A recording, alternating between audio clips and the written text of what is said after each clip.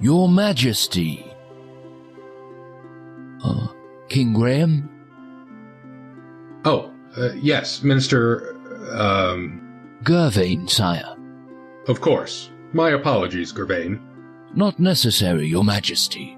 After all, I've been your security and defense minister for but a short while. Yes. Where did you say you were from again? Just some small, insignificant land to the far south. Pales greatly in comparison to your realm, my lord. Ah, do you have something to report? As a matter of fact, my liege, there's a small concern regarding the duty shifts of some of the castle guards and of the countryside patrols. Also, we are expecting our armed entourage from our nearest neighbor to return within the week. And there is the matter of an alliance with... My liege? My apologies again, Minister Gervain. Please, continue. Yes. As I was saying, there is the matter of an alliance with Hesperia. They've become a strong nation now, and it may be prudent to show our willingness to support them, lest they decide we are more of a hindrance than a help. Does the king there have any daughters who've come of age? I do not believe so, sire. As for the security arrangements for the royal ball held last week, I do believe the evening went by very smoothly. I dare say just about every princess in this region attended, and not one lost slipper, to coin a phrase. Ugh, please, do not remind me. Indeed, they were none too fetching. Would you like me to go over your plans for today, my lord? Very well. Oh, forgive me once again. I am afraid that my mind wanders much these days. I wonder if my predecessor experienced times like these. No doubt. Though I did not know King Edward the Benevolent personally, I understand he was a happy and astute man during his married life, before his wife passed away, that is.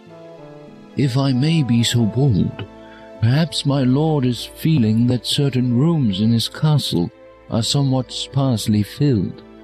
The throne room, for example, and other rooms that serve but a single soul, like your dining room and your bed chambers.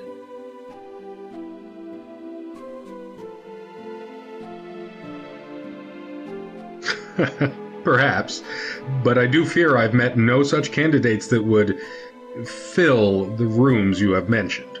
You should not lose heart, Your Majesty. If you pause to reflect for but a moment, you may see clearly what is hidden to others.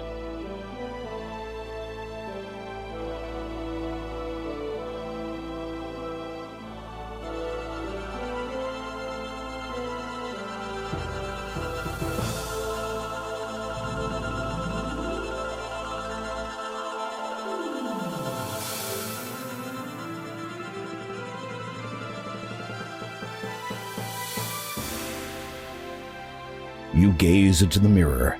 The minister's words seem to echo in your head, if you pause to reflect for but a moment. Not that you've been doing much else lately. For many weeks now, you've been reflecting over the direction your life has taken. While Daventry has prospered under your wise leadership, so far your existence has been a dreadfully lonely one. Wait, the mirror is changing. As you watch, you begin to see a series of images, though you struggle to fathom their meaning. You recognize the landscape. It is Kalima, a land not far from Daventry.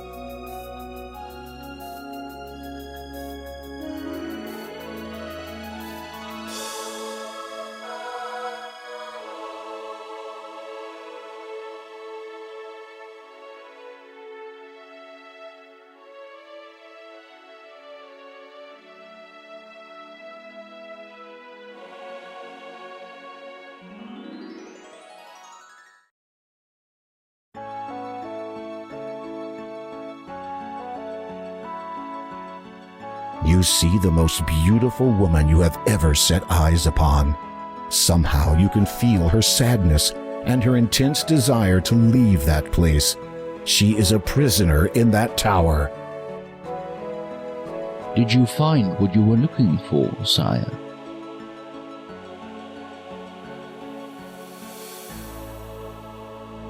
I require my ship ready for transport, Gervain. I shall be going on a trip presently. Indeed. Where shall I tell the captain you'll be heading? To Kalima. I have to find someone. I see. Well, if you must go, it is my duty to ensure that you leave prepared. Arm yourself, sire. I hear Kalima is not the safe haven it once was. Of course. I shall take the sword of the first king, as is my right.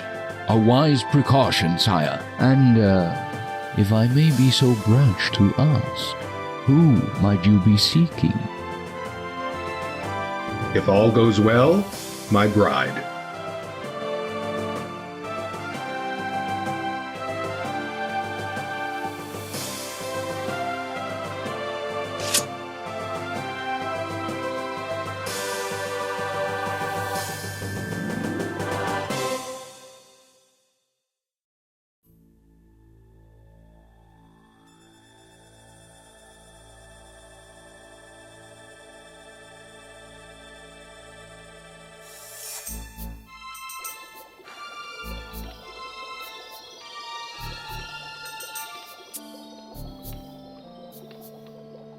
Father! Sister Hagatha, How may I be of service?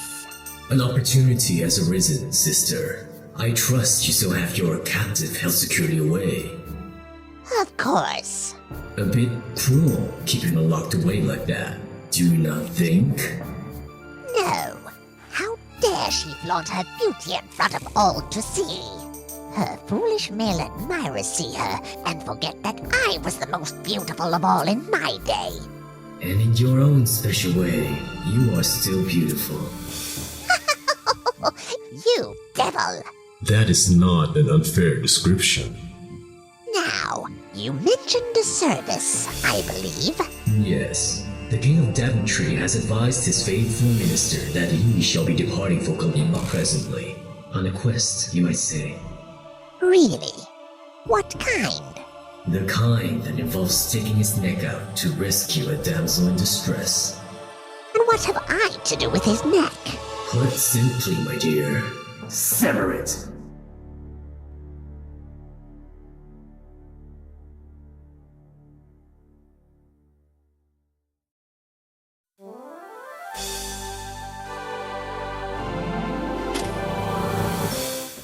A day's journeying from Daventry has found you by the shores of Colima. Your ship, the Grand Thor, and its crew have deposited you and will return the day after tomorrow.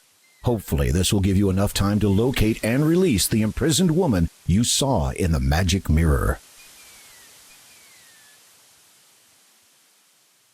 Your vessel has safely transported you from your homeland of Daventry, finally depositing you on this pier in the land of Colima. As you watch the flagship of your fleet depart with pride, you also sense anxiety building within you. Once it is gone, you will be quite alone in this country. Some crates have been unloaded at the end of the pier. You do not know where they came from, except certainly not from your vessel. The labels are in a foreign language you don't understand. The crates do not interest you. Besides, they are not yours to take. You went to see what you could see. Now all you see is sea.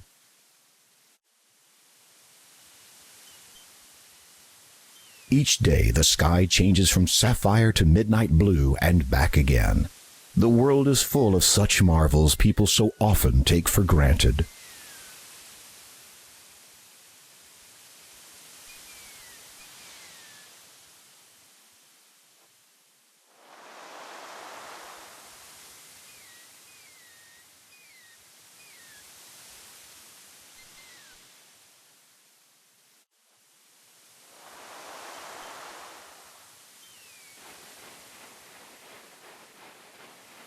A net has been caught around one of the pier's pylons.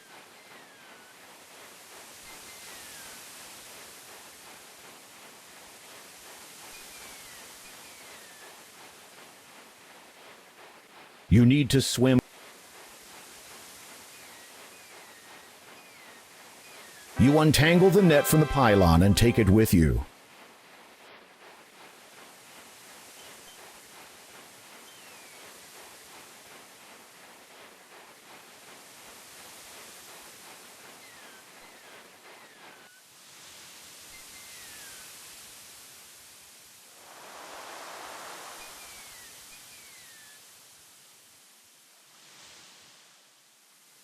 One of the pickets has fallen loose from the rickety fence.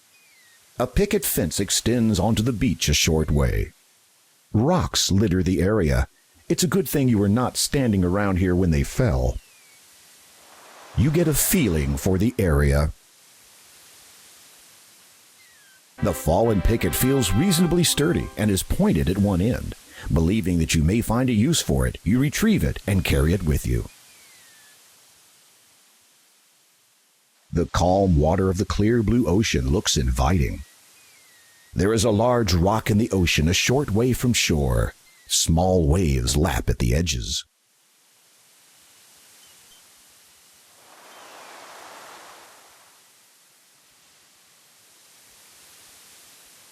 There are some plants growing around this rock. The leaning palm trees sway in the ocean breeze. The water is rougher here than along other parts of the coast. A leafy green bush grows low to the ground. A group of rocks jut out of the ground. Their pointed shapes discourage their use as a place to sit.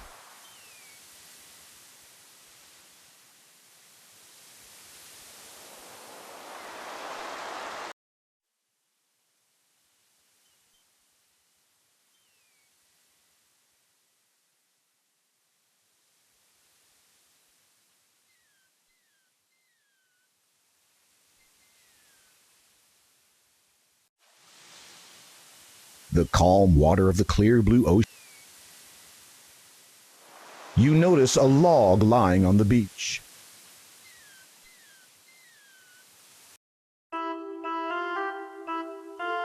You see a little girl wandering around the meadow. She wears a ruby red cloak and appears to be searching for something.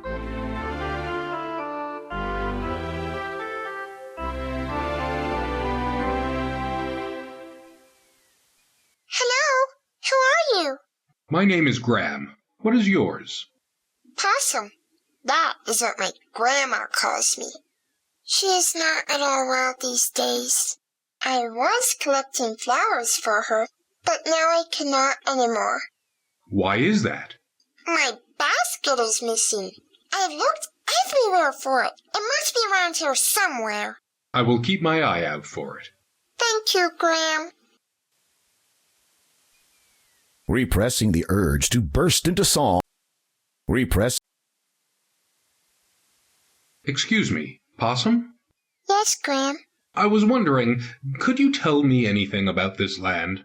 You mean Kalima? There is a town to the northeast, and a church not far south of that. Grandma and I live in a house near the beach. You should not enter the swamp to the north. It is said to be influenced by magic. Many have easily lost their way in there, and finding your way out again is difficult. Thank you, Possum. Repress.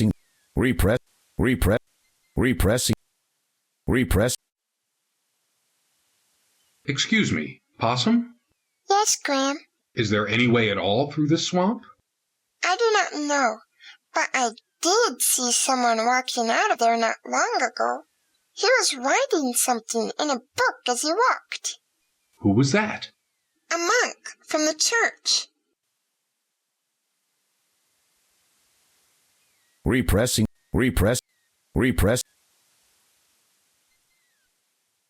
Excuse me, Possum? Yes, Graham. You mentioned that your grandma is not well. What ails her? I'm not sure, but I think it gives her sad dreams.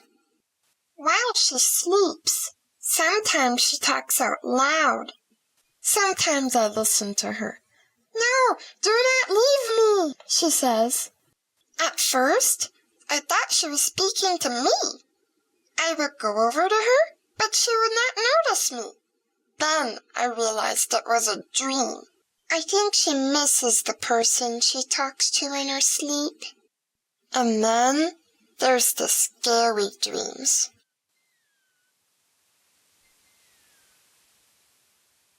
Excuse me, Possum? Yes, Graham. You mentioned that your grandma had scary dreams. What are these dreams about? Bats. Bats? Yes, in her sleep, she screams with fright, as if a bat is chasing her, or she's being hurt by one. Then she'll say something like, "Blue light is the bat's true bane," over and over. Blue light? What does she mean? I have asked her this, but she just shakes her head and will not speak of it. Thank you, Possum. I wish your grandma a swift recovery. Thank you, Graham. I will speak of you to her. The little girl, repressing the urge. The little girl keeps searching for her lost basket and does not seem to hear you.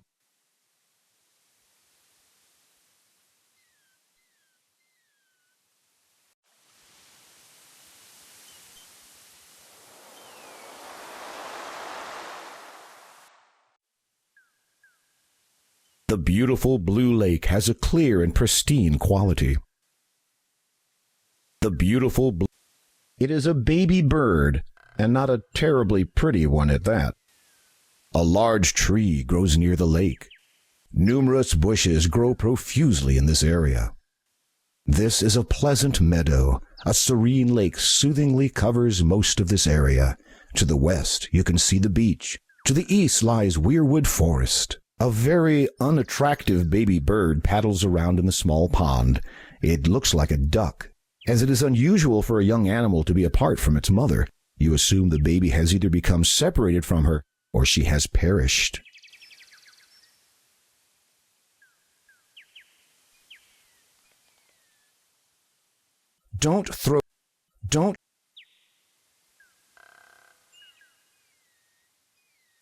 You walk into position and try to catch the baby bird. You throw the net over the pond, and the baby bird is caught unharmed. The beautiful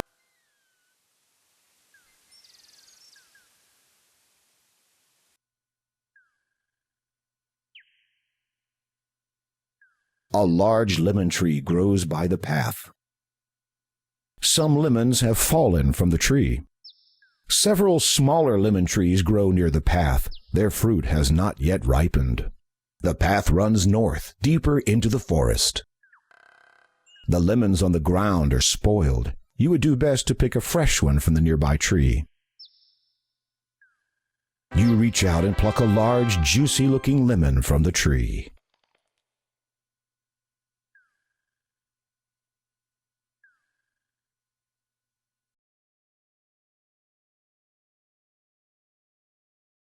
Many trees shade your way as you journey through the land of Kalima. Bushes abound in the forest. These plants have long branches with very fine leaves. Many trees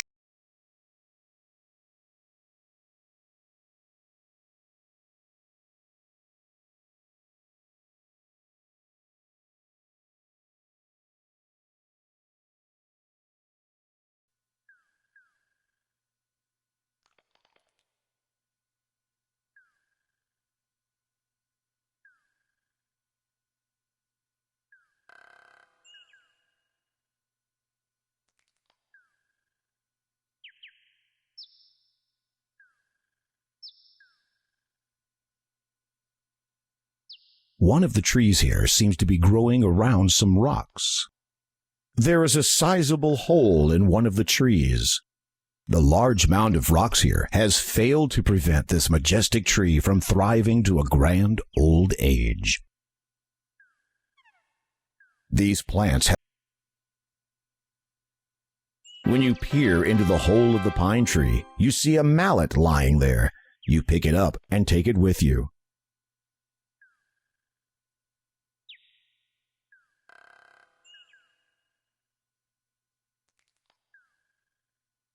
The sign reads, Kalima. It is likely that this haystack was piled here by farmers from the town. A faded blue sheet has been tightly stretched across it to prevent the straw from blowing away in the wind. You get no response.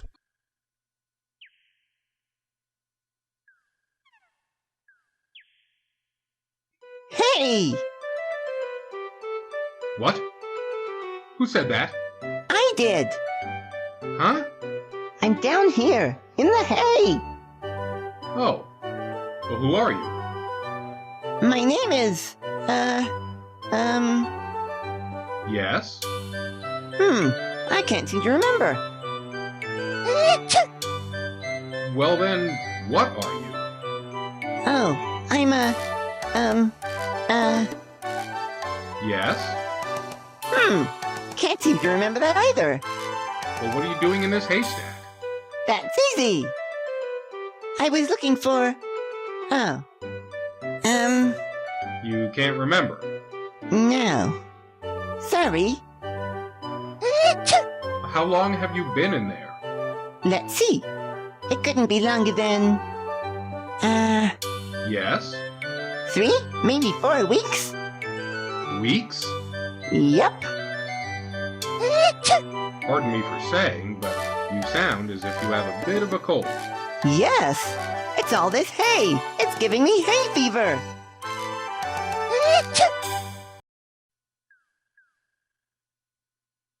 Maybe you should do something to help the occupant first. After all, you don't want to get sneezed on while searching the haystack.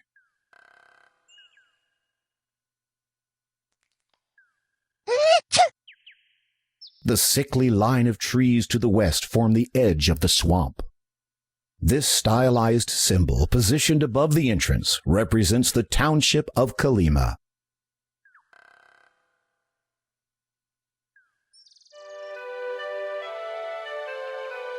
You see a man bending over the fountain. He appears to be trying to retrieve something from it.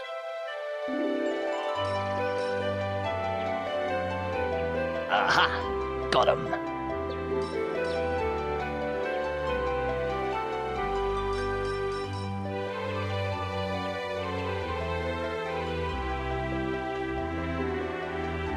A tall statue of a man stands prominently at the entrance of town. It looks to have been placed here quite a number of years ago. The statue bears a plaque which reads, Count Kaldor, ruler and protector of Kalima. Tall, leafy trees peek over the rooftops of the town. The stylized windows in this town are lovely. This horse must have skipped breakfast. The merchant has a distinct out-of-town appearance and a get-out-of-town aroma. A small pumpkin sits in a bowl nearby.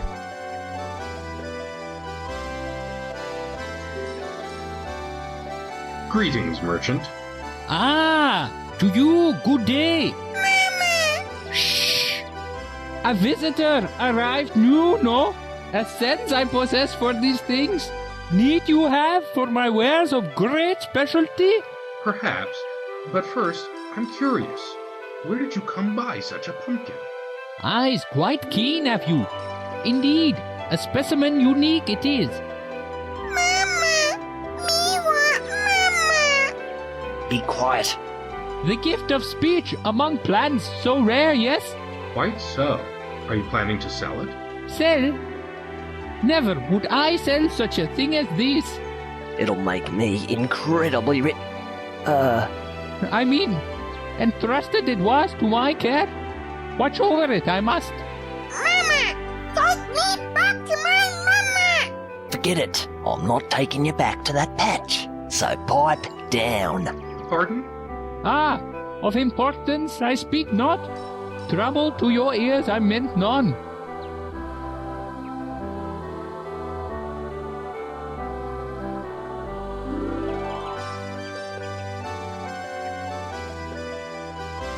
The sign reads, Kalima Library. There appears to be a sign on the door, but you need to get closer to read it.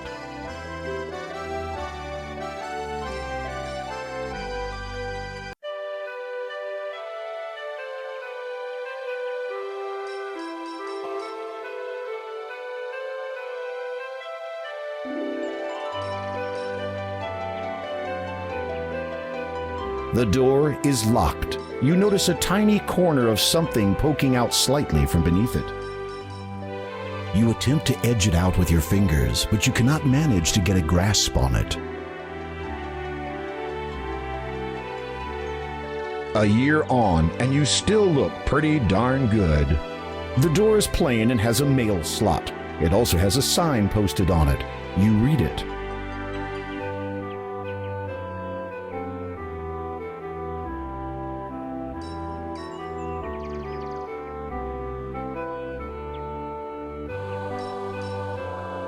You also notice something sticking out from under the door.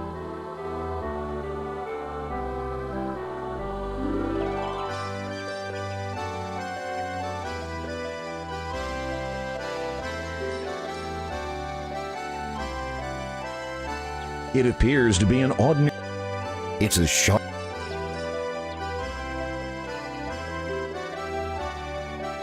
A stab in the dark, a stab in the light. Same effect. Making sure that no one is watching, you slide the wooden picket under the door and draw out what appears to be a letter. There's no need to use that there. You can't use that there. You open the letter and read it. Dear applicant, please find enclosed the library membership card to which you are now entitled. The 5-year application process has concluded, and we are pleased to inform you that your status as a member of the town library is confirmed. Welcome to an exclusive group of patrons. Yours sincerely, Town Librarian. P.S. Please sign your name on the card to ensure validation.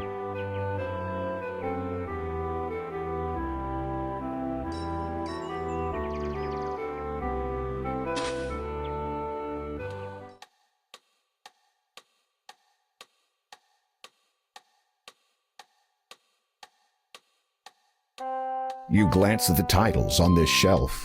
Chronicles of the Brady Bunch. Interesting, this book has a warning label. Prolonged exposure may cause irreparable damage to your perception of reality. As you watch the pendulum swing back and forth, back and forth, back and forth, you feel a bit lightheaded. A rather plump and stern-looking woman is seated behind the desk. Every so often, she glances away and appears to lose her train of thought. The monotony of being a librarian must be getting to her. The ladder provides access, when needed, to the upper shelves. Presumably, these pull-out drawers contain an index card system for locating books. Piles upon piles of unstacked books lay scattered around the library. May I help you? Yes, I was hoping to enrich my knowledge of this fair land by way of perusing your historical texts. My, that was well put. No. Not terribly effective, though. Pardon me, perhaps I was not clear? You were. Then may I? No. Why can't I? You are not a member. Well then, can I become a member? No. Why can I not become a member? We already have far too many members. It's difficult to keep track of everything. How many members are there? 2.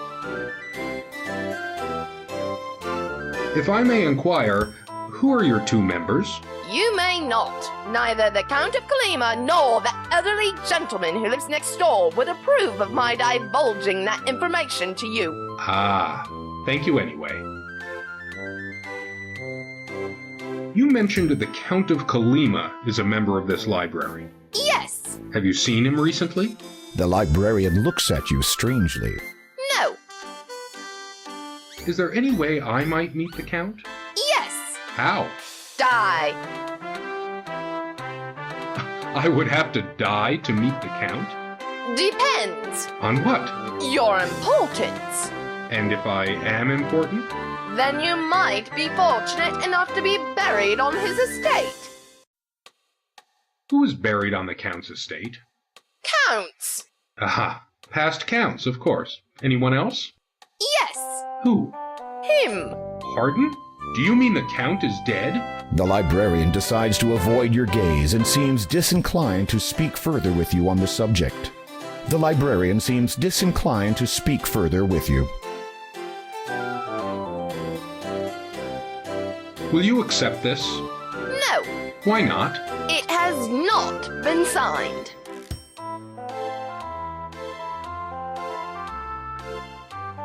It is a simple quill standing in its ink pot. You quickly grab the quill while the librarian isn't looking and sign your name on the blank library card. You replace the quill before the librarian notices it missing. Will you accept this? Yes. You are younger than I expected. I eat well and get a lot of exercise. I see. So, what do I do now? Borrow. You mean I can take books from this library? No. Oh.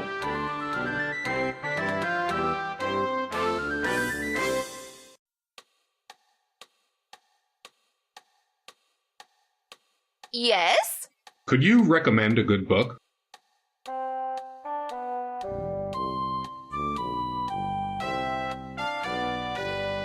There.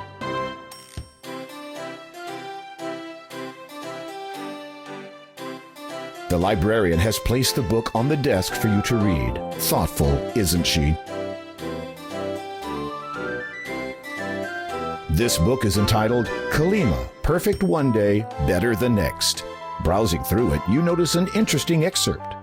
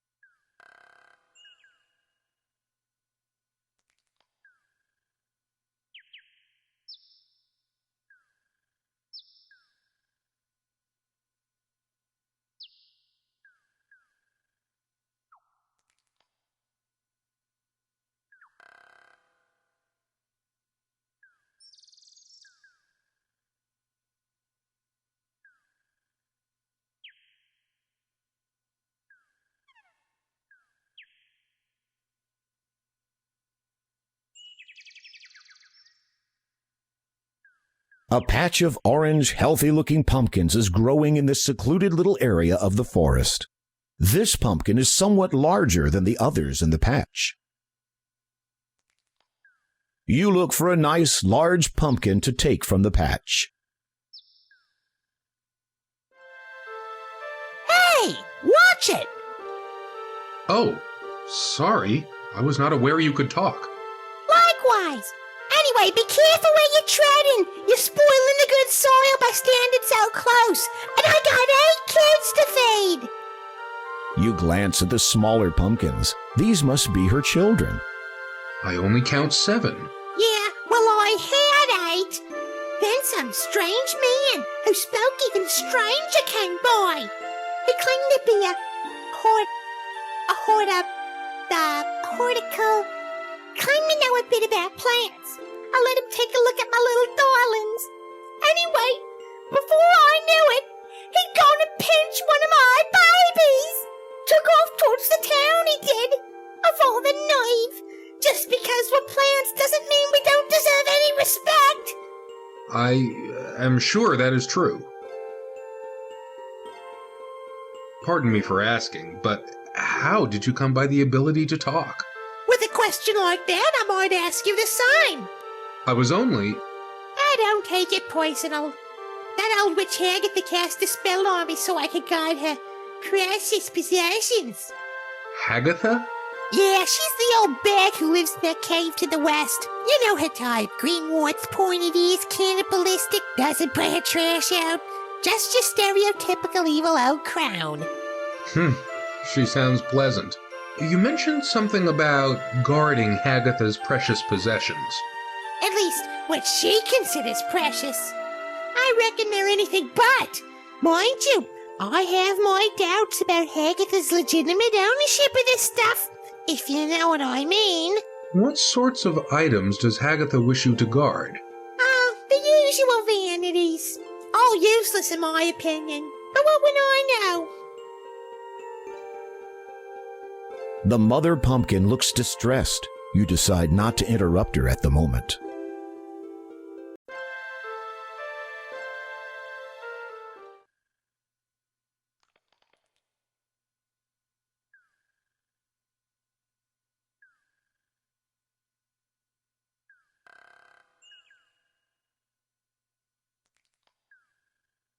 This large fallen log is all that remains of a once grand tree. 3 gold coins shimmer in a nearby patch of grass. High in the treetop, a rope is tied to a branch. You notice a thick rope dangling loosely against the trunk of the tree. Upon closer inspection, you see that the rope actually runs away from the tree and into the thick grass on the forest floor. This is obviously a trap.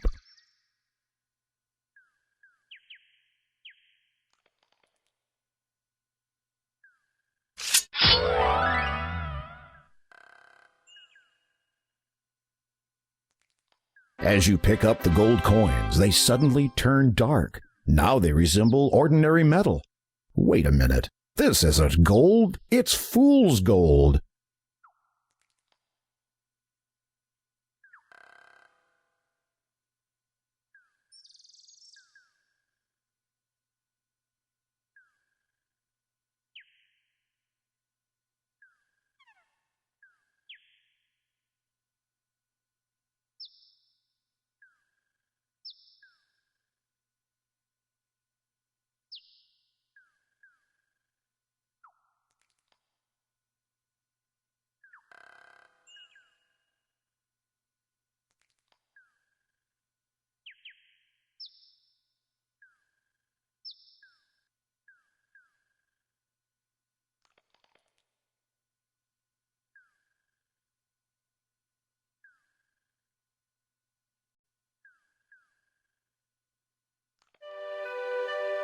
There is a small assemblage of farmers having a discussion nearby.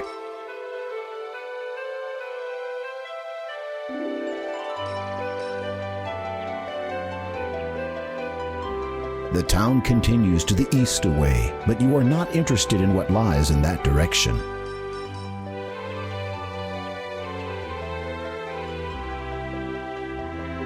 The town continues to the north away, but you are not interested in what lies in that direction.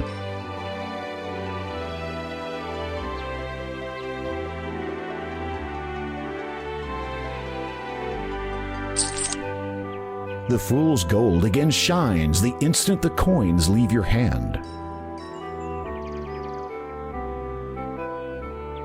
3 coins in the fountain. What? Let me see.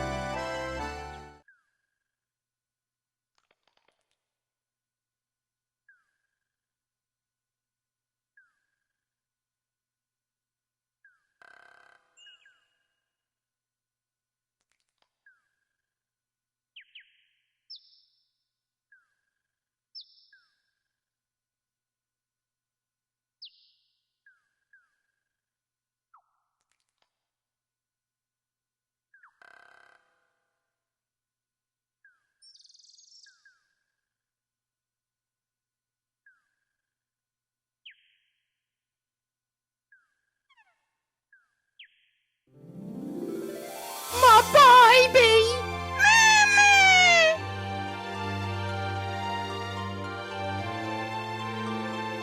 Thank you, Graham. Thank you, Graham. Here, take this. Maybe this useless trinket of Hagatha will be of some use to you. Serves you right for not enabling me to protect my kids.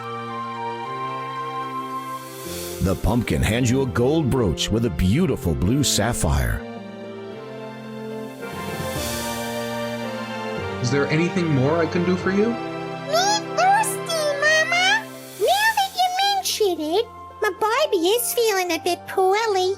After all, living in a bowl ain't too good for your health, you know. No, I did not know that. What would make your baby feel better? Fresh water, naturally. Of course.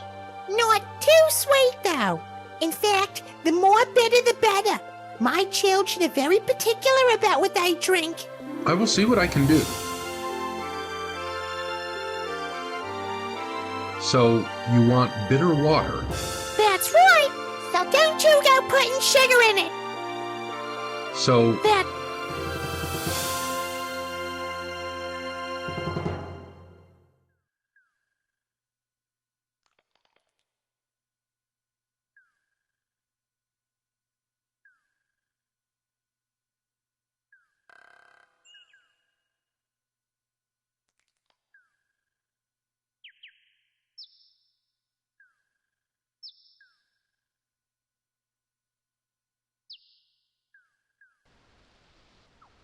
It is a natural spring flowing from the rocks. A pool of water collects at the base. A healthy baby tree grows near the spring.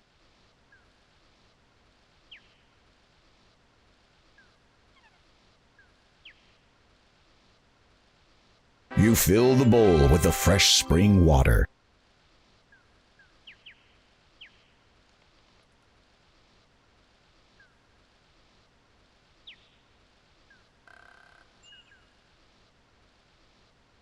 After using your sword to cut the lemon's surface, you squeeze some of its juice into the bowl. Then you discard the lemon.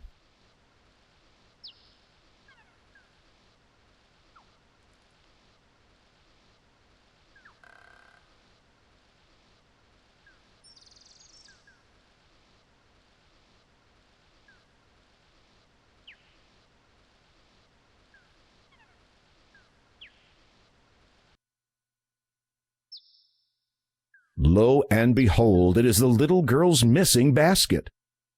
An old stump juts out of the ground. There is nothing special about it. You take the basket. You have run into an evil enchanter. Get out of here fast before he turns you into something.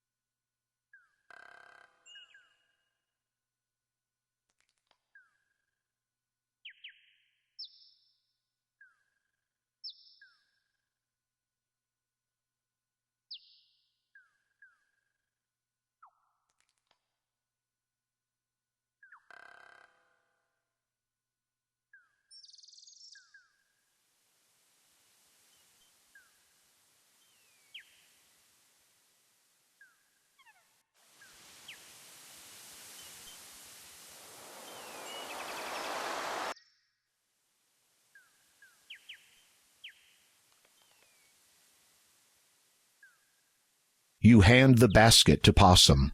Thank you, kind sir. Please take this flower. I'm afraid it's all I have to give you. It is more than enough. I notice that you have picked only yellow flowers. Of course. Is it not customary for one to pick yellow flowers for another who's gravely ill? Certainly it is. I'm sorry to hear about your grandma, Possum. Thank you. Goodbye.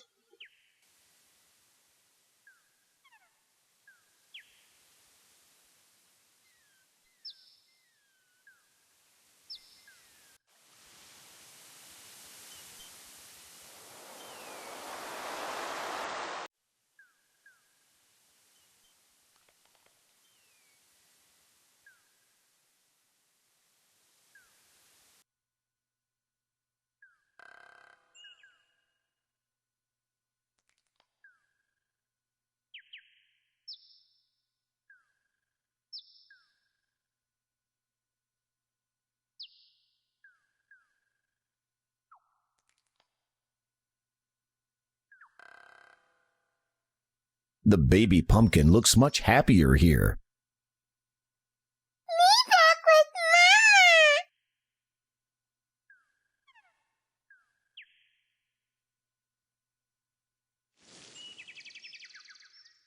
Mama! You pour the bitter water over the baby pumpkin. It seems to like that.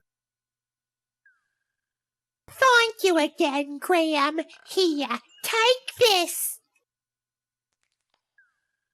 The pumpkin reaches into her head and pulls out a candle, which she then hands to you. That thing has been jammed in my head for as long as I can remember. I know it ain't much, but maybe you'll find some use for it. Thank you. Don't mention it. Besides, it's really hard for me to sleep with that thing lit up inside my head all night.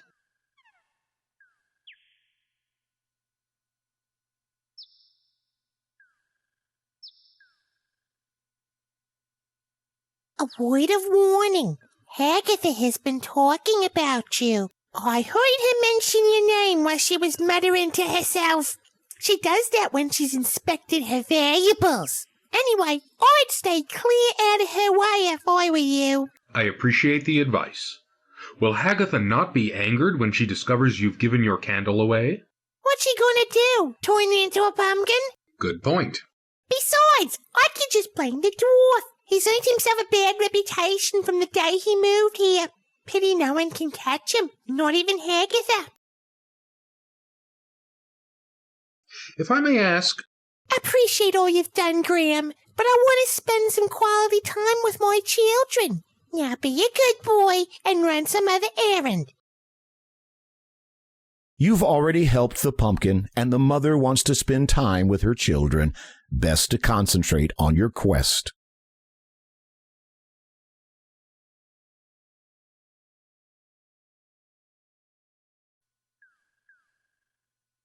A beautiful, majestic white swan gracefully glides across the lake. The small pond is a beautiful feature in this part of the forest. You imagine a variety of bird life would find this a very suitable place to travel for the breeding season.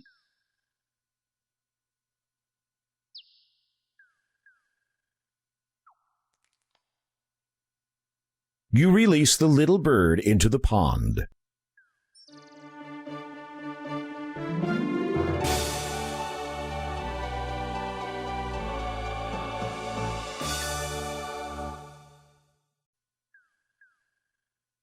This is the northwest corner of Weirwood Forest.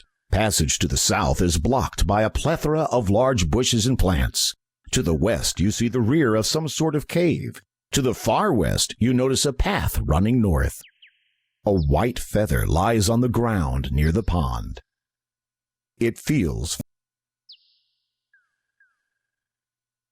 You pick up the white feather and put it carefully away.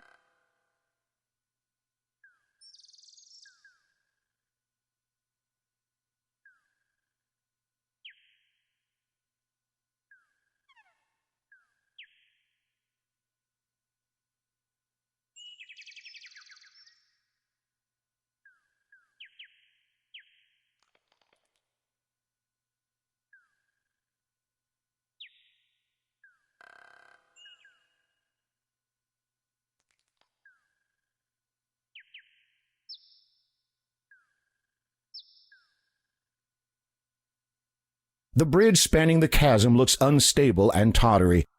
Are you entertaining thoughts about crossing it? The deep gorge has a bridge spanning it. Oh my, it's a long way down, isn't it?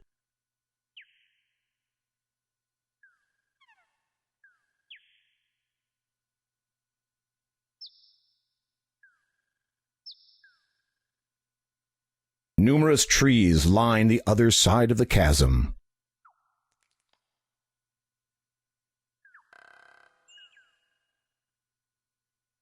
You are standing in an area surrounded by a deep chasm and a mountainside. The only exit is the bridge spanning the chasm to the south. Oddly, the short path runs up to the mountain wall here, but leads nowhere else.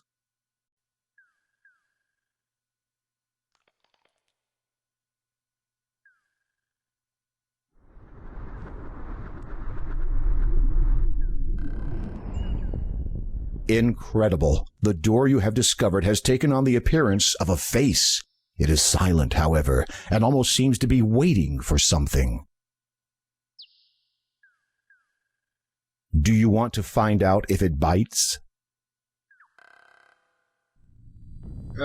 Greetings. I am King Graham of Daventry.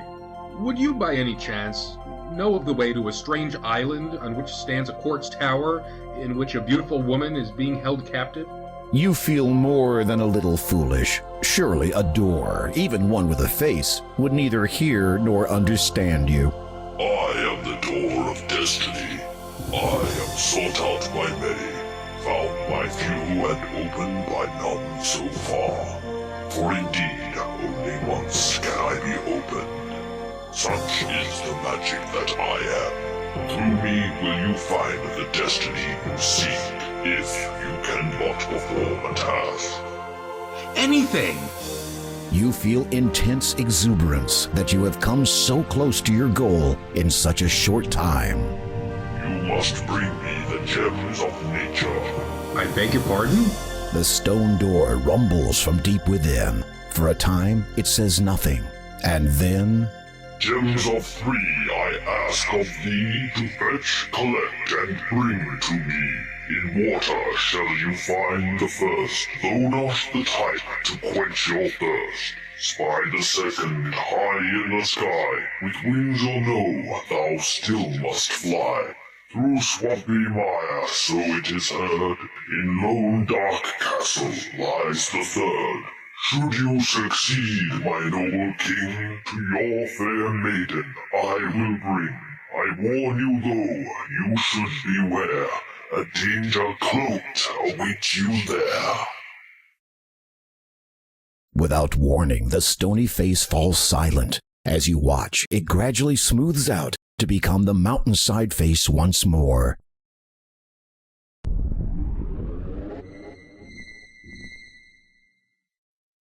You notice that, within the door, 3 shallow indentations have sunk into the rock's surface. Presumably, the 3 gems of nature must fit here. Now all you have to do is find them. How did that poem go again?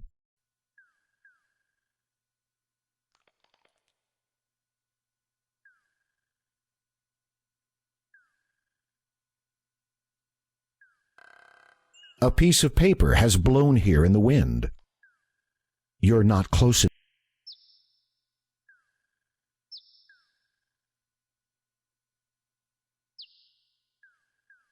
The paper is torn and dirty.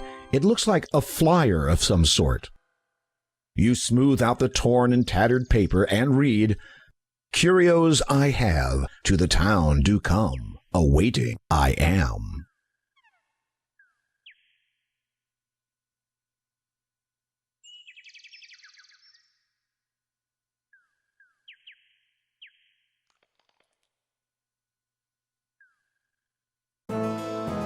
You have run into an evil enchanter.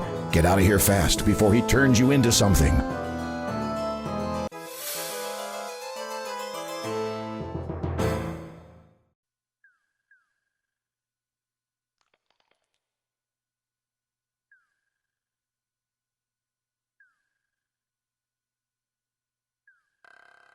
This large fallen log is all that remains of a once grand tree. You peer into the depths of the dark hole. As luck would have it, you discover a beautiful set of earrings hidden inside.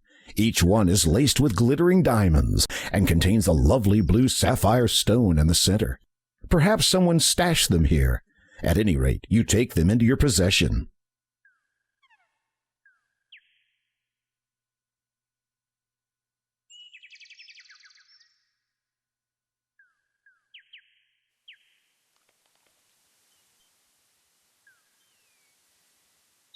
The windows are spotless. The door of the little cottage is kept closed. You decide to respect that. The view instills a feeling of peace and tranquility in those who take the time to enjoy it. Country life has always appealed to you. You see a low white fence. While still intact, it's showing its age and looks as if it will soon need some repair. It is a mailbox. This is the first time you have ever set eyes upon one, which isn't surprising. The postal system won't be invented for another few centuries to come. The residents of this land must either possess clairvoyance or just simply be ahead of their time. You'll need to walk around the other side of the house to do that.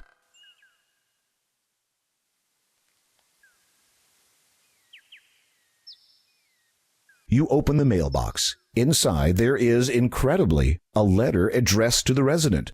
You decide to leave it in there. A card has been dropped in it also. You read it.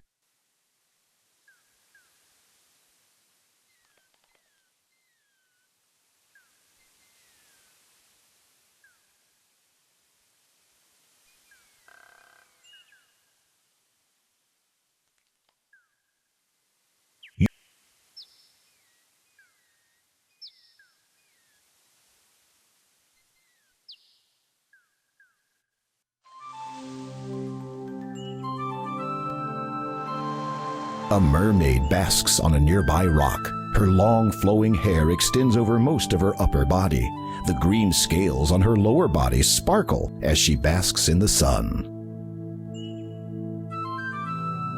It is said that where there is water, there is life. In this case, though, there is no such life that would talk to you. You say a few words to the mermaid. It quickly becomes apparent to you that she cannot understand your strange speech, let alone speak it.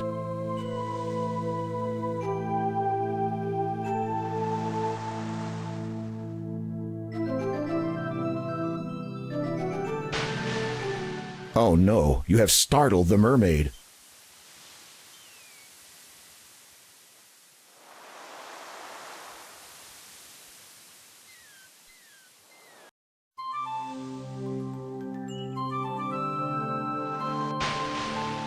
Oh no, you...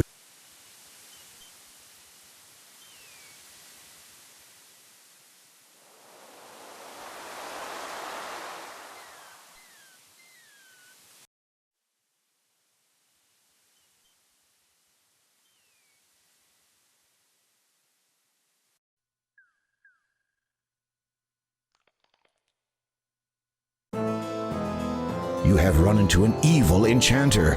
Get out of here fast before he turns you into something.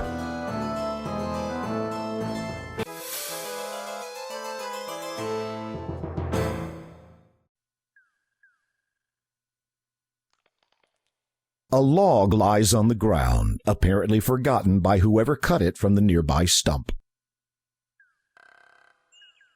You look under the log, but find nothing.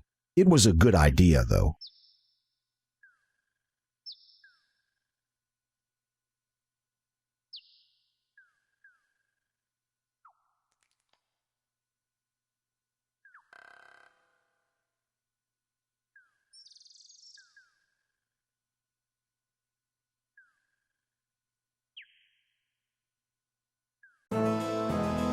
You have run into an...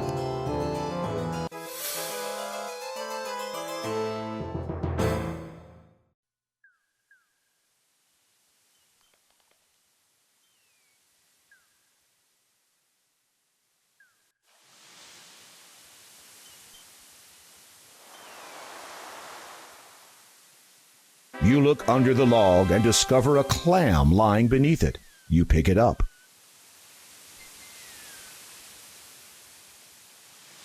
You open the clam and discover, to your surprise, a dazzling pearl.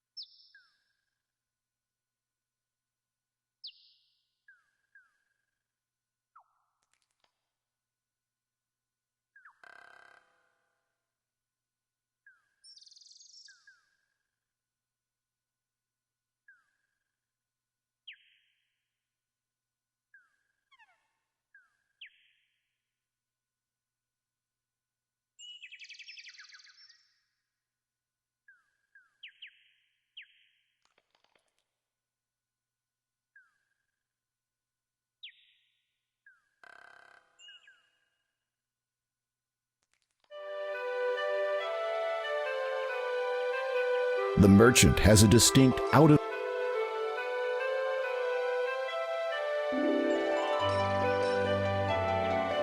Greetings again, merchant. Yes, many greetings. Need you have now for my wares of great specialty? What wares do you sell, good merchant? For yourself, behold them. You look over the merchant's wares of great specialty and quickly reevaluate them as junk. You seem to have quite a selection of, well, quite a selection. A keen eye have you. In an item or two provoke interest, I might? A daunting task. Rather, by all means. This I have. You appraise the object he holds up to you. It is a simple shell, intricately fashioned into the shape of a comb.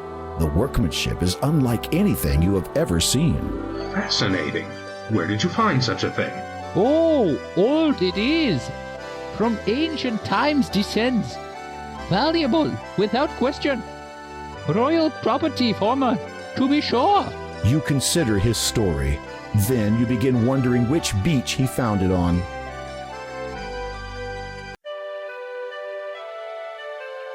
If I were to, say, purchase the shell, what would it cost? A trifle would you expend. 7 golds. I fear that I did not bring any money. Curiosity, I find, in one who travels but with nothing to barter brings. Good point. Might you trade the shell comb for something? The merchant ponders over this for a moment. Of value, many things are. Of fancy, only one I have. And that is? Pearls. Repressing the urge.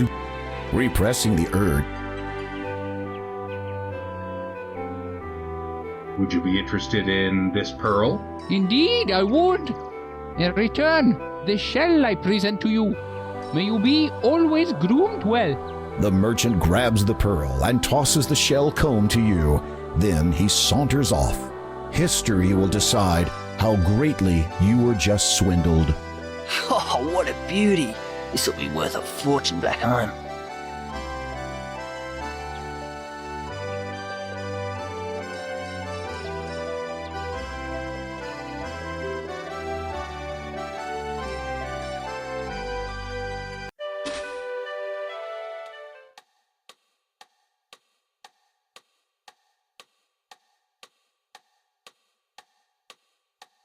Yes?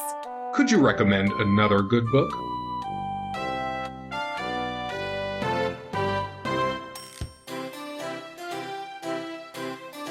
There! You have nothing else. This book is entitled Way Below Your League, a look at sentient aquatic life. Browsing through it, you notice an interesting excerpt.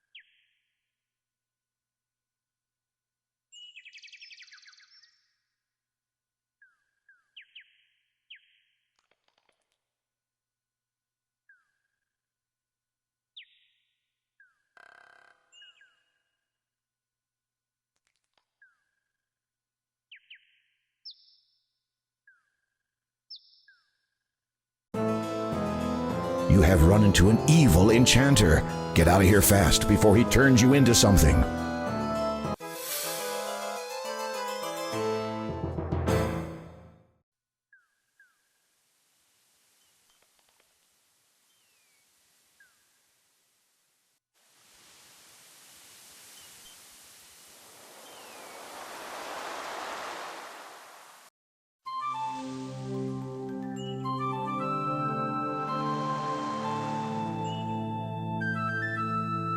You hold out the shell comb in your hand.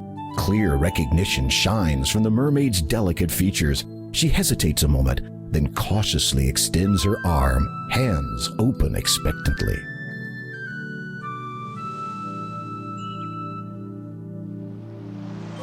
You gently place the shell comb in her palm. The mermaid examines it and smiles. She removes an opal necklace from around her neck and hands it to you. After a moment of admiring her once lost possession, she looks at you with anticipation. You attempt to charade the act of going underwater to the mermaid. She regards you with a look of puzzlement. Just when the whole demonstration becomes too embarrassing to continue, she suddenly dives into the sea and swims right up to you.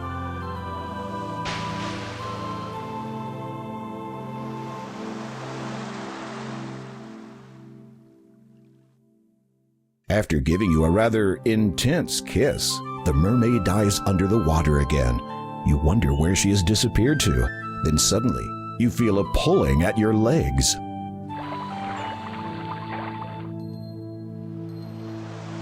The mermaid holds on to you, keeping you from resurfacing. You struggle instinctively while trying to hold your breath, but she will not let go. You know you are going to black out soon.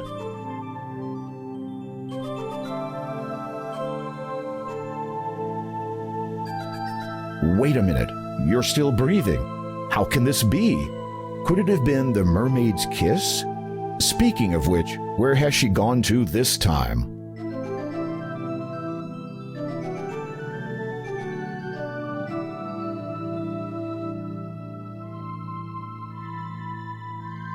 The seahorse is waiting for you to mount its saddle. You are under the sea. Amazingly, you're still able to breathe. A seahorse bobs in the current, awaiting you to mount his saddle. Talking underwater isn't a good idea.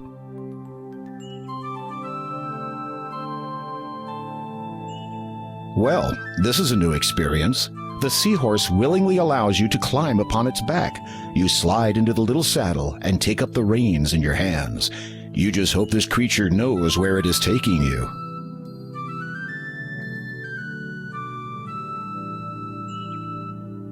After a time of traveling through ever-deepening water, you arrive at a massive stone archway. Passing through it, you notice it is covered with many different intricate symbols, none of which you recognize. Mer writing, perhaps? As you emerge on the other side of the arch, a grand sight greets your eyes.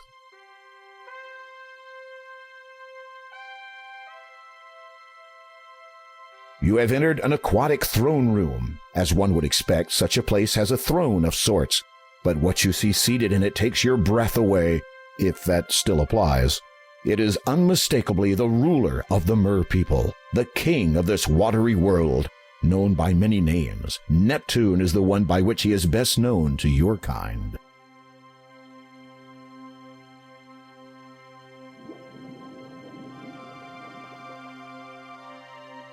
An enormous clamshell is situated at the end of the red carpet. Upon it sits an astonishing throne made from solid gold. King Neptune is tall and imposing and has a long gray beard. A crown fashioned of an unknown metal adorns his head.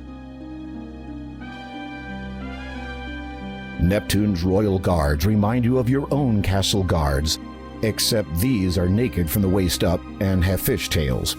You expect that you would get about the same length of conversation out of them, perhaps less. You bow before the king. He returns the gesture with a lowering of his own head. You open your mouth to speak, but only a bubble emerges. It begins floating up to the surface.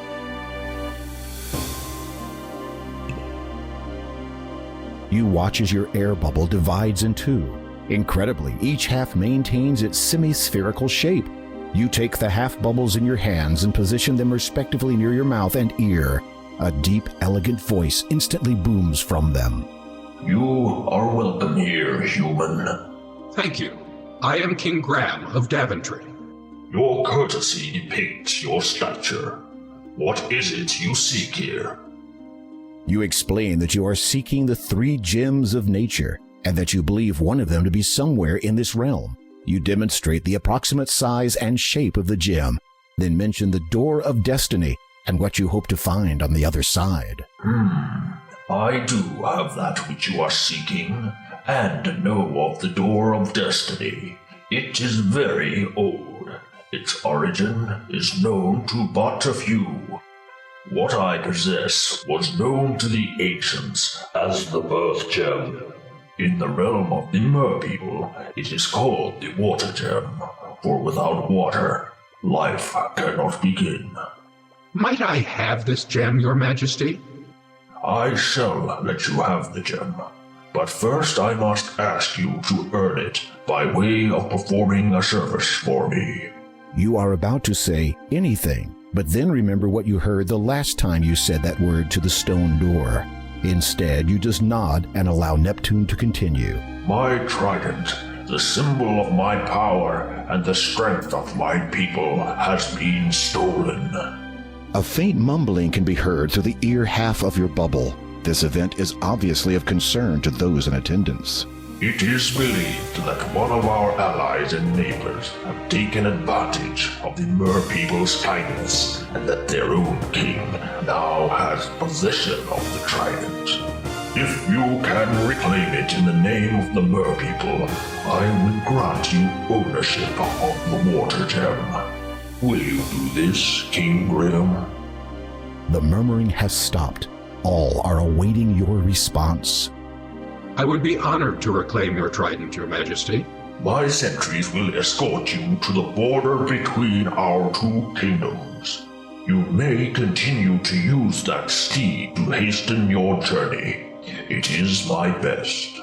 My sincerest hopes that you do not fall victim to the Sharkies.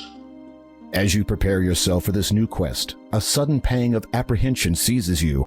Did the king just say Sharkies, as in sharks? Your words emerge as little more than a bubble.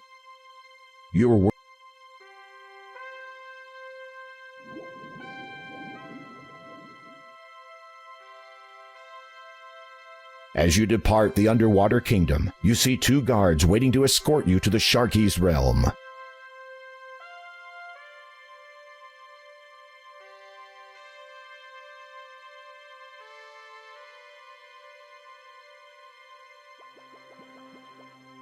The sentries swiftly guide you along the bottom of the seabed, descending into much darker, colder water. After keeping pace with them for what seems like an eternity, you notice a forebodingly dark area looming closer and closer. You have arrived at the border of the Sharkies' kingdom. This is as far as the sentries will take you. One of the guards salutes you, then they both head back to the safety of their own waters. You're on your own from here, Graham. Those guards were sure in a big hurry to get out of here.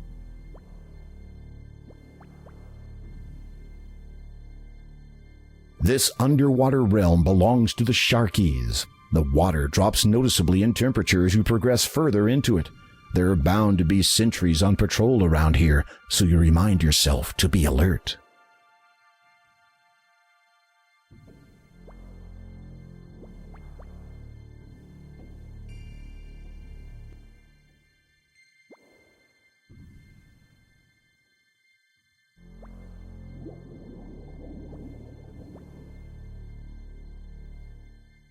Debris from a wrecked vessel lies strewn and half-buried on the seabed.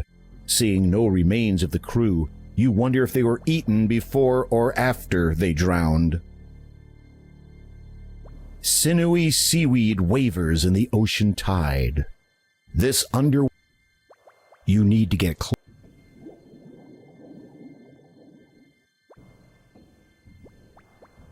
Examining the heavily waterlogged remnants of the vessel, you notice an old antique bottle half buried in the sand. With great difficulty, you lean over in your saddle and manage to scoop it up. You remove the cloth from the bottle.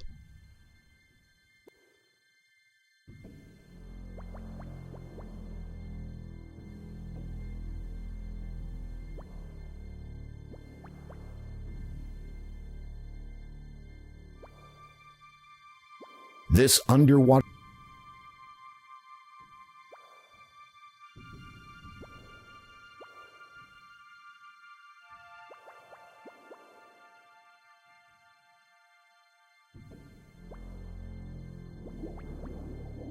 These small, luminescent fish are feeding on a strange-looking plant.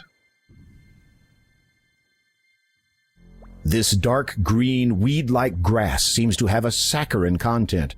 Some small fish appear to be feeding on the plant. You can't reach...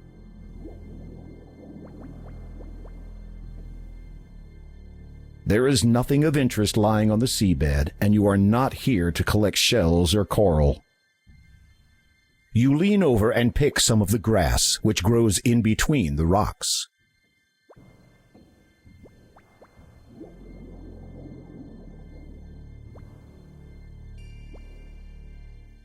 It is a large sheet of cloth. This dark, green, weed-like grass seems to have a saccharin content.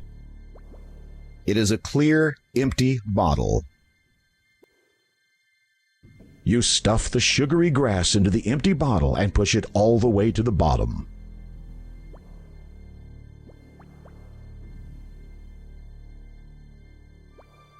You place the baited bottle on the seabed, close to the luminescent fish.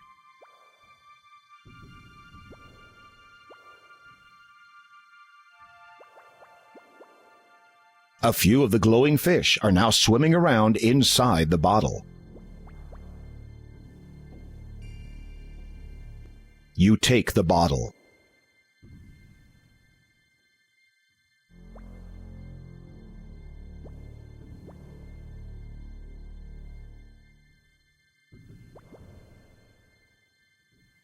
You glance at the shark nervously, but it does not seem to be paying you much attention, fortunately. Your speech becomes little more than a bubble.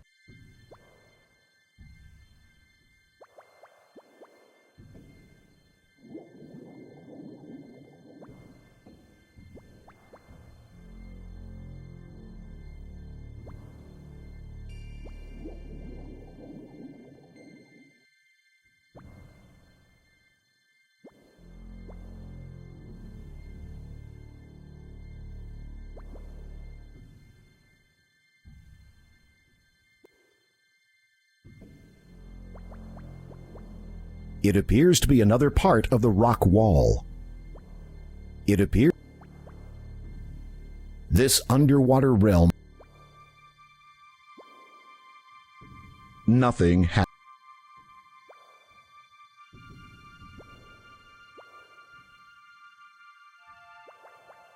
It appears, having noticed the fish moving suspiciously in and out of the rock wall, you reach out and touch it. To your astonishment, your hand passes right through.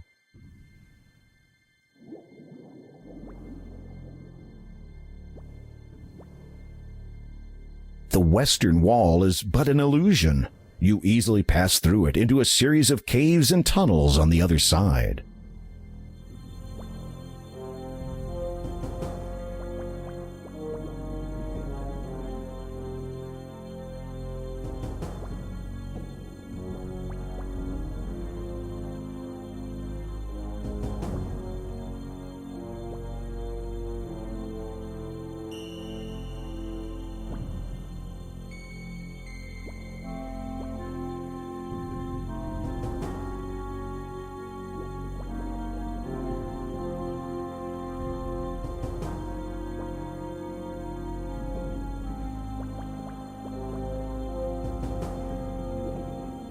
A large opaque shell seemingly blocks a tunnel to the north. Whatever lies in that direction must be very important. You can't budge the shell. Either it opens from the other side or it's just plain stuck.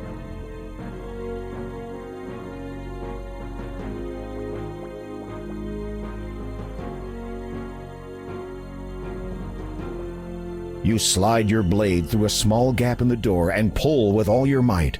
It is difficult handling your weapon underwater, and you realize that combat will not be an option. So if it ever comes to that, you are in big trouble.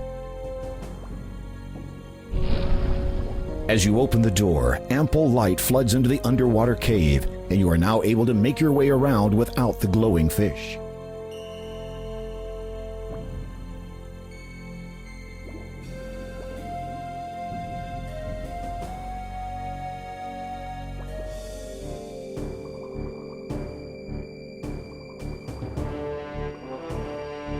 Oh no, the seahorse has followed you. Let's hope it doesn't give your presence away. You are safely concealed behind the remnants of a stone archway. This is fortunate, as the king of the Sharkies is also here. Aside from his menacing appearance, he also seems to be in a very bad mood. I do not understand it. It should work for me. Is it not written that Trident's power can only be wielded by those of goodwill? Well, is it not? The king's aides nod fervently. And do I not possess the greatest will in this kingdom? No one can best me in battle. My resolve is unshakable. No amount of pleading can dissuade me from slaughtering my enemies. Does this not signify that my will is the best there is? The Sharky king's aides seem all too willing to agree. Then why does it not work? You watch carefully as the Sharky king taps 4 shells in order around the arch.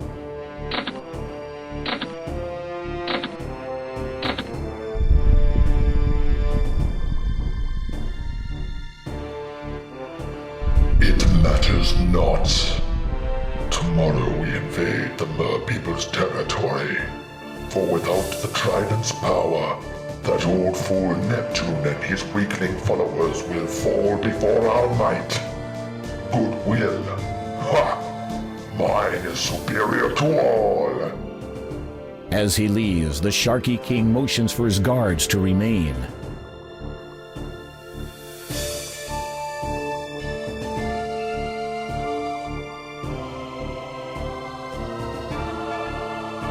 The throne is not actually a seat, since the Sharky King would not sit in it as such.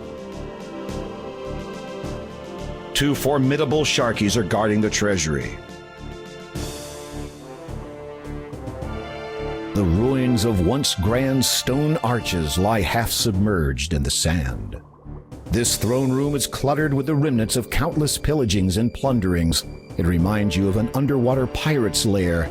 It's obvious that the Sharky King clearly wishes to express his love of war to all his guests, aides, and victims.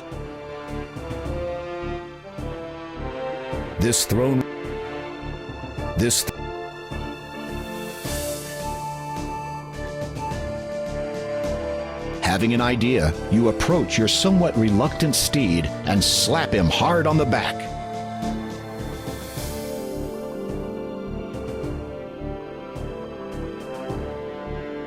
Look at him go. The guards are momentarily distracted. Now is your chance.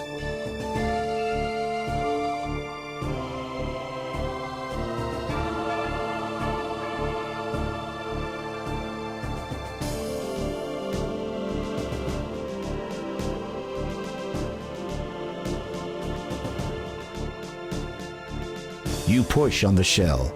It moves back slightly into the wall.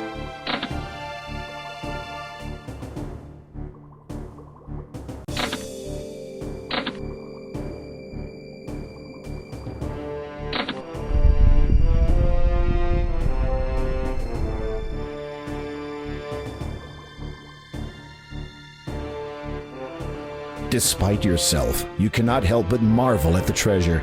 It must have been collected or stolen over many years, and as such, there are coins and jewels originating from all over the world. The trident is rusty and corroded. It looks something like a pitchfork. Without delay, you snatch up the trident before the guards return to their posts.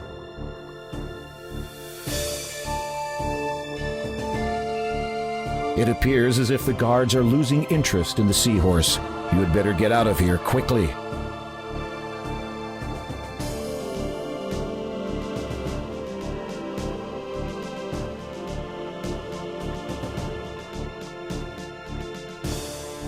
Oh no, the seahorse has followed you all the way back to the secret entrance. The guards are sure to discover you now.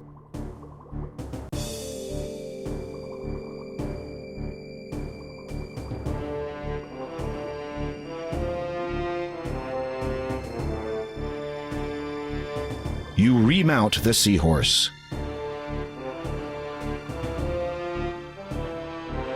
Your seahorse glides onward, flicking its little tail faster than ever. You grip the reins tightly, glancing nervously over your shoulder every so often to check for pursuing sentries. As you make distance, your anxiety melts into relief. But it is to be short-lived.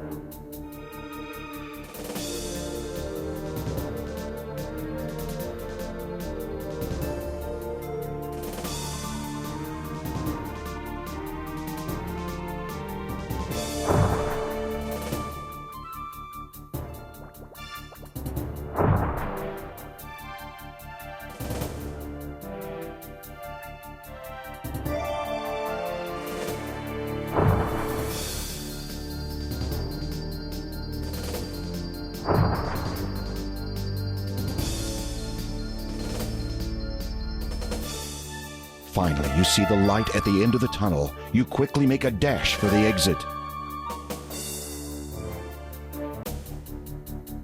As you emerge, you realize you have only seconds before the guards come out after you. And even if you could outrun them, you're sure the commotion would attract the sentry's attention. Then you'd be in real trouble. Suddenly, you hear a strange voice in your head. He of noble and goodwill, royal trident thou may wield.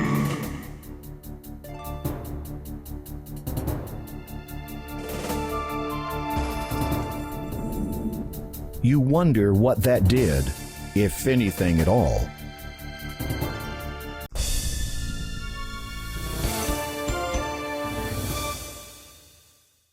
Oh. It appears to be an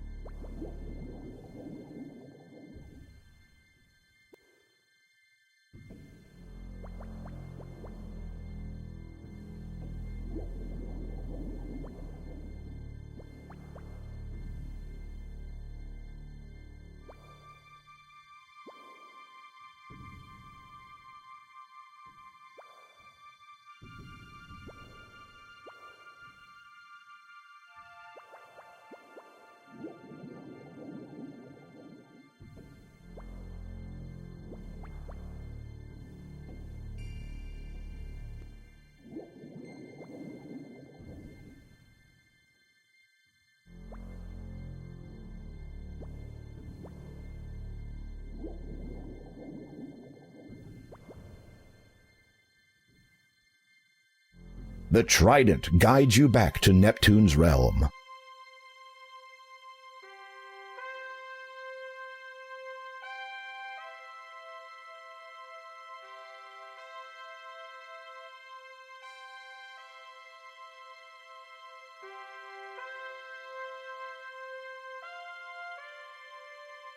You approach the king. He smiles and graciously accepts his trident from you. Then he calls everyone to attention. To commemorate the return of my trident, and to honor King Graham's success, I hereby call for a celebration. The celebration lasts for some time. You eat, drink, and have a merry time with many of the mer people. After a few hours, the festivities wind down, and you finally have a chance to speak with Neptune alone.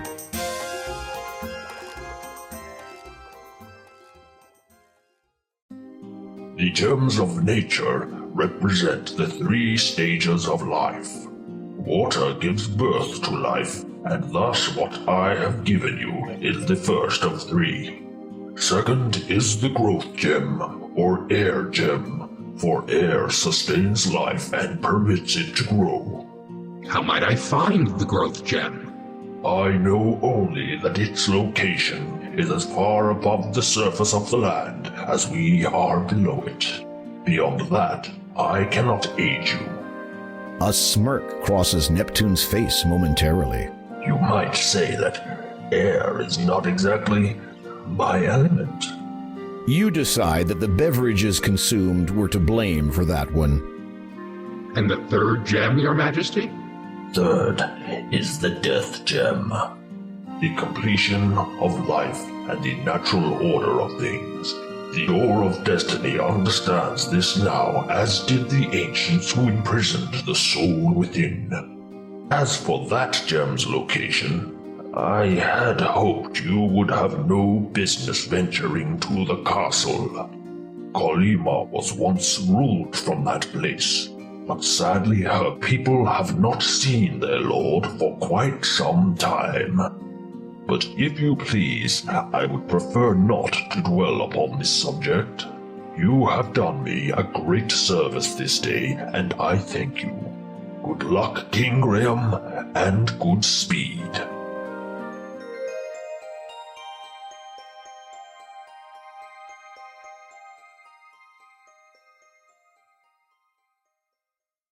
You depart the underwater kingdom and head back towards the surface. What an incredible experience. You are certain you'll never forget the adventure you just had. Additionally, you have acquired one of the gems. As you resurface, you realize that the magic which allowed you to breathe underwater has now subsided.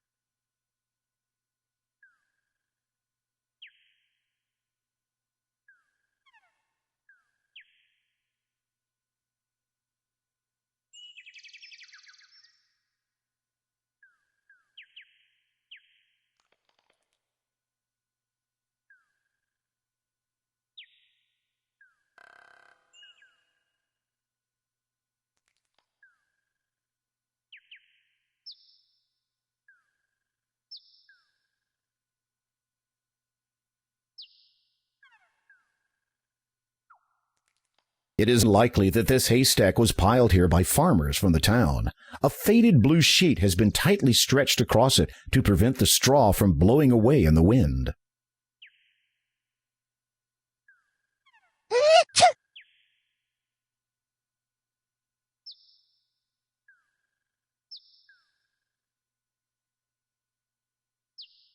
Here, this might help your sneezing.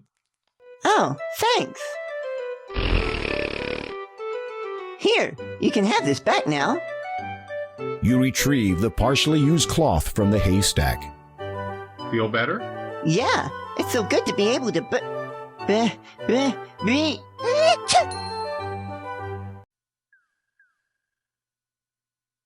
A shiny silver needle lays on the ground near the haystack.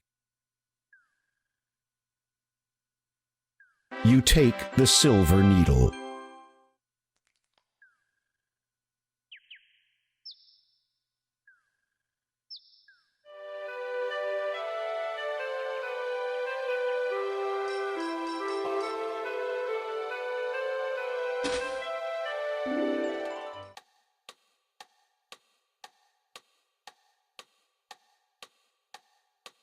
Yes? Could you recommend another good book?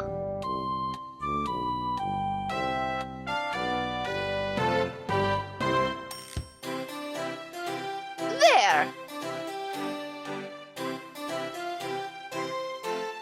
The librarian has placed the book on the desk for you to read. Thoughtful, isn't she? This book is entitled Legends. Browsing through it, you notice an interesting excerpt.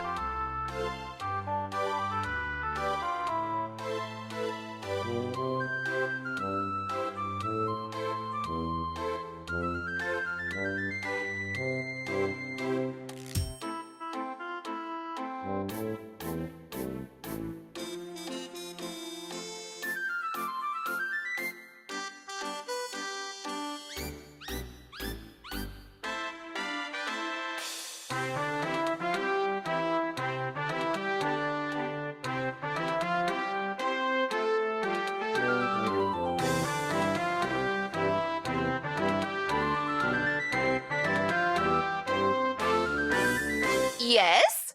Could you recommend another good book?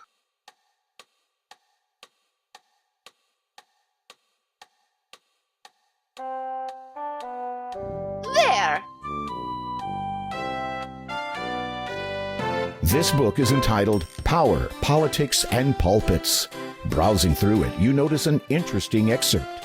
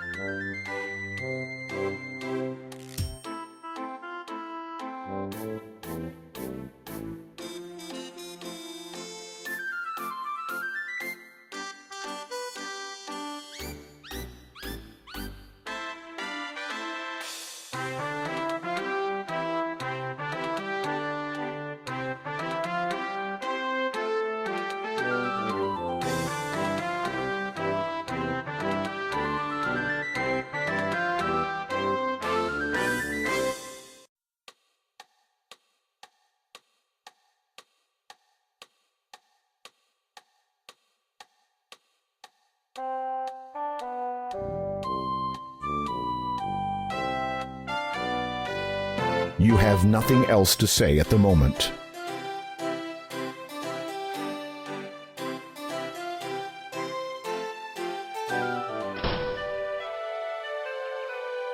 The sign atop the store simply says, A.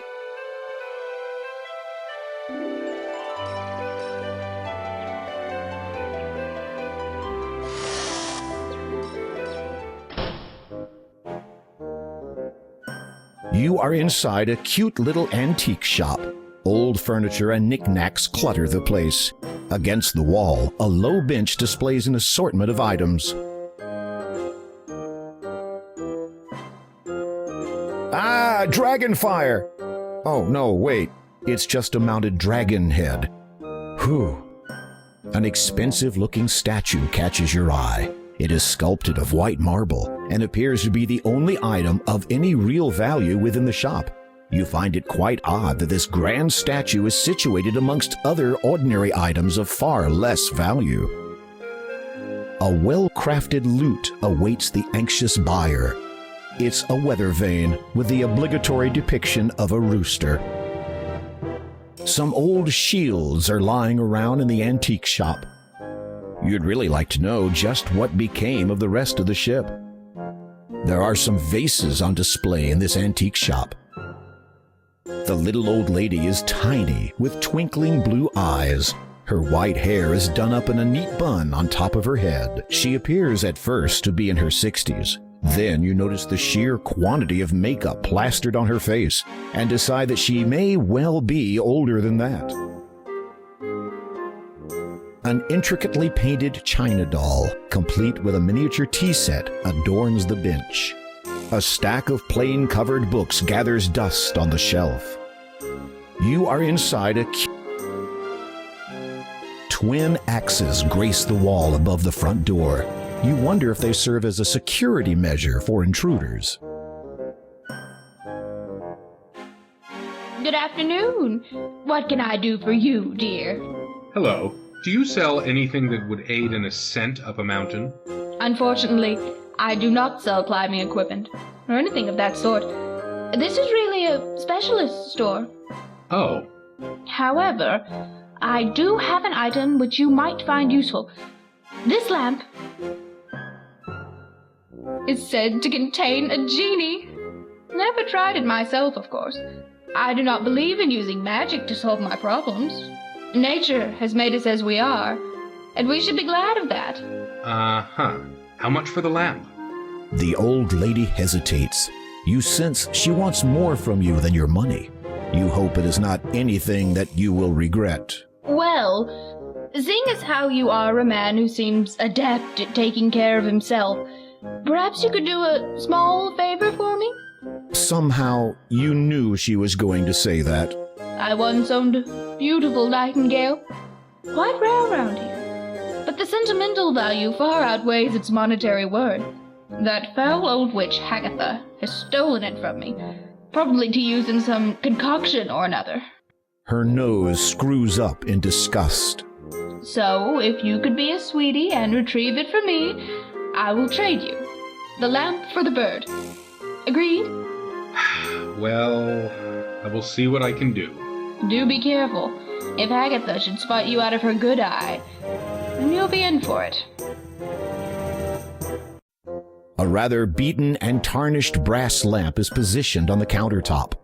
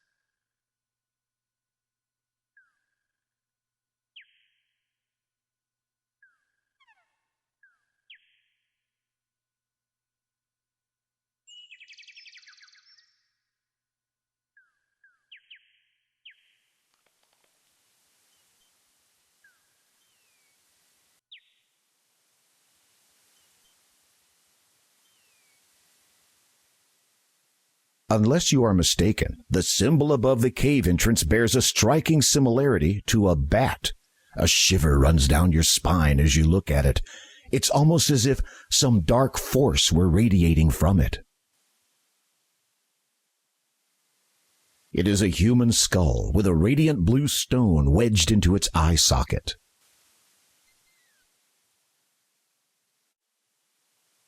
It is a human skull with large eye sockets.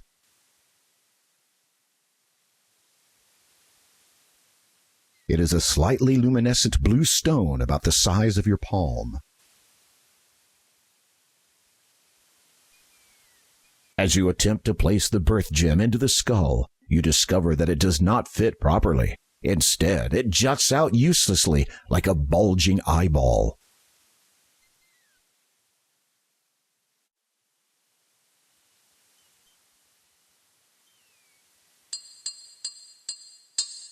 You gently tap the birth gem with the mallet, hoping not to break it. It budges only slightly. You give it a harder hit. It moves a bit more. You hold your breath and give the gem an almighty thwack. It pops into the skull.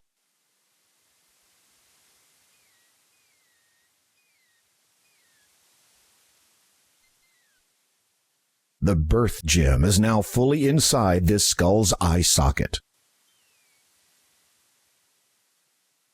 The arch is a natural formation which, amazingly, mirrors the shape of the cave entrance.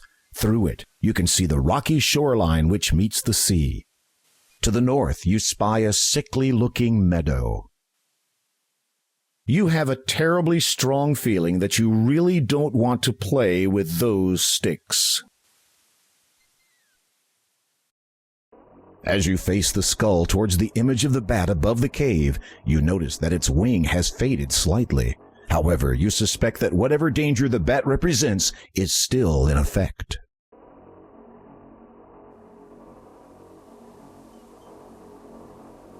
With the birth gem now firmly in place, you turn the leftmost skull so that it faces the bat symbol above the cave entrance. The power of the two skulls combined has caused the bat symbol to disappear. You sense whatever danger it represented has now subsided.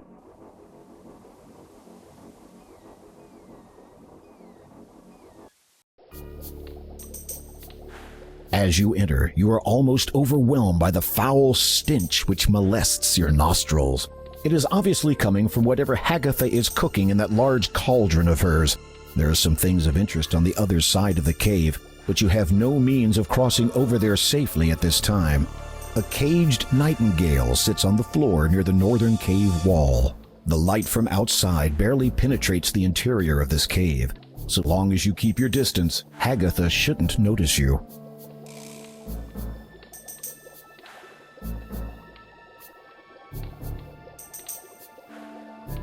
This is the ugliest old lady you have ever seen. She has warts all over her face and matted gray hair. She clasps her stick with claw-like hands. A simple but elegant black cloak hangs on a stand.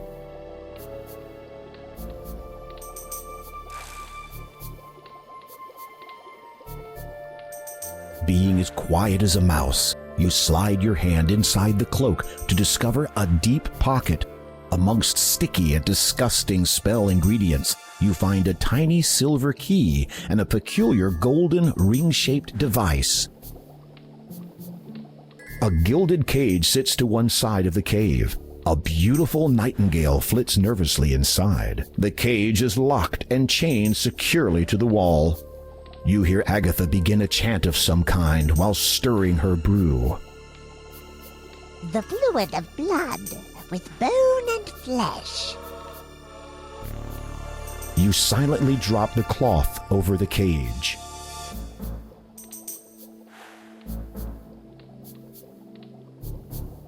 You slide the silver key into the lock. It fits. You turn it silently, and the chain falls to the ground. Without making a sound, you take the nightingale into your possession. 'Twill make my complexion young and fresh.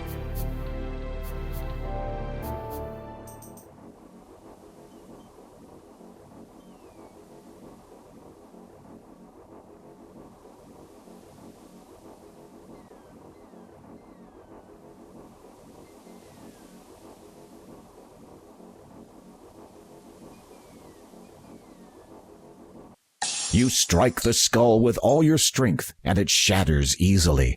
The birth gem clatters to the ground, along with a multitude of bone fragments.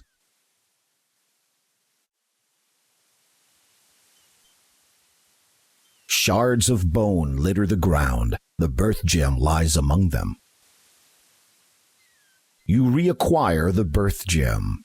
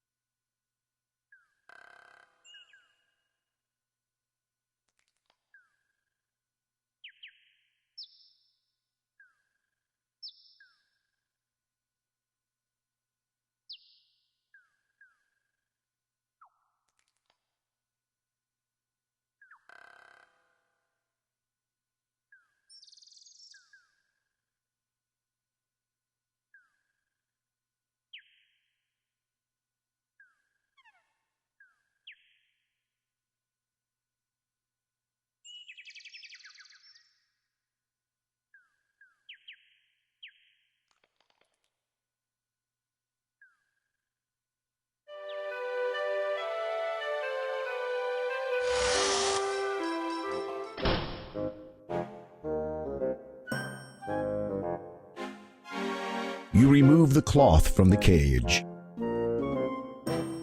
Looking at the bottom of the cage, you find that a letter has become stuck to it. You peel it off. The paper is slightly crumpled and dirty, having somehow become stuck to the bottom of a bird cage.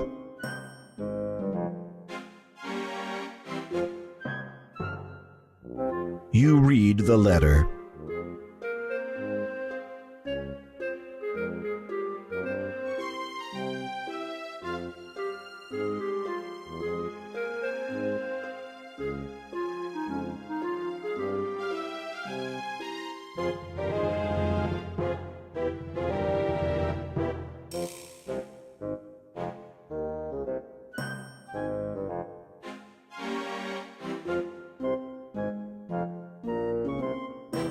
The letter puzzles you, but you put it away and continue your quest.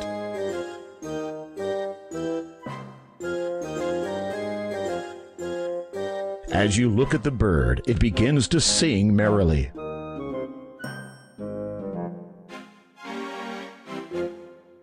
You offer the nightingale to Angelina. The sheer elation on her face almost makes the whole risk worth the while. She snatches it from you and proceeds to fuss over the bird. You wait for a moment, but it seems she no longer notices you. If you don't mind, about the lamp you promised me in trade for the nightingale? The shopkeeper looks up at you vaguely. She gradually remembers that there is another being in her world. Yes? Oh, yes, take it. You'll have no beginning of use with it. Don't you mean no end of use? Of course. Whatever you say, dear. You hear Angelina muttering cheerfully to herself as she exits. Finally, I have the final ingredient for that marvelous youth potion. I'm going to beat you to the punch, my dear Hagatha. Serves you right for hoarding this sweet, juicy thing to yourself. You feel a nauseous tinge in your stomach. Well, at least the lamp is now yours. You take the old lamp. You rub the lamp and wait expectantly, but nothing happens. You're about to give it another try when a small puff of smoke appears at the end of the spout. It clears, revealing a note. As you remove it, the lamp disappears. You read the scroll.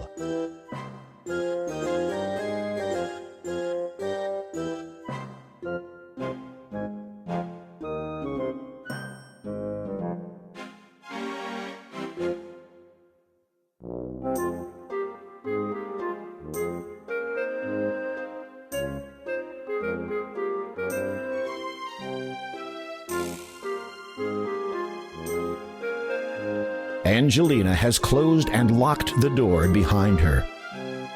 You heard Angelina lock the door after she went through it.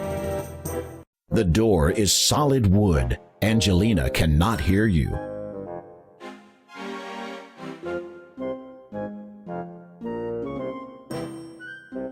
Upon closer examination, you discover that the statue hides a small latch.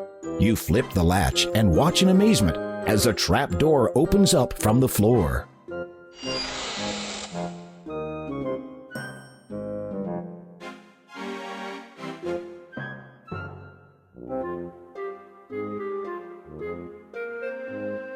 You close the trap door behind you.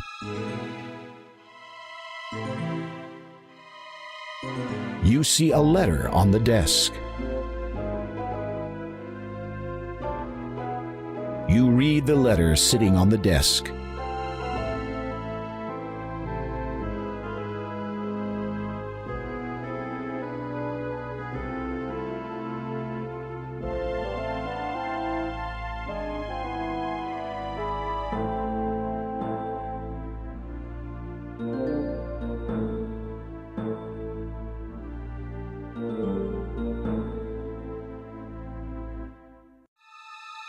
Several large items have been covered with cloth to protect them from the dust down here.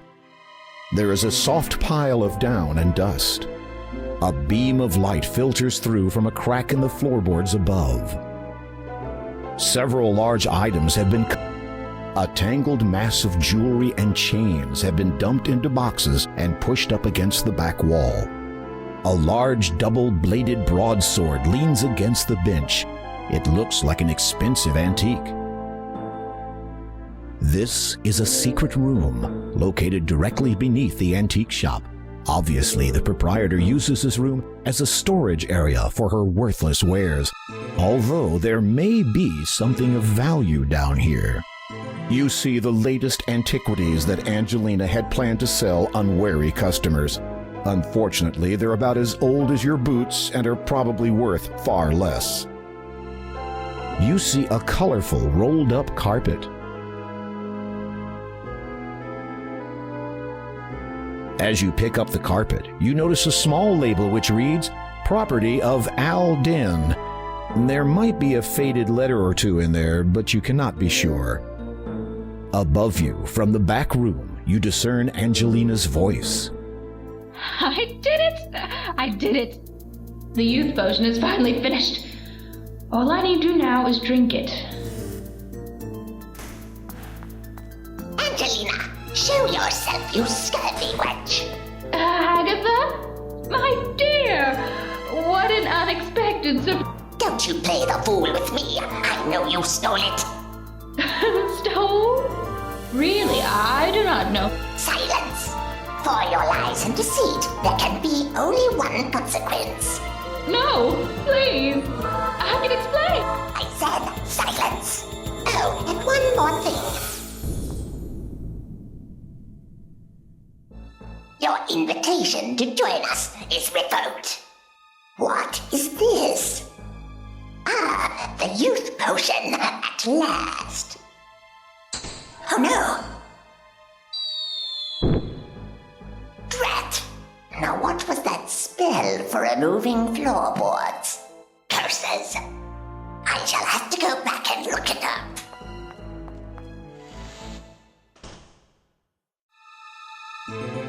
There is a soft...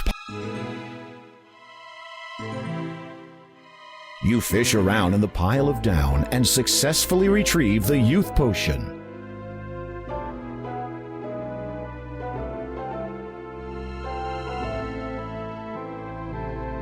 Cautiously, you open the trapdoor ever so slightly and peer into the room above. Hagatha is nowhere to be seen. You make your exit from the basement. You flick the latch. The trapdoor closes and conceals itself into the floorboards once more.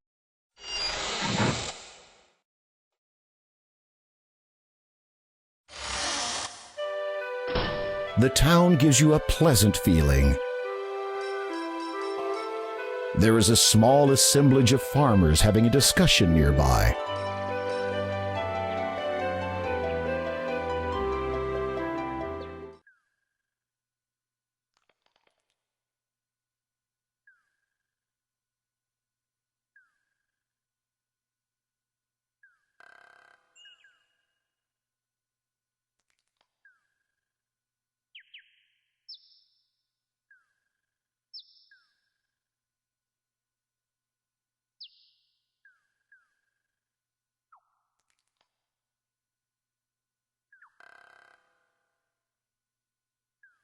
The magic carpet is a beautifully woven Persian rug with a colorful fringe on the ends.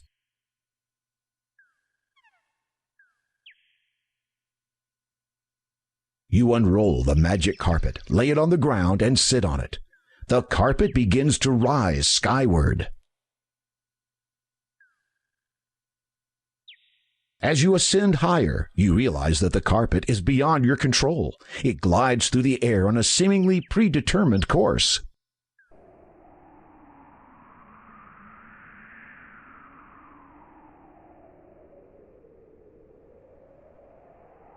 The plateau is a natural lofty outcropping from this mountain. Some plants grow between the rocks up here. There are a few pine and fir trees on this mountaintop. The sky is splendid during the height of the day. The view is incredible from up here. Below lies the land of Kalima, stretched out before you. You can make out the coastline, most of the forest, and a dismal, swampy area to the north.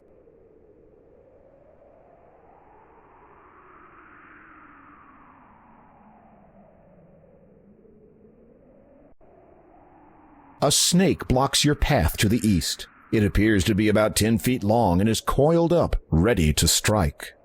There's a rock up here. Fancy that.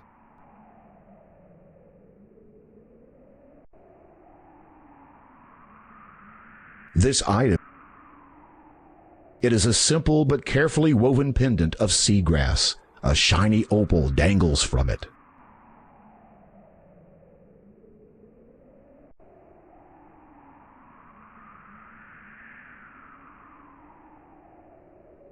You dangle the shimmering opal in front of the snake. It soon falls hypnotized in typical snake fashion.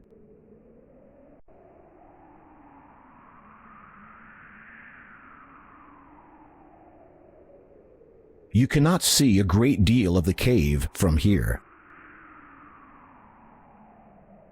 It's too dark. You can't see down there. You reach into the cavity and feel around. What is this? You've discovered a button hidden inside the rock. You press it and wait to see what happens next.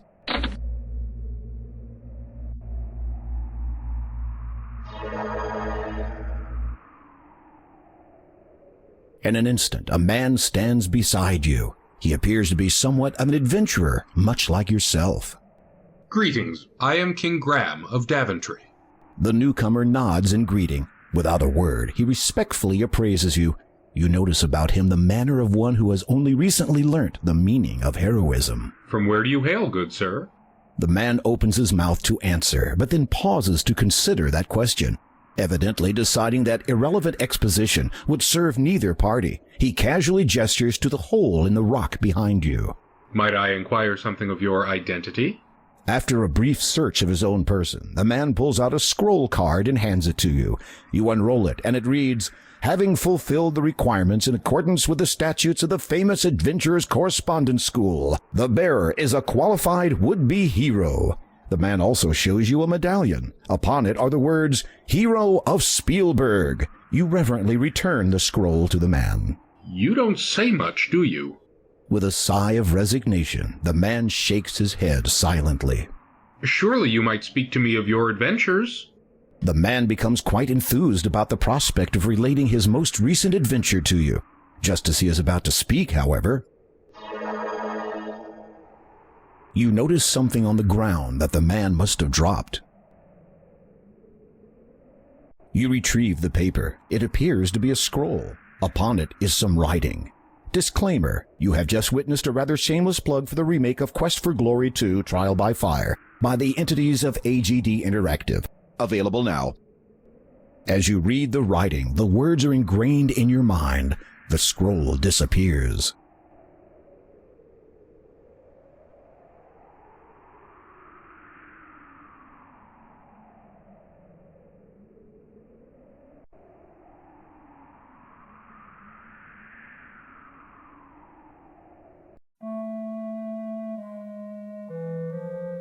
A number of candles and dimly lit hanging lanterns adorn this small cave.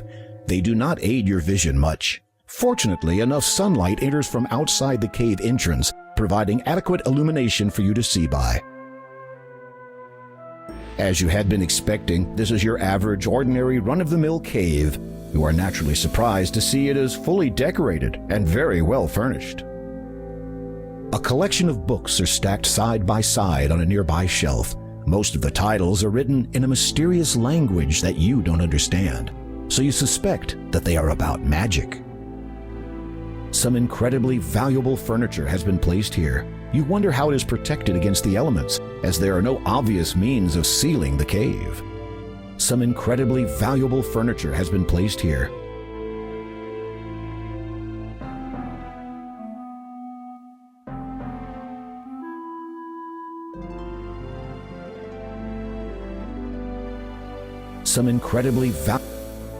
An ancient book lies open on the workbench. Though its pages are torn and faded, the cover is still a bright blood red. A number of candles and dimly lit hanging lanterns adorn this small cave. They do not.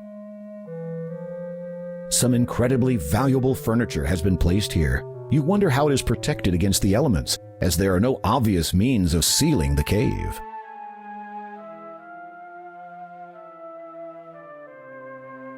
You approach the workbench for a closer look. You flip through the book entitled Ye Old Book of Enchantments, Causes and Cures. The first half contains a list of enchantments. These do not interest you, as you have no desire to inflict inconvenience upon others. However, the Cures section does capture your curiosity. While browsing, you spy a promising paragraph.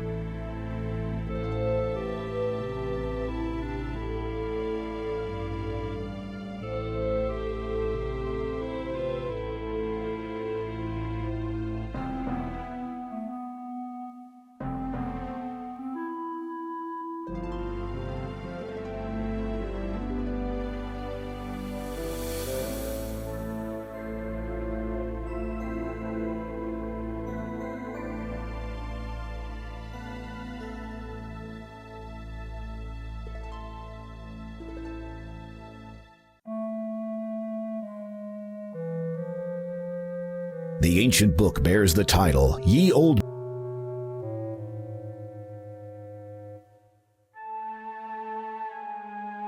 A clear beaker. It is useful for mixing various fluids, chemicals, and minerals together.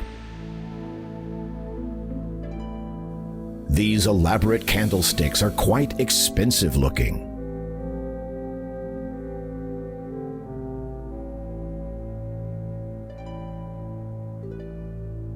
When lit, this device heats the beaker and any contents that it contains. A wick leads into the base, which is made of flint stone.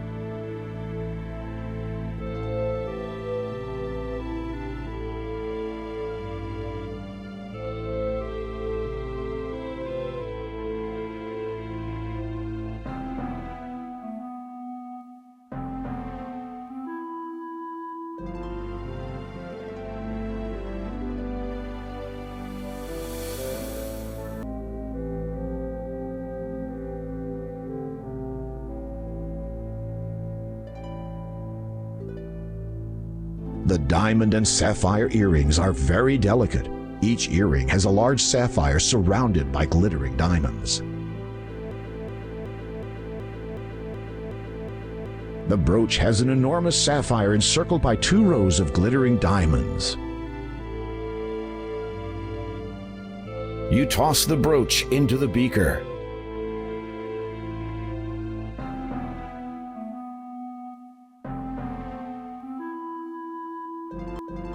The yellow flower is very pretty, but has a sickly smell. You toss the sickly yellow flower into the beaker.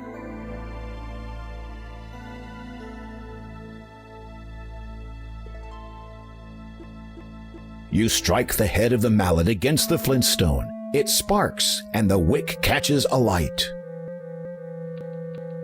You watch, fascinated, as the 2 unlikely objects melt under the heat of the magical flame.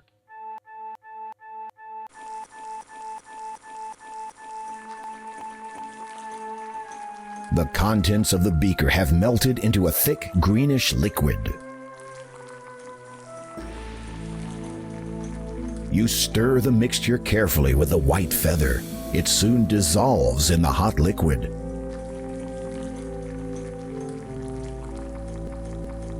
This is the sword of the first king of Daventry. It dates back almost 1,000 years and has been passed down from king to king since that time. Try not to damage it. A magnificent clear crystal is embedded within its hilt.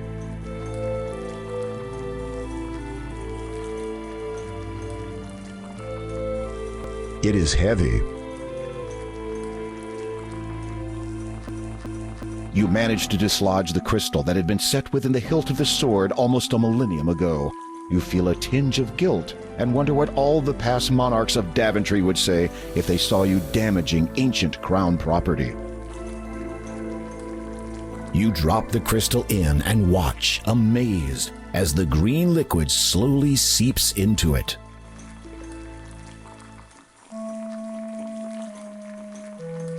Heed now these words. Crystal, perfect. Green is thy hue. Restore, correct. Guard well my form. Preserve, protect.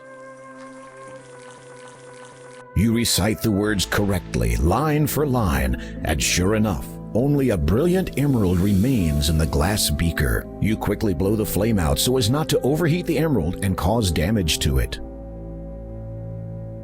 The beaker now holds a magnificent green emerald.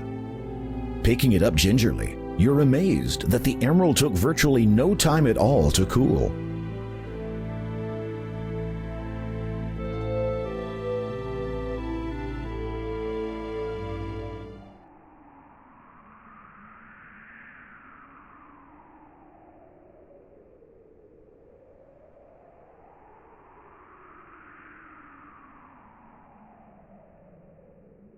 As you direct the sun's light through the emerald at the snake, you behold a wondrous transformation.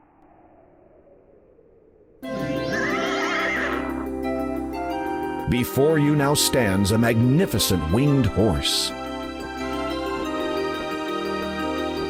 Thank you for freeing me. A horrid enchanter transformed me into that legless thing after I refused to be his steed.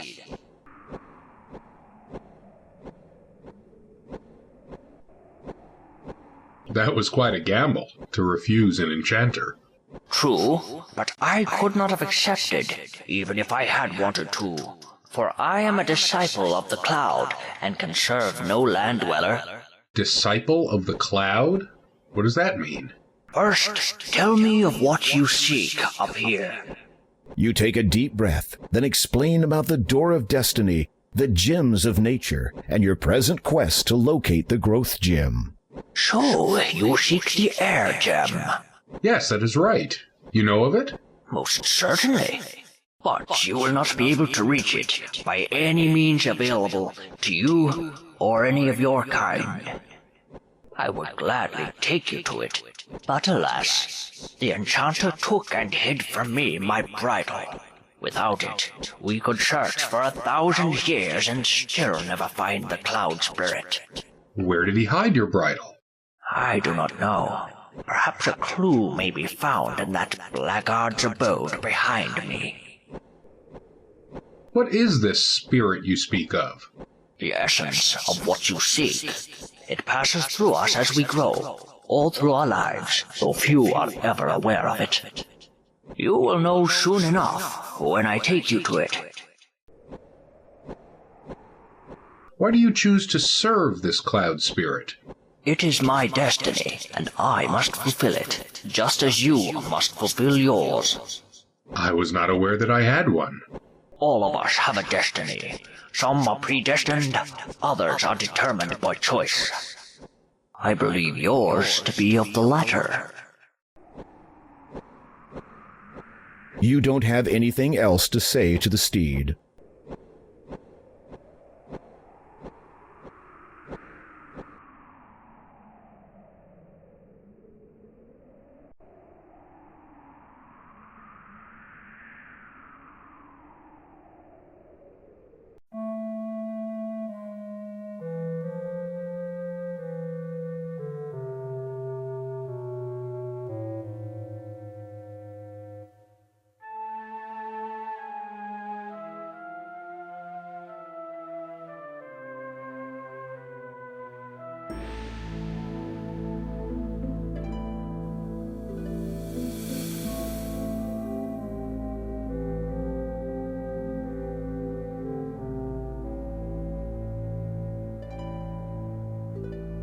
you hear footsteps approaching.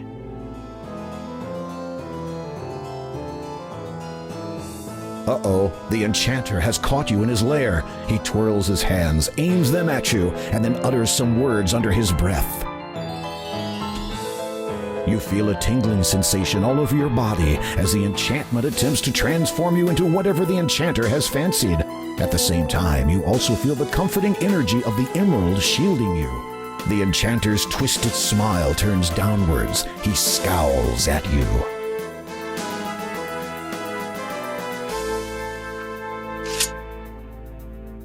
There is a look of panic on the man's face. He does not dare breathe. I hereby order you to depart from Kalima forever, never to trouble its citizens again, lest you earn the fullness of my wrath. The enchanter looks baffled. You sigh inwardly and try again. Leave. If you come back, then you will get it. The enchanter nods frantically, as much as he can without cutting his own neck on your sword edge. He gestures quickly with his hands.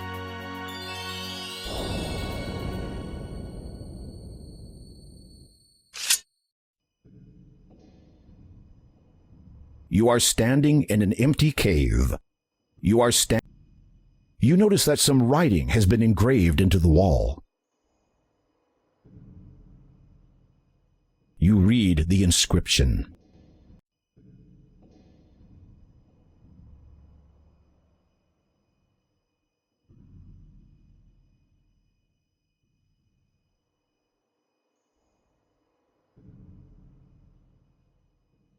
The engraving on the wall reads, "In row of stones that number 6, half and a pair from left do pick. Quell then my spell, avoid the tricks."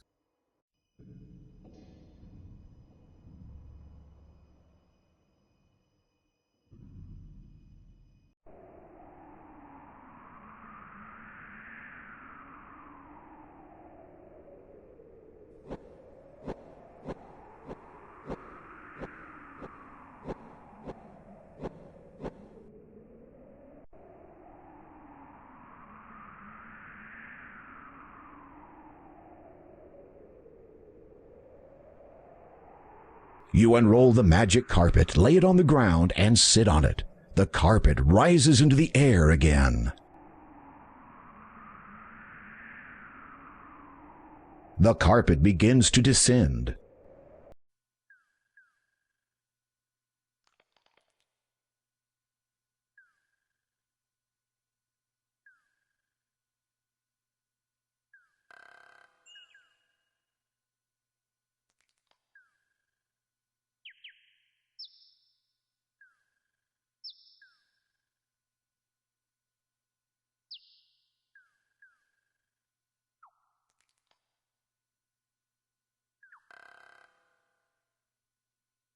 Six spherical stones lie at the base of the huge rock mound.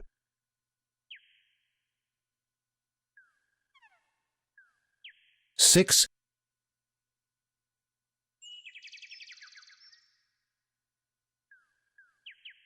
You bend over and hold the emerald above the stone so that the sun's light channels through it.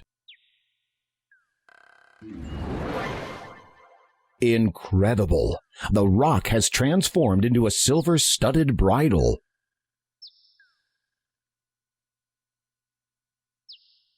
You take the bridle.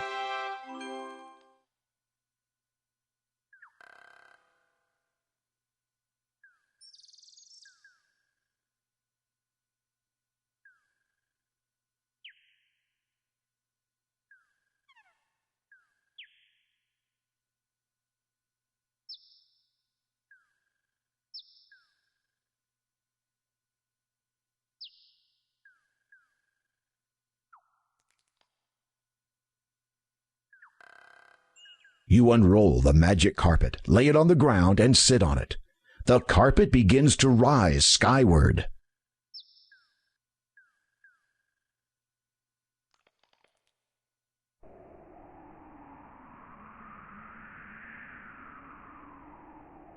As you reach down to get the carpet, it vanishes into thin air without even so much as a puff of smoke.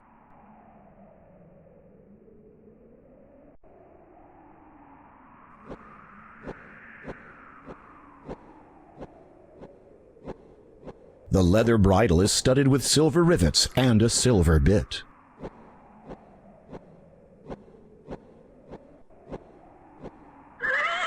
You slip the bridle over the horse's head. It whinnies its approval. Come, climb upon my back.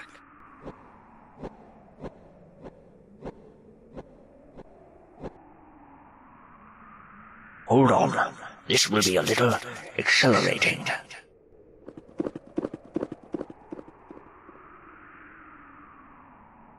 The disciple of the cloud gracefully soars high into the sky. You grip the reins tightly and hold on for dear life as he swoops and dips between the clouds. After a time, he draws near to a thick patch of luminous mist. As you pass through it, the horse sets itself down, seemingly on top of a cloud. It is all right. You can dismount now. Believing that you have finally lost all sense of reason, you dismount and prepare for a very long drop. And find yourself standing on a cloud. How is it possible that I can stand upon thin air?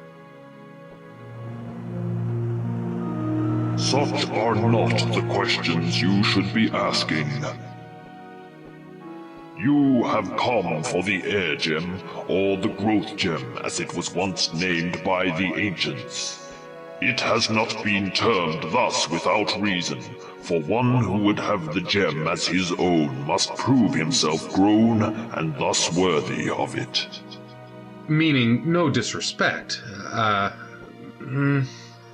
Cloud Spirit. Thank you. You must agree, Cloud Spirit, that I am a man fully grown, thus fulfilling your prerequisite. A howling wind deafens you momentarily, though you feel nothing on your skin. The Cloud Spirit speaks again, a little more forcefully. It is not enough that you have grown in body. That much is evident. It must be proven that you have also grown in both mind and soul. So on these shall you be tested. Tested? Those who bear the burden of king are expected to possess certain qualities. Your actions will be judged against the weight of these. It shall be seen whether you are deserving of your title. It shall be seen whether you are worthy of the Growth Gem. After a moment of silence, the Cloud Spirit intones, Behold your first test.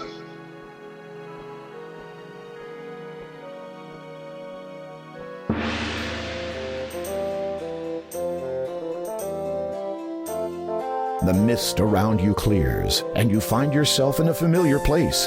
This is Daventry, and furthermore, you are a child again. A slight dizziness overwhelms you for an instant. How strange, you no longer recall anything past this moment in time. It is as if this is happening again for the first time.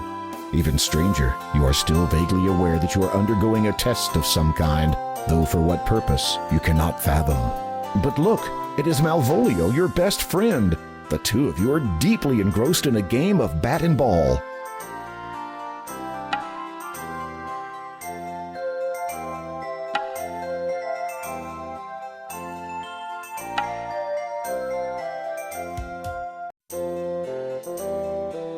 Ouch!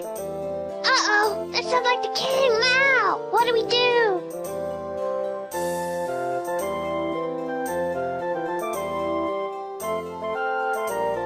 You there. Yes? Yes? Is that how you address your liege? No, your majesty, King Edward, sir. I mean, sire. Which of you two boys threw that ball? The one that just happened to land on my head?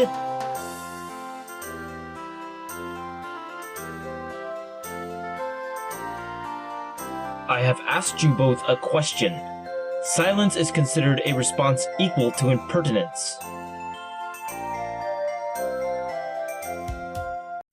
you summon all your courage and speak up. Your Majesty, if you please, it was I who hit the ball over the castle wall. It was my fault completely. Please do not punish my friend. The king eyes you carefully. You wonder if you are now in serious trouble. I would not punish one for something so trivial. However, I will see you play your game elsewhere, away from here. Yes, sire. One more thing, my young fellow. You have demonstrated good character today by taking the blame for your friend.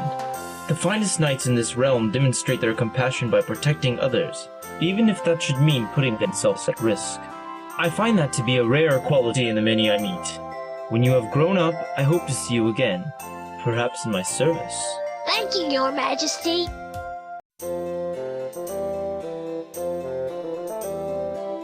Behold your second test.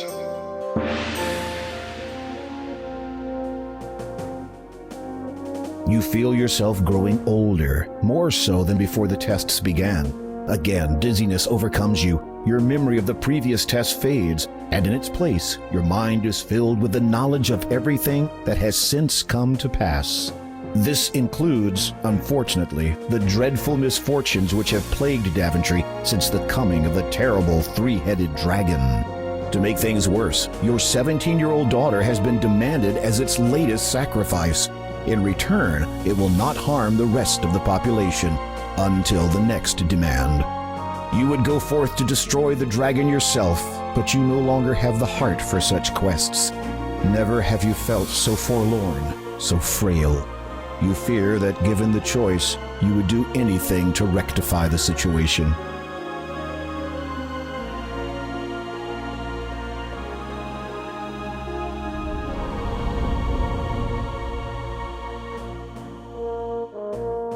A charming view. No wonder you come here so often. You. I will see you hanged for this intrusion. Guards! Guards! Calling them will do you no good. For even if they come, they will find their king speaking to only the air he breathes. A pox on thee!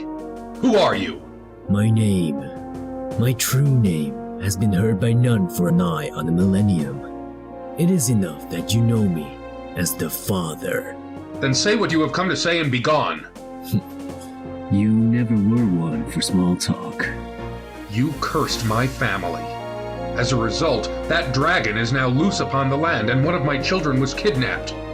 Now that is not quite the truth. Do you deny your involvement?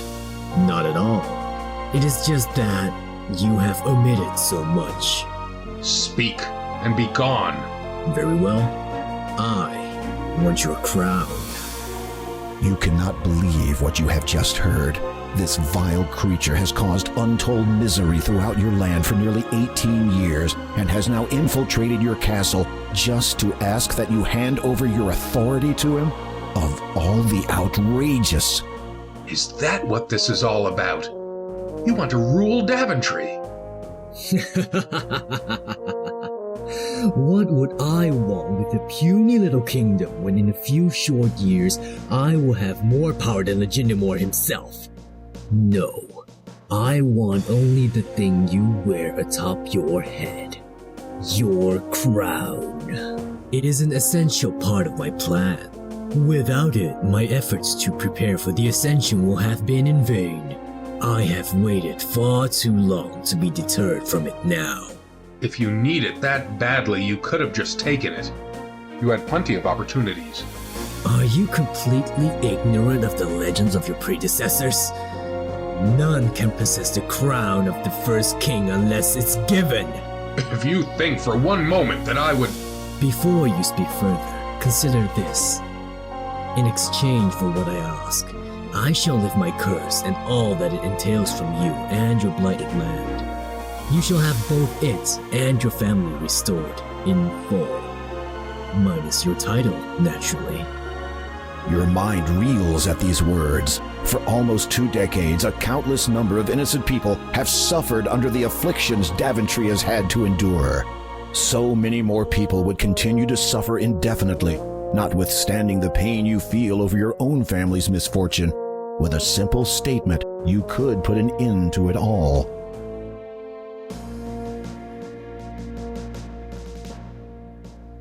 To give you my crown would signify a change of leadership, so says the law of this land.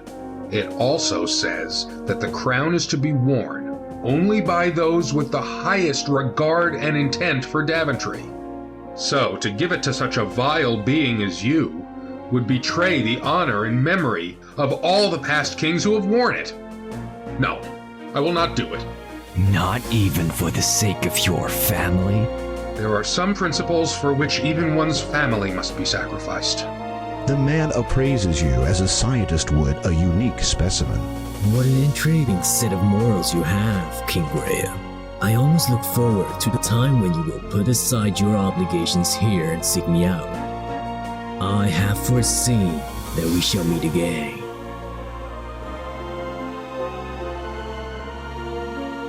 Behold your third test. Once again, you feel yourself age. You are many years older now, though still, thankfully, King of Daventry.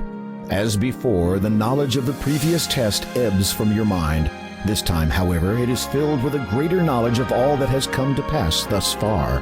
Many years have passed. Your children, once heirs to your throne, have forged their own paths in other kingdoms. Fortunately, chance has seen fit to fill the vacuum. Following the restoration of the Mask of Eternity, Daventry now has a new champion. How do you feel? I am deeply honored, sire. All right. Now, how do you really feel?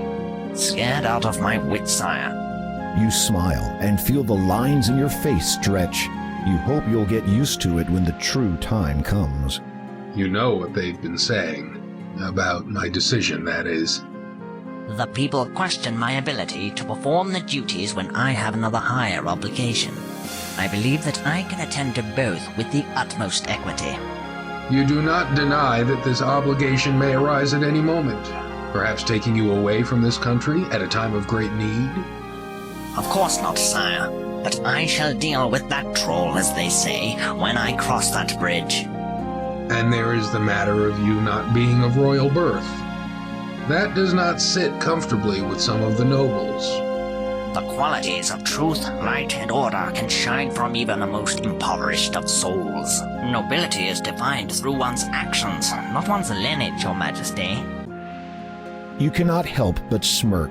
For a man who had once lived as a peasant, he speaks extremely well.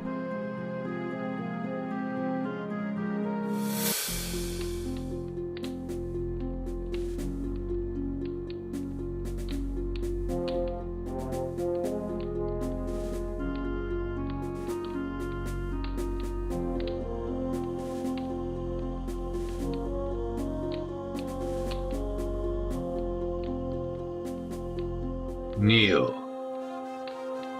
Your sword.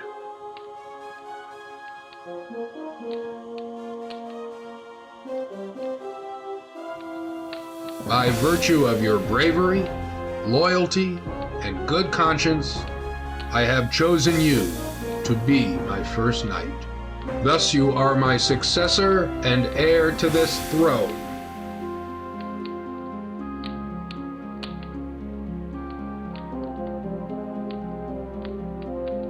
Arise, Sir Connor of Daventry.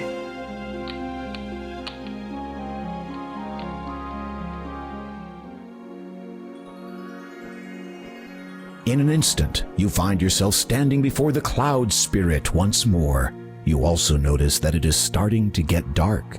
You have demonstrated your sound understanding of compassion, honor, and loyalty.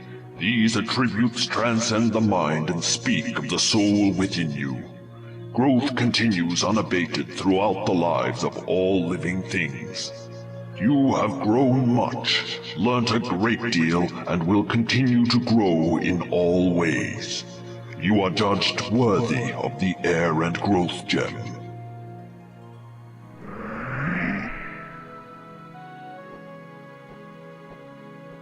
A stern-looking, misty face seems to stare out of this cloud. A green gem similar to your birth gem has appeared in the center of this cloud.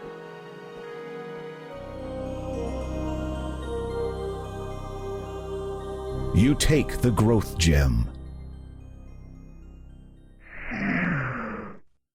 As you feel the knowledge of the last test fade from your mind, the cloud beneath your feet begins to evaporate. You'd better get out of here quickly, Graham.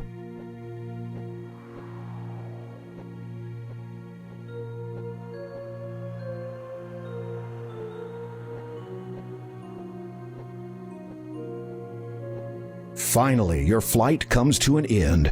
You hope that it will be quite a while before you take to the air again.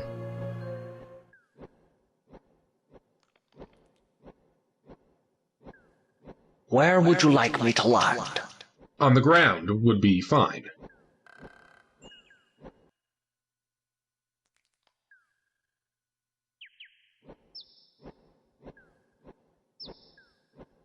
Take this sugar cube. It will protect against the poisonous growth of this land. Fare thee well.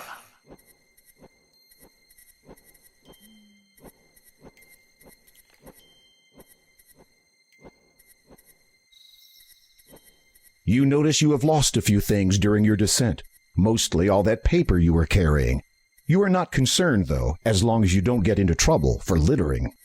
As dusk sets in and the pallid moon rises above the darkened horizon, you recall the Door of Destiny's words regarding the third gem, through swampy mire, in lone dark castle. Then you remember the great Neptune's disquiet reluctance to speak of Kalima's lord.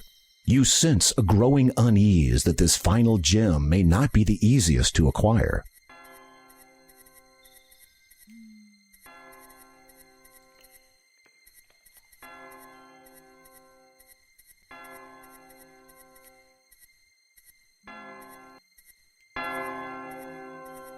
Trees seemingly form a wall here, barring your passage to the north. A beautiful stained glass window depicts a radiant full moon. It is certainly one of the more unique images you have seen on a church. The church bell is tolling.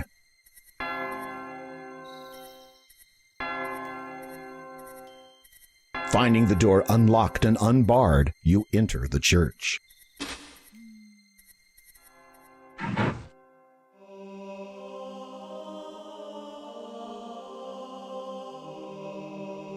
A hideous statue of a grinning fiend forms an archway leading to the church's outdoor cemetery.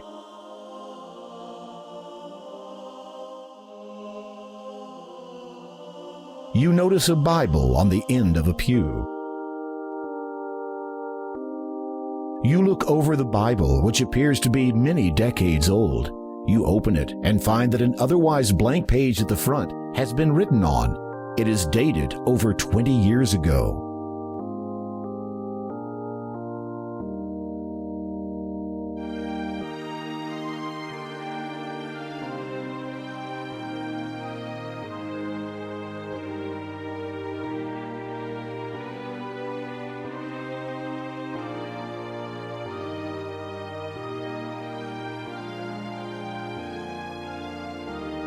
You return the Bible to where you found it. You also notice that a page from the Bible has fallen onto the floor.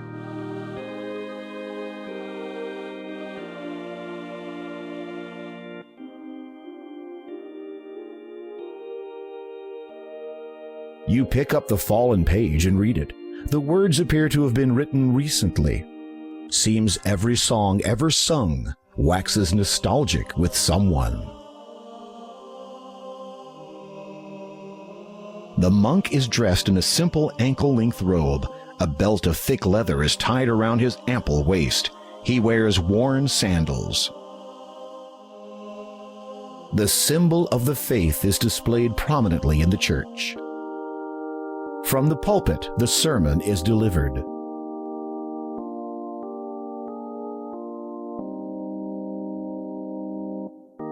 Feeling humbled, you kneel down to pray. You rise again after a few moments. The monk stirs, stands, and turns to face you.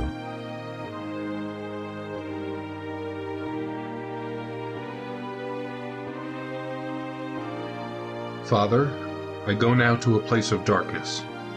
While I am stout of heart, the path laid down before me is unclear. I seek only the knowledge that my passage be illuminated by heavenly favor, and a prayer that I may make it through. The monk gives you a reassuring smile and pats you on the shoulder. He then lifts a silver cross from around his neck and places it in your hands. Thank you. You are welcome, my child. You can talk? Of course. I thought monks were forbidden from speaking. Not all churches follow the same rules, and this church is quite unique. Really? How so? The monk just smiles placidly at you.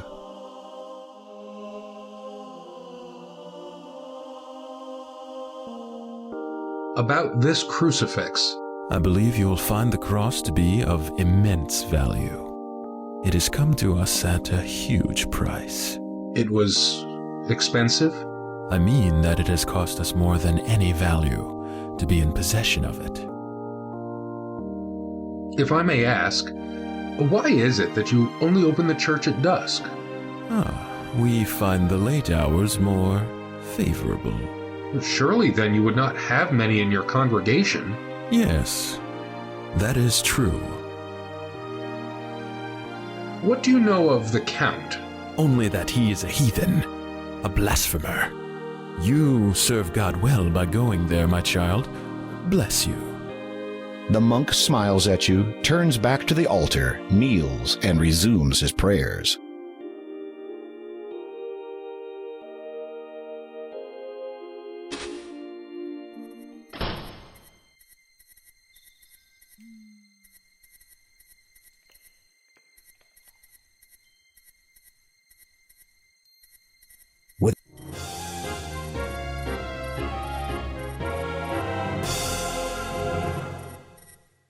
For a minute there, you thought those wolves were going to attack. Curious as to why they didn't, you decide to follow them. You see the monk standing alone outside the church. Then you notice the two wolves approaching him. You are about to yell a warning to the monk, but the words die in your throat as the man steps forward and pats the wolves' heads. No, my brothers, we must not hurt him. Not yet. He will go to the heathen's abode. He will do what needs to be done. What if he does not?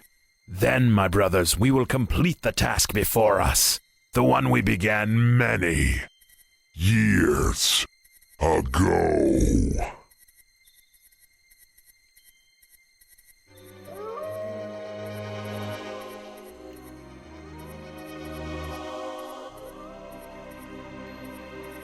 You quickly move away from the church, your heart racing faster with every step. You have a good idea now what will happen once the moon comes out in full, and you do not want to be anywhere near here when it does. One thing's for sure, you're not getting married in that church.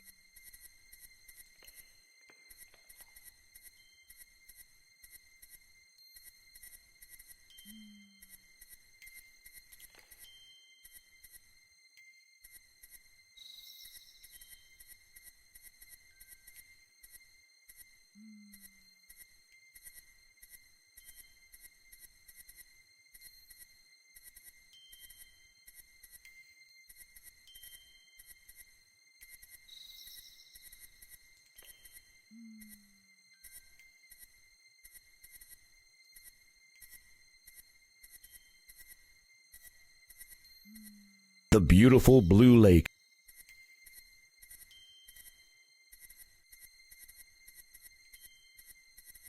The roof looks weather-worn but still leak-free. You can see light in the window. Somebody might be home. You'll need to walk around the...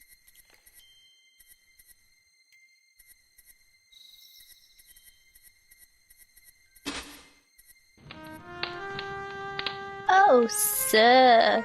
Have you seen my little granddaughter? She ventured to the town to buy food for me, but has not yet returned. I fear she may be in peril. The forest is not safe at night.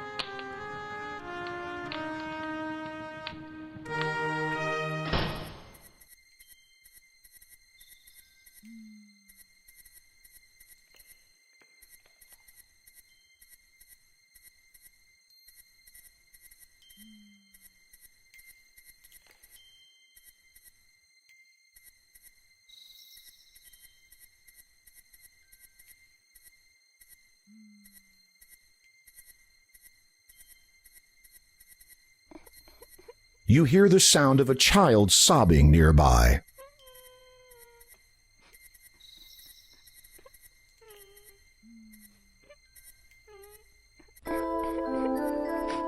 As you approach, you recognize the child.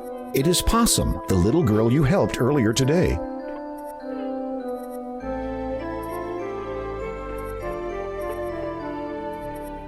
Are you all right?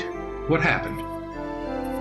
I went into town to buy some chicken soup for my grandma.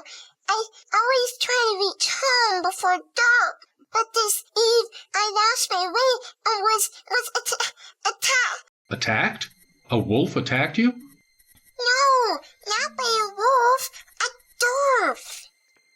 For a moment, you're not sure that you heard correctly. A dwarf, did you say? Uh-huh. He jumped out at me, took my food, and then ran away. Listen, I'm going to try to find this dwarf that you say stole your food. You get back to your grandma, understand? Possum nods, says a soft thank you, and heads back home.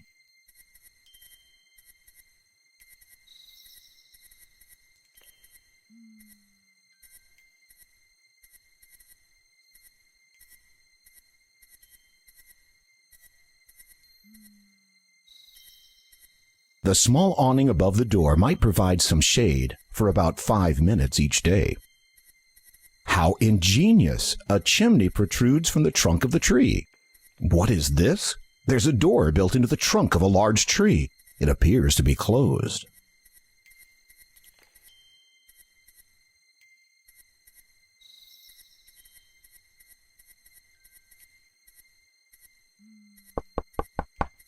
You rap on the treehouse door and wait a moment, but get no response.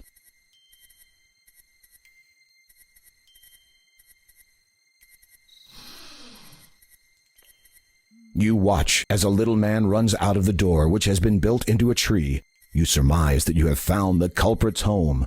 The vague aroma of chicken soup confirms it. That fiend!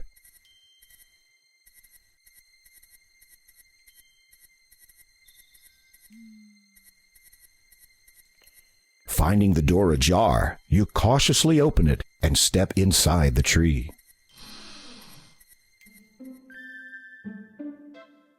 The ladder goes down through a hole in the ground.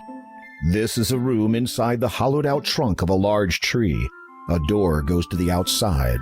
A narrow ladder leads down through a hole in the ground.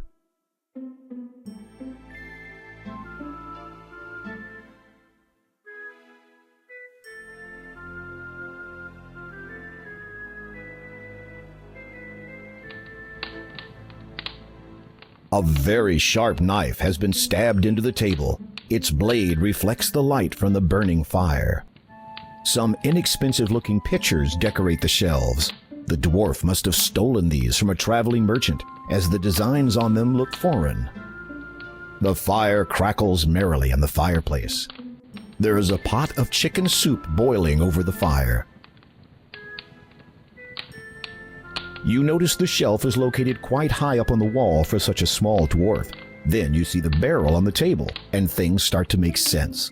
The dwarf must climb on it whenever he needs access to the shelf.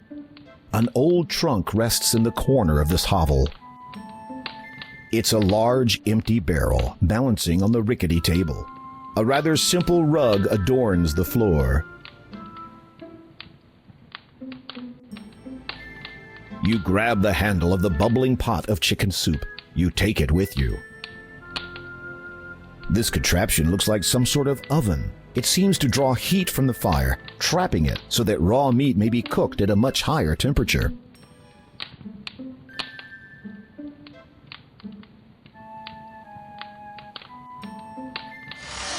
Upon opening the trunk, you find a number of items that the dwarf has obviously stolen and stashed away. Among them are some gold coins.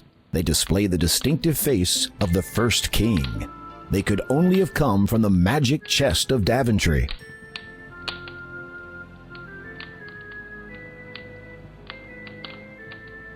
The stocking hats of the dwarf are sitting on the table.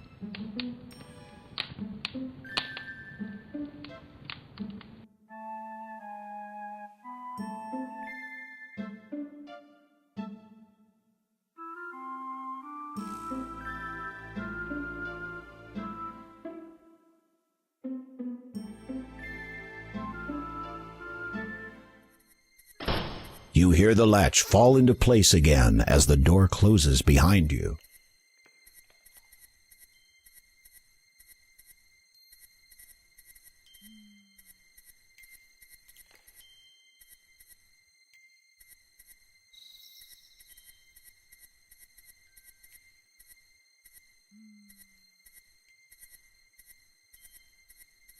You'll need to walk around.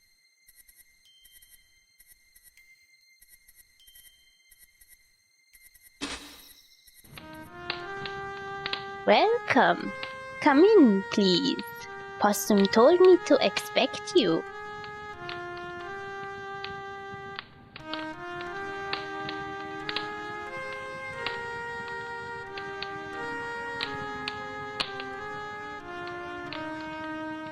The pot contains chicken soup. However, it has gone cold in the night air.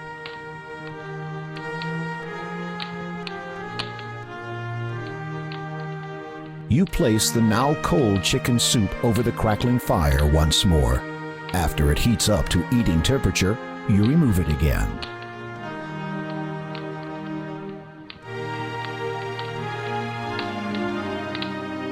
You offer the soup to Possum's grandma, introduce yourself, and wait courteously while the frail elderly lady eats the nourishing meal. When she is finished, she sets the empty bowl down elsewhere and turns her attention towards you.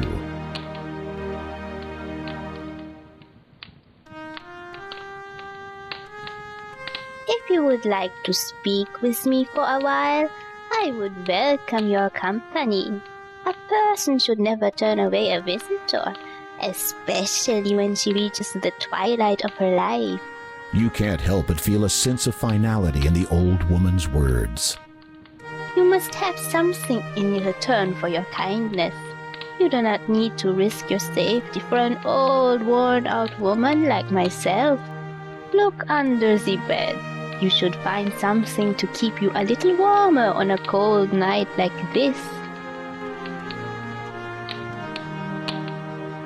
It is a simple yet comfortably soft bed. It is covered by a decorated quilt.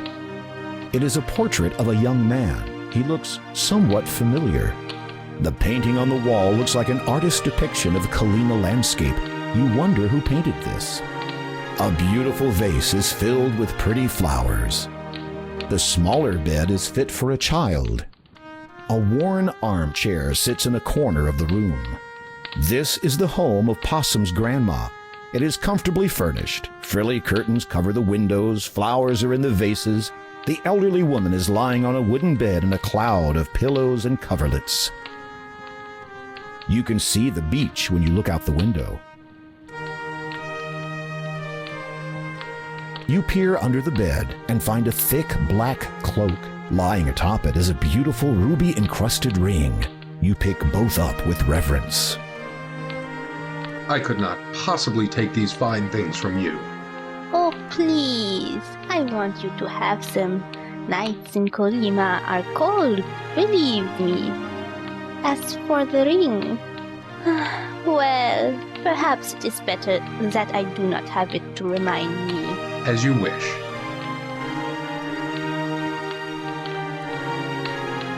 You have a charming young granddaughter. Grandma smiles at you graciously. She is a treasure to me. I would do anything to ensure that no harm comes to her. If I may inquire, what became of her parents? Grandma frowns, and her eyes darken for a moment before she forces a melancholy smile to her face. They were lost to us many years ago. I am afraid dear Possum never really knew her parents. It must have been a daunting task raising a child by yourself, especially at your At my age? I am certainly not as young as I used to be, and there is no shame in that. I have tried to raise her as best I could, to keep her safe and well. However, I fear that as of late the reverse has become truer. If you please, I was hoping you might tell me of the cloak and ring's origin. The old woman closes her eyes as if the memory she seeks is painful to her senses. They were my husband's. He was a proud man, the last of his line. His family had been rich, a great deal of old money, you might say. They lived in that castle you might have seen to the north. Its location upon that island is evidence of how much they valued their privacy. He was a good man, my husband. He took care of me. Certainly he had his strange habits. Most men do, if you would pardon me for saying so. I suspect that he practiced magic, so I could never catch him in the act. He would frequently journey afar, taking that black cloak with him wherever he went, to places he would not talk about. He said that it represented something important to a certain group of people, and that I was never to mention it to anyone. But he was always there for me, always, until that fateful night. We had been married just over a year, and I was heavy with child. We were both out walking in the weirwood forest late one night. The air was warm, and in our youth we paid little attention to the world and its many dangers. Besides, there was a full moon. We could see clearly enough. A shadow passed over us. We looked up, thinking it might have been a stray cloud. It was not. Descending upon us like a demon was the largest, most hideous bat I had ever seen. Its fangs were bared, and it dove straight for me. I must have screamed. My husband flung himself in front of me to protect me. He swung his arms about frantically in hopes of warding the horrid thing away. Perhaps he was trying to cast a spell, but could not recall how in his panic. It paid him no heed and would not be deterred. It swooped again and again relentlessly. At one point, my husband's hand must have clipped the bat's wing because it lost control and crashed into his shoulder. He tried to wrest the foul creature away, but then he shrieked suddenly. The horrid thing had bitten him.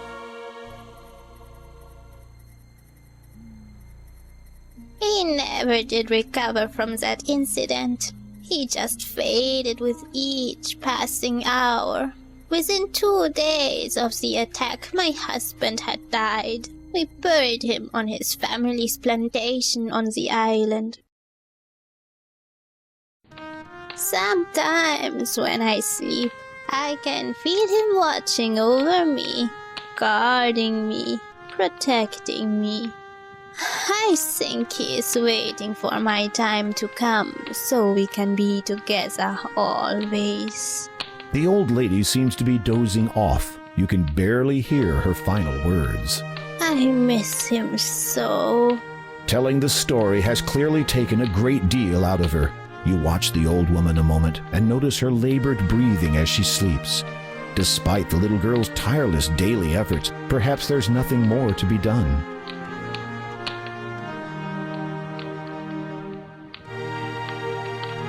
The little girl is sound asleep. Do not wake her.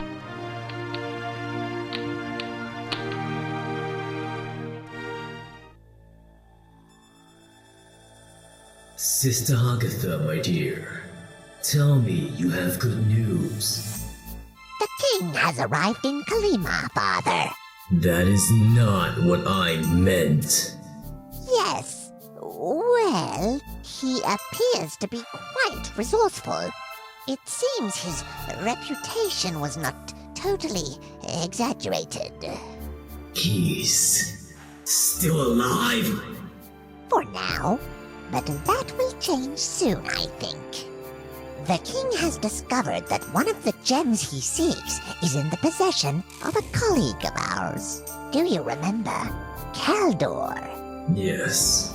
Is he still trustworthy? Totally. Still sharp, and there's no questioning his loyalty. My humblest apologies, father, but would it not have been simpler for you to have dealt with Graham personally? Fool! Imagine the ensuing chaos where Daventry's king murdered in his own land. How then would I be able to search for the item? I see. Failure is not an option. Understood, father. Keep me informed, preferably of good King Graham's death.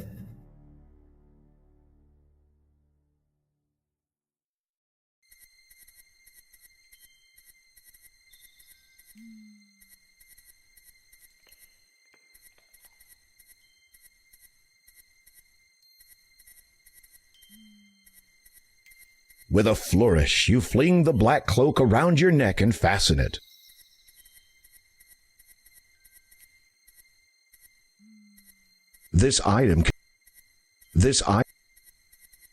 The ring is gold with an enormous red ruby. The word beloved is engraved inside the gold band.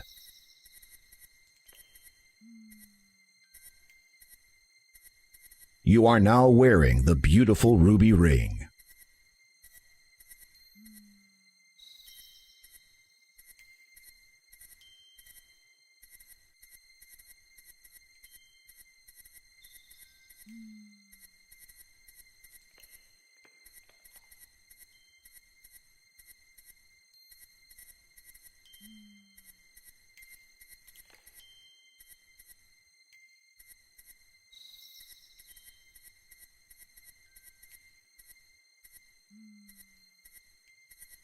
The rear of a cave dominates this area. To the east, the darker expanse of weirwood forest begins.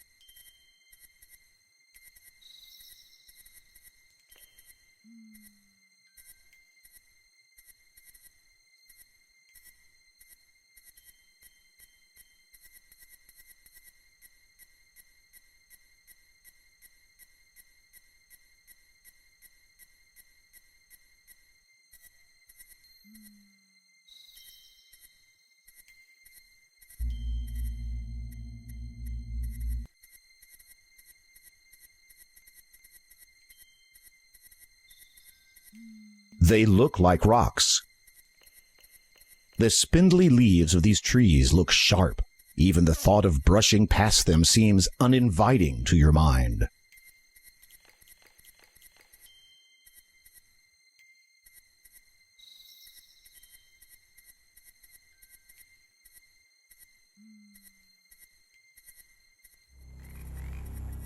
Large, gnarled tree. A tree lies half submerged, having long ago succumbed to the poisonous waters of the swamp.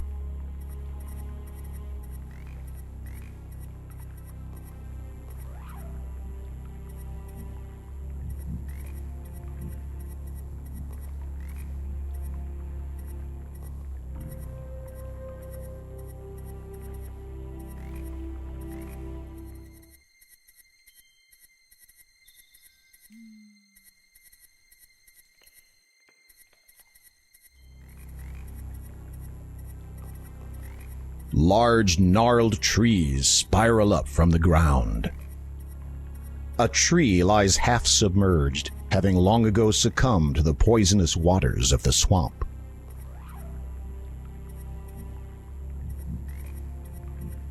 You read the Bible page again. Seems every song ever sung waxes nostalgic with someone.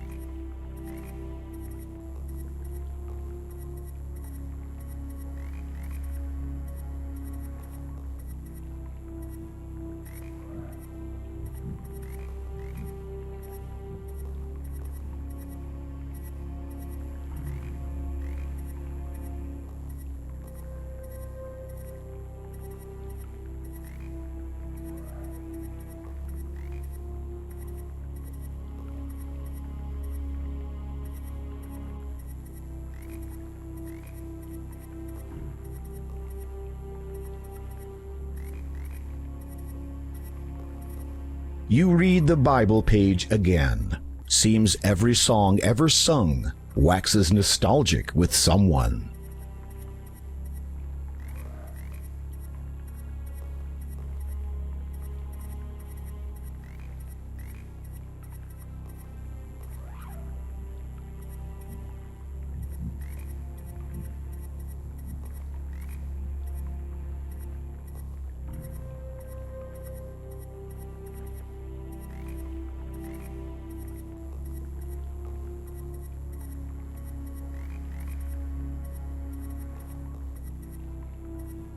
From here, you cannot make out much detail. However, it is unquestionably a castle.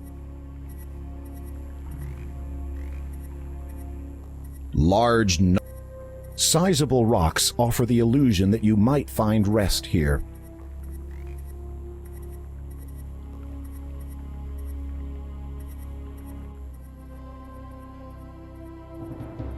Some hollow reeds grow here. That nature would otherwise forbid them life in such an environment is demonstrative of a strong magical energy which permeates this swamp.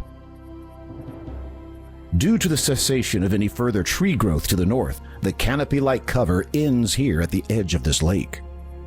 The dark water looks foul, and it reeks of something even fouler. You strongly suspect that it may be tainted by poison. You are standing on a small peninsula, which ends abruptly a short distance to the north. Further passage in that direction is blocked by an impassable lake of poisoned water. The castle looks cold and forbidding. Several sinister towers rise from it, like jagged rocks. Beyond that, it is difficult to see any details from here. You wonder if this place is still home to anyone, or anything. The shrouded ghoul looks very frightening. His hands are little more than claws, and his face is nearly completely hidden inside the hood of the shroud. He is standing in a small boat. The small wooden rowboat looks rotted from exposure to the poisoned lake. Boatman, I need passage. I said... I heard... The ghoul's voice chills you to the bone. It speaks with a deep, resonating bitterness. You cannot make out a great deal of its face, but what you can see has the hairs on the back of your neck standing on end. In life, I would row this boat for the master. Long ago was my untimely death in these waters, but still, I remember many things. Laughter, tears, joy, pain. May I cross, Sir Boatman? You have come to raid the master's house. This I know, but care not about. You should be warned, though. The master is not what he once was. Never has this land known a kinder, more compassionate, and nobler ruler than he. But his fate has long since been decided. Down a dark path he now treads, and he feels naught for anyone nor anything, save for one other, and even that is a rare trait for a Nosferatu. You freeze. Neither the Door of Destiny nor Neptune mention this count as being undead. If I may ask, Sir Boatman, how did this swamp come to be here? Is it natural? No.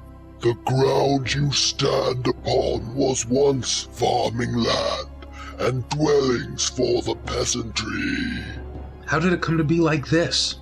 A score of years passed after the master died, and a great morass opened up covering the surrounding land with slime and poisoned water. Once rich and fertile, now it is no longer. The Count has caused this? It is believed so, for why else would his own castle be spared? Ah, thank you, Sir Boatman. The boatman has nothing more to say. These coins each have the distinctive face of the first king. They could only have come from the magic chest of Daventry. The boatman accepts your payment and motions for you to climb into the boat.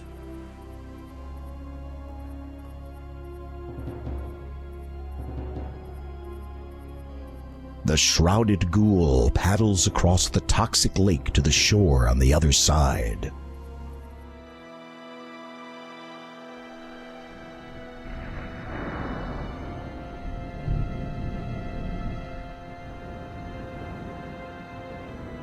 The shrouded ghoul looks very frightening. His hands are little more than claws, and his face is nearly completely hidden inside the hood of the shroud. He is waiting to ferry you back to the other side of the poisonous lake.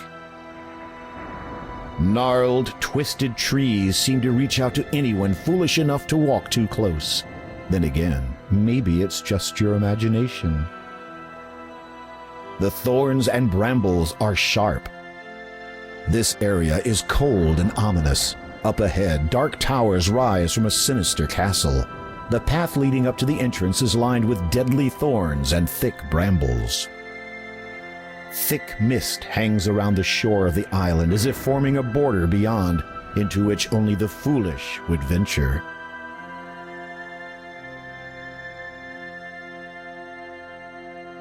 After swallowing the magic sugar cube, you get a feeling of invincibility.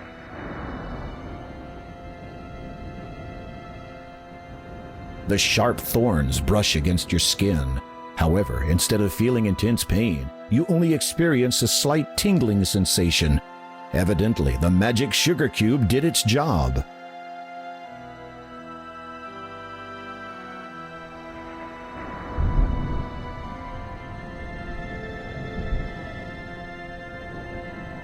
The ghosts waver, as if being threatened by even the slightest breeze, yet something holds them in place. It may be nothing more than an intensely strong determination or sense of purpose that keeps the spirits anchored to this world.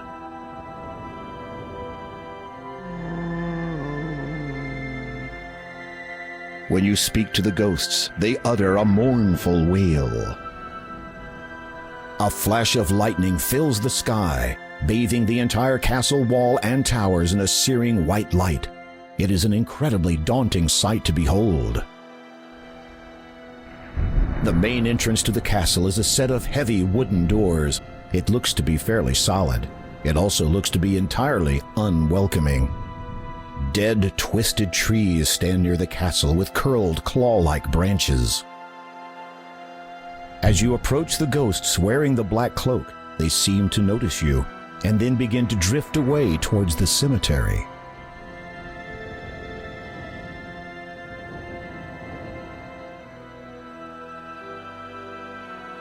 As you reach to push the massive doors open, you realize there are no handles.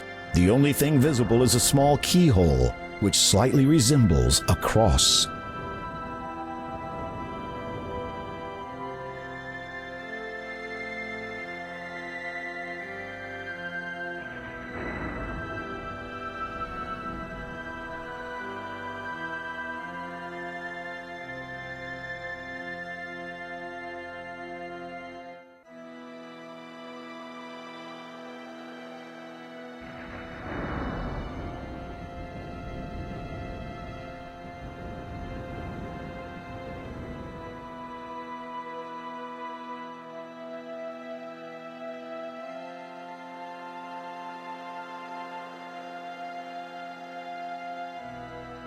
It is a shiny silver cross dangling from a silver chain. Having an idea, you push the crucifix into the cross-shaped keyhole. It fits. You hear a click, and the door unlocks.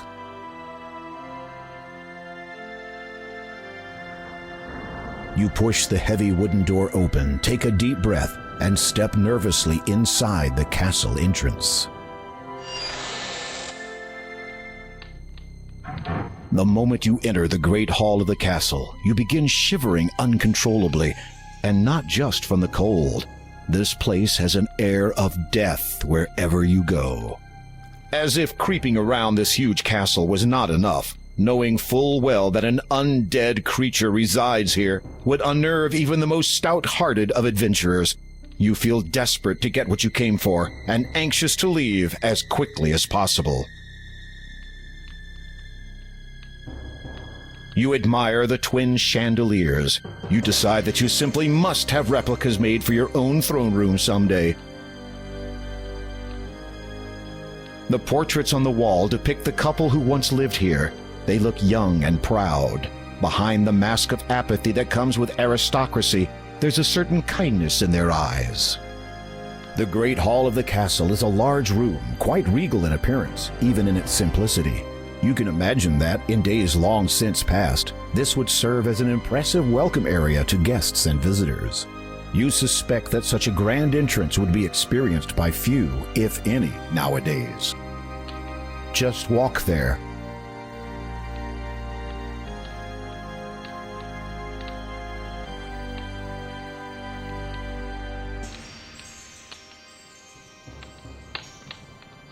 Narrow stairs ascend into a room above. There's little light here to see by.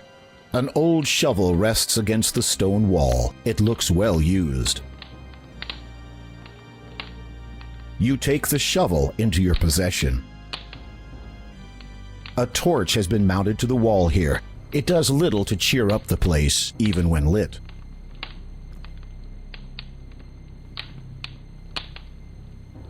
You hold your candle up to the blazing torch. It catches. Your candle is now lit.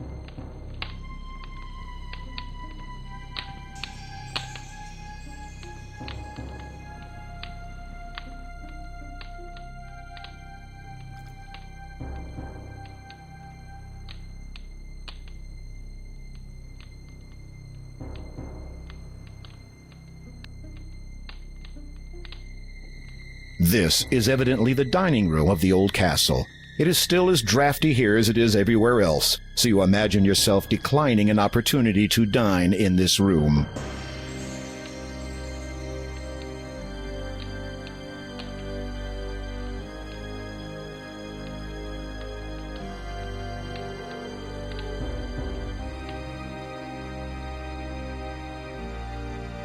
The staircase beyond is very dark. Fortunately, your candle provides just enough light to see where you are going.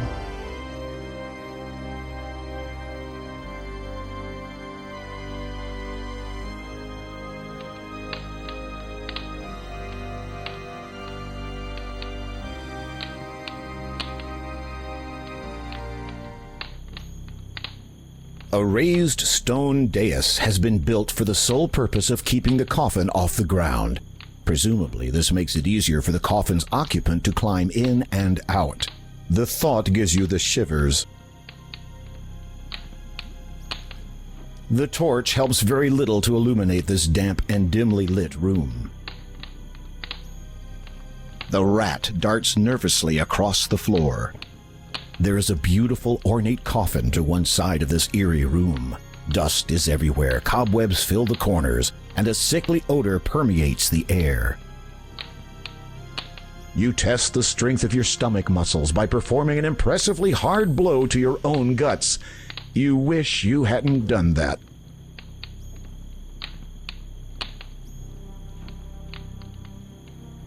You remove the black cloak again.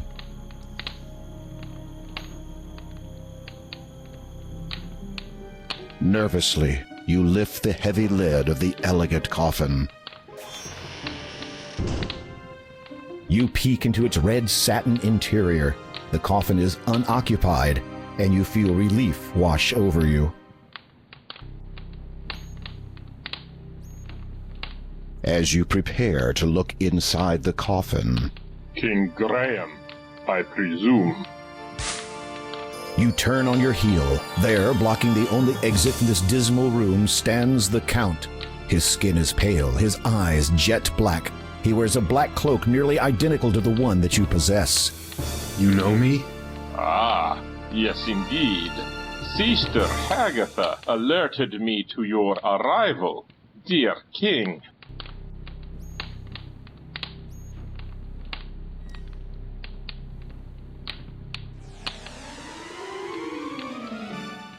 In an instant, you are flat against the wall. The Count has you pinned so well you can't move a muscle, much less put up a defense.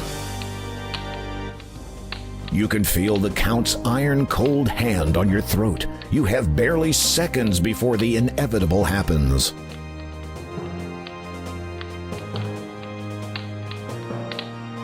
With difficulty, you manage to loosen the ruby ring from your finger and drop it to the floor. The Count's eyes dart to it quickly, then flash angrily back to you. Where did you get that? The elderly woman who lives in a house to the south of here, near the beach. She gave it to me for helping her. The Count regards you for a moment. His dark eyes bore unendingly into yours, and you feel as if your very soul is bare. What do you know of her? She is not well. I know! Do you think I am not aware of that? You are sweating profusely.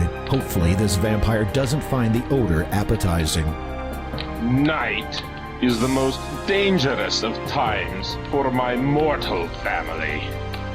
I have kept constant vigil over my wife for many years, so that from the darkness, no harm would come to her. When her time comes, we will be together forever. I think tonight will be the night. I have seen her this very eve. I did what I could to help her, but I do not think it was enough.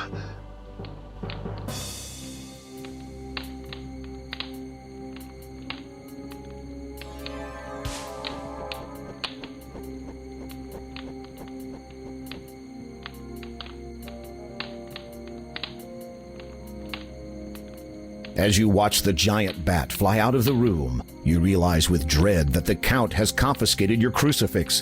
Without it, you are trapped in this castle. Now what are you going to do?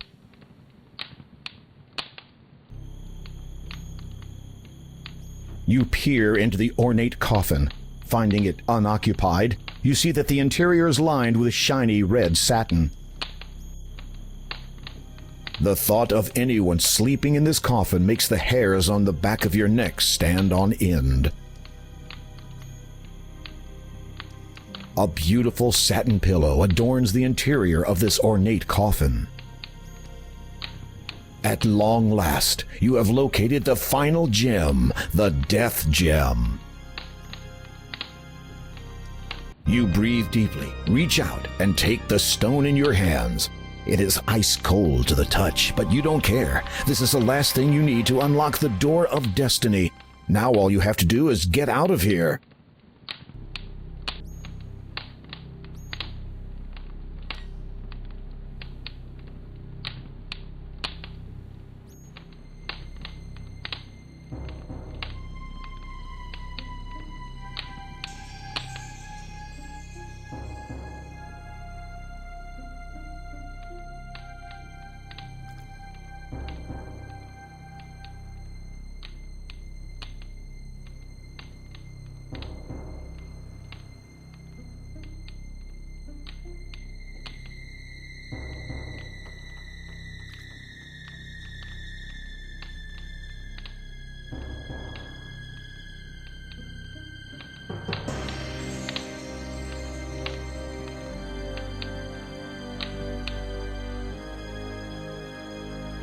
The window looks out onto the island far below.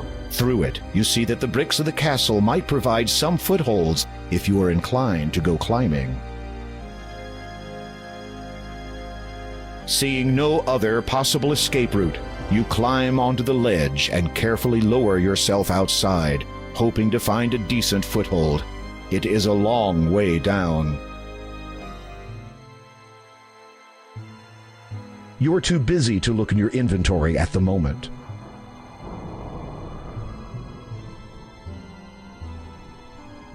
You are way...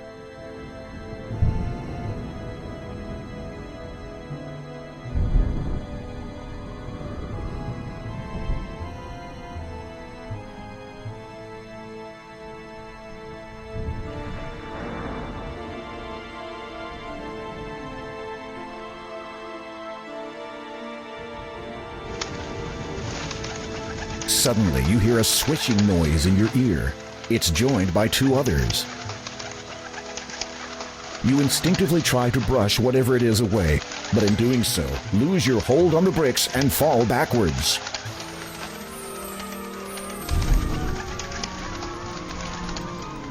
Time slows as you fall, and your world turns black.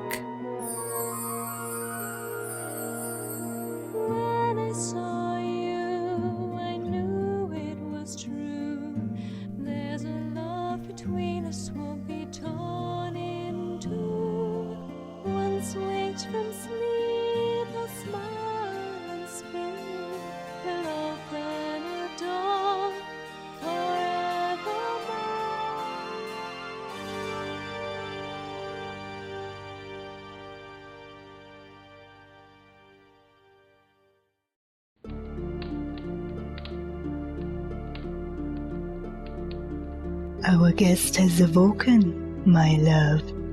Ah, good evening, dear king. I do not believe we have been properly introduced. I am Count Kaldor, former lord of the realm of Kolyma. May I present my wife, Countess Lavidia? A pleasure to see you again. In gratitude to you for alerting me to my wife's grave condition, I took the liberty of preparing you a dish. I thought you might be hungry after your harrowing adventure at my window. You will forgive us if we do not join you. Our tastes differ from yours, do they not, my darling? You shudder to think what different tastes actually means, but for some reason you note that you can no longer hear any rats squeaking in the distance. Indeed. So much to become accustomed to. You shall have all the time that the world has to share to grow accustomed to such things. Well, perhaps 30 years. Should the father locate the item by then, there might not be enough world left for anyone afterwards. As this father, that was why you frequently went abroad, always with that cloak of yours? Most certainly. But I think that my affiliation with him and his association has come to a close. My obligations to them took me away from my beloved too often. I do not wish to repeat that mistake. You are forgiven, my love. Their attention, which seemed to have wavered momentarily, now redirects back to you. Well, well, well. What to do with this one? What were you going to do with him? Kill him. I had quite clear instructions from Hagatha, who had apparently received them from the father himself. But if you are not, as you say, affiliated with his association anymore... They both share a knowing smile. Tell us, King Graham. Why are you here in Kolyma? You take a deep breath, trying to ignore the fact that you are the only one capable of doing so, and relate your story of the vision in the magic mirror and your quest to find the 3 gems of nature. The Count and Countess exchange cryptic smiles. Romancing the stones. Indeed. Obviously, that was a private joke, as you did not understand it. So you search for the one with which you would share the rest of your life. On that I cannot fault you, nor on your intentions here. Therefore, I can forgive the trespassing. However, there is the matter of the dark gem you wish to remove from my castle.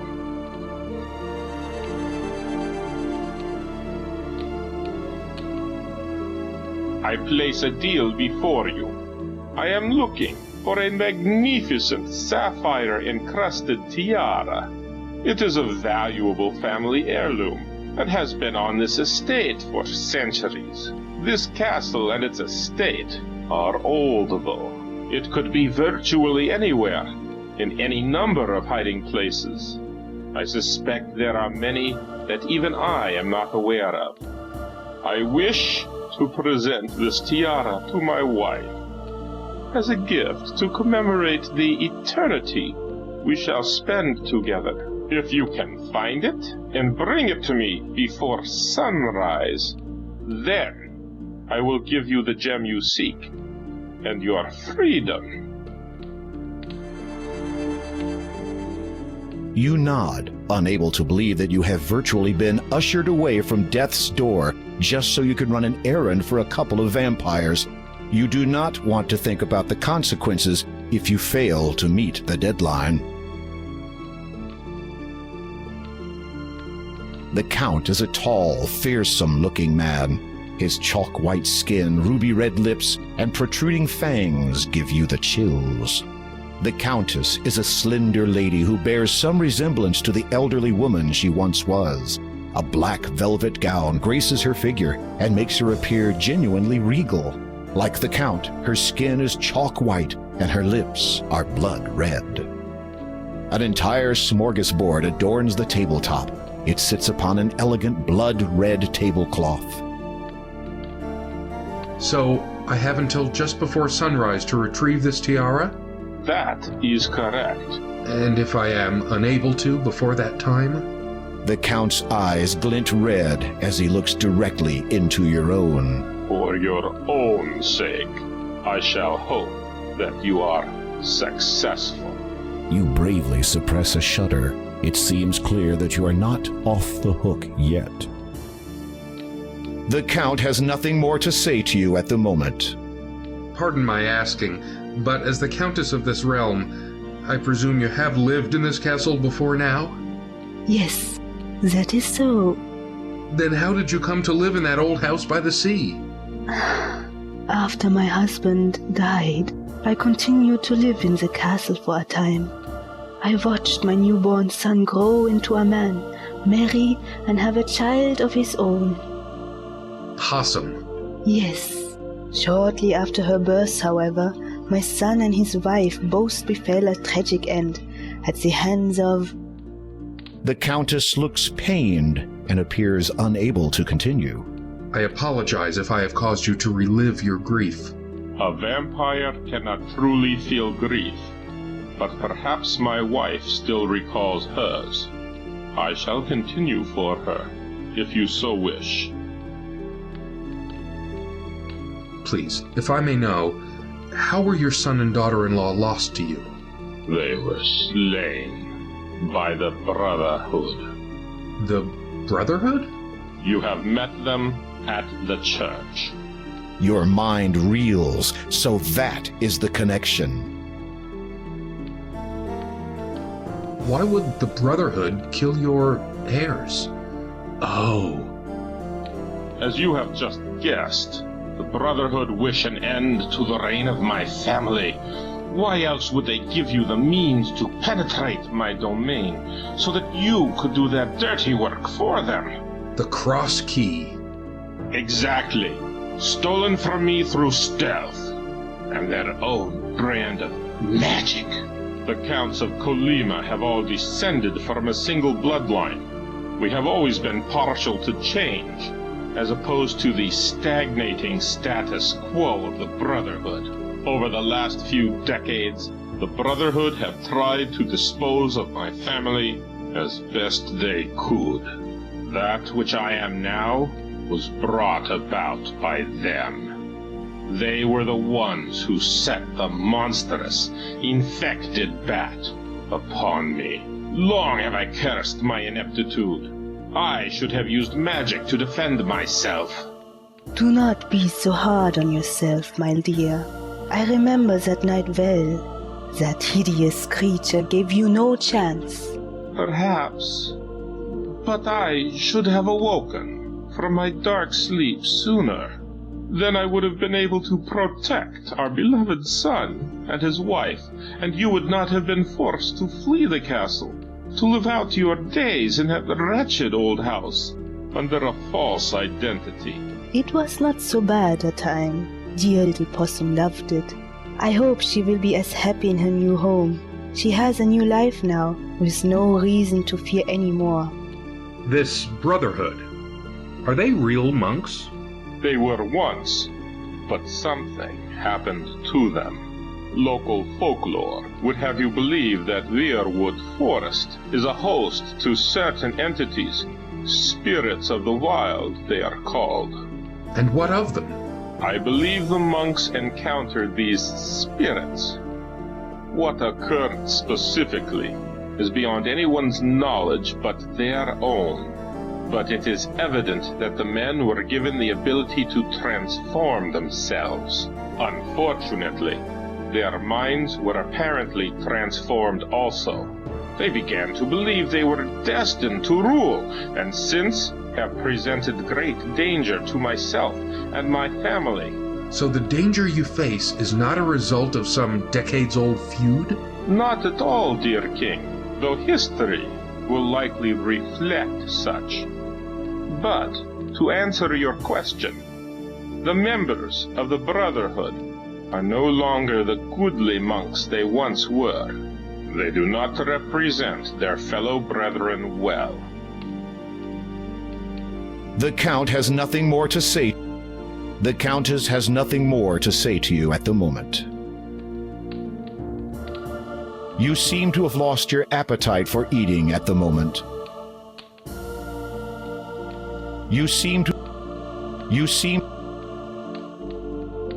An entire smorgasbord adorns the tabletop. It sits upon an elegant blood-red tablecloth. There is a leg of ham on the table.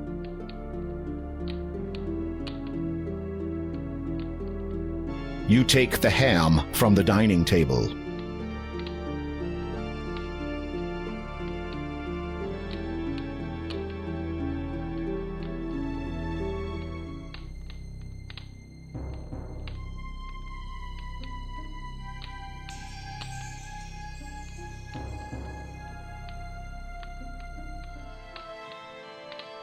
You see a young woman sitting on the dusty floor. She has a book in her lap entitled Little Red Riding Hood. I wish I could read this story. All the pretty words. Whatever do they say? The pictures look interesting, but what is this book about? I wish I could read this story. All the pretty words. Whatever do they say? A young woman sits on the dusty floor. She is reading, or trying to read, a book entitled Little Red Riding Hood. Aside from the pictures, she does not appear to be comprehending the content at all. Fiction and fairy tale books are strewn all over the floor. This marble bust must be of a past count. While it has some resemblance to the current one, the face looks markedly different from that of the town statue. 3 candelabras provide some welcome illumination in this otherwise dark and dismal castle. The pictures look interesting, but what is this book about? The book tells the story of a young girl who met a wolf in the forest. The young woman's head snaps up. Her black eyes drill into your own. You gasp as you realize you are looking at yet another vampire. Just how many has the Count made tonight? The young woman's lips transform from hungry to, fortunately, pleasant recognition. So you are the guest of my grandfather's house. I was hoping I would meet you again. The woman is startlingly beautiful, but in an eerie, unnatural way. You find yourself unable to speak for a moment. She does look somewhat familiar. But from where? Oh, my handsome gentleman does not recognize me? Should I? You remember the basket, the soup? With a start, you recognize the young woman. She's grown and matured considerably since you last saw her. The little girl, Possum, has been transformed completely into this. She has traded her small ruby cloak for a dazzling satin robe of the same color. Are you unhappy with my appearance? No, it's just that you have me at a disadvantage. I do not know your real name. Anastasia. A beautiful name. Yes, 'twas one of the few things my parents left me before they died. They're probably buried somewhere on this island, as a matter of fact. What do you seek here? You explain your so far unsuccessful attempt to locate the tiara. The young woman looks thoughtful for a moment, then suddenly snaps her fingers. A discarded pile of books shift aside from the floor, and a single black book is revealed underneath. She appraises the black book with indignant incomprehension, then holds it out towards you. You take the book from Anastasia's hand. I do not suppose that has anything to do with it, but it must be about something important.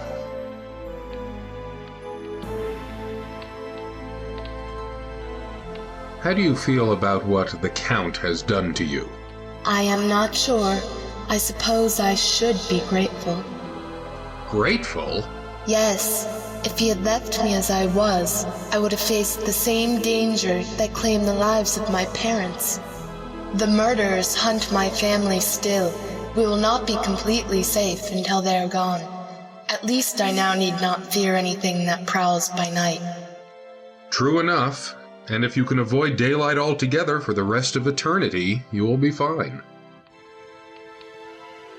You have nothing else to say to Anastasia right now. This black book is entitled Sleepy Hollow. It feels lighter than its size would suggest. You open the book and are surprised to discover not pages, but a hollowed-out section in which sits a silver key. The key's handle resembles the shape of a sleeping child. There also appears to be something written on the back cover of the book.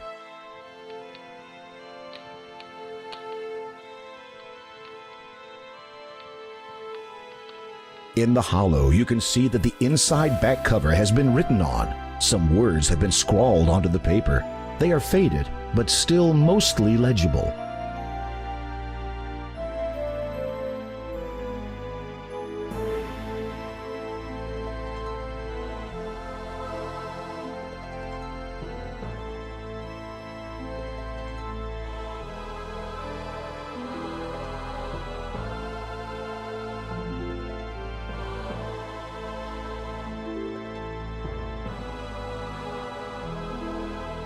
The writing scrawled on the back cover reads, "If treasure you seek, dear to my heart, tales of fiction is where you must start. Find first the beauty with stepsisters too, then visit the huts that the big bad wolf blew. The girl with no flock will usher your way to the little old man who spins gold out of hay. Those two star-crossed lovers shall be your last guide. They'll lead you to riches that pirates did hide. What you earnestly seek shall now truly be yours, though get it part wrong, and you'll be greeted by Mars."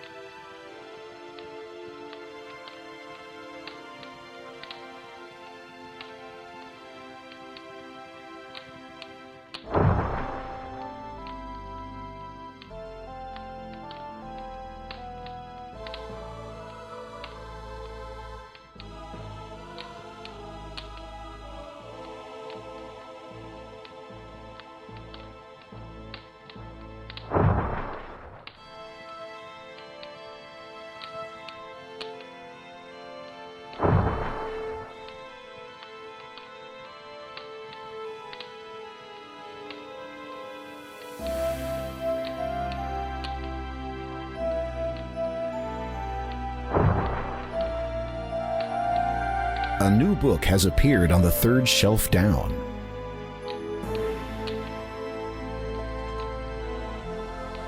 You've located the correct book. You pluck it from the shelf and read its title, Treasure Island. What is this? There seems to be a lock binding the cover shut. The keyhole requires a small, thin key.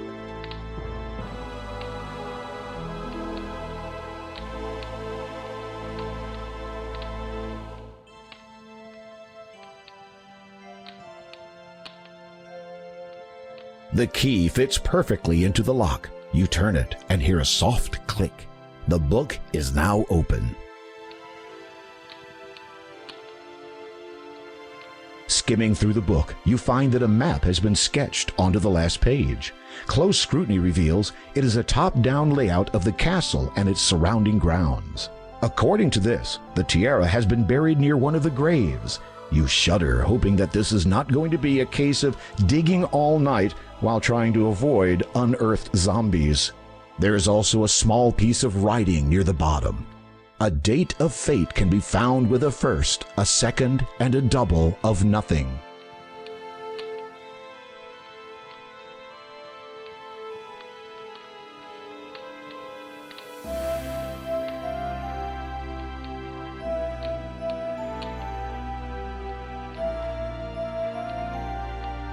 I wish only one thing as payment for helping you find that book. Of course. Would you be so kind as to take this bracelet and place it on my mother's grave? I believe she wanted me to have it while I was alive. Now, it seems no longer appropriate to keep it. Thank you. I must retire now. It will not be long before sunrise. Good night, Graham. Good night, Anastasia.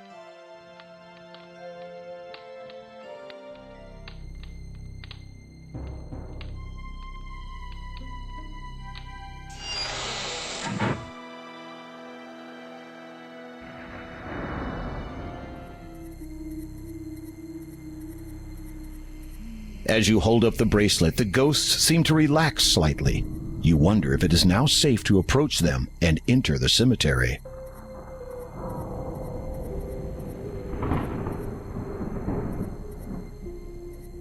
Lord Herbert and Lady Lillian, 1646 to 1668, loving parents of Anastasia, beloved son and daughter-in-law of Count Caldor and Countess Lavidia, our enemies be warned. Their untimely deaths shall be avenged.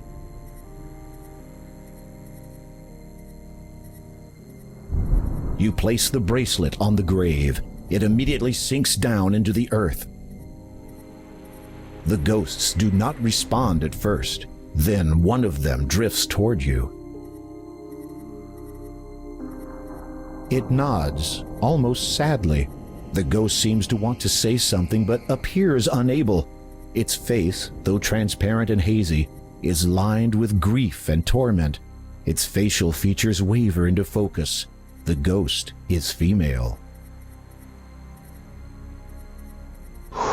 We understand that our daughter will never be joining us now. No longer do we need wait for her. Now we journey to the realm of the dead, where its lord waits to judge us. Farewell. You bow your head and cross your heart out of respect. While looking downward, you notice that a beautiful gold ring now lies at your feet.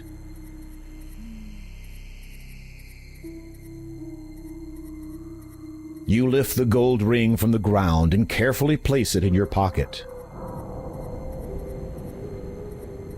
This cemetery is one of the creepiest you have ever seen.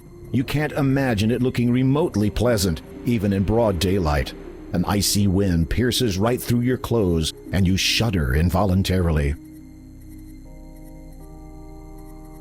This grave is centrally located within the cemetery. A stone gargoyle rests atop it.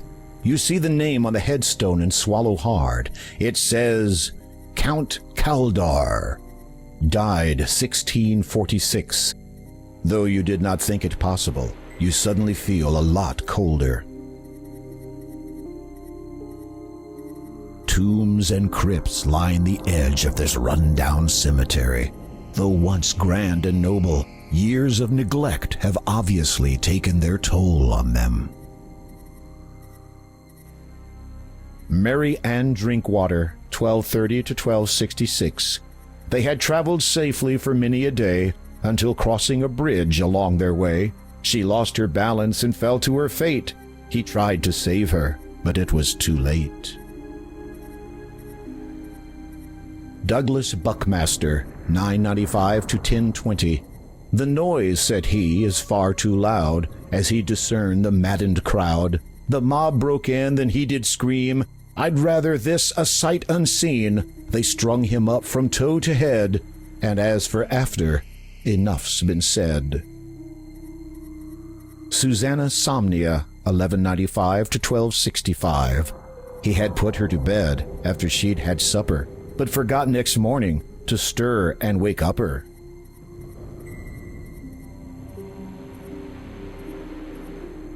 Kitty, 1500 to 1510. Sudden did the illness come upon sweet Kitty, no longer young. There is nothing more that can be done. Her lives are up. She's had her fun. Lord Herbert and Lady John Bell. Here lies a speaker named John Bell, who thought his voice just sounded swell.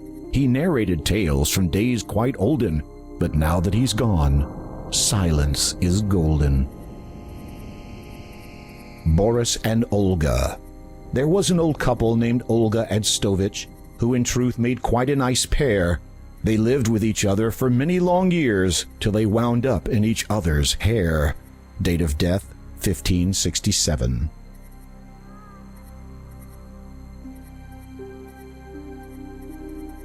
Samuel You Believe, 1255 to 1300. This young man sought to be holy, to save himself from being lowly. He joined the hood and wore their cloth, eventually died from professional sloth.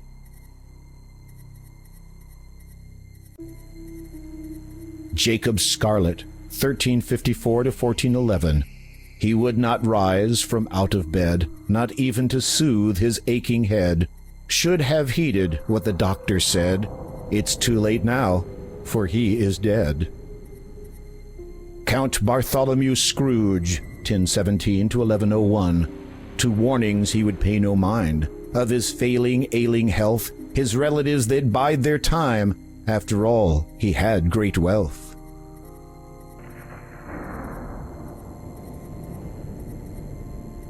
Alfred Chamberlain, 810 to 810. He'd not seen his first sunrise, felt not the warmth of dawn. All who saw him wept and cried. To this world he'd come stillborn. Count Christopher Evere, 1175 to 1200. The young Evere, his time so near, said he, my dear, lend me your ear. Please do not fear, my life ends here.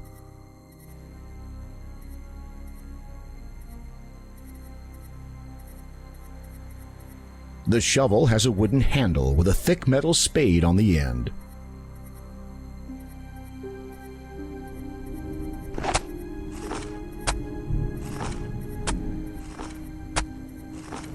You stop digging when your shovel hits something hard. There is an open hole beneath one of the headstones. Nervously, you reach down, open the coffin, and look inside.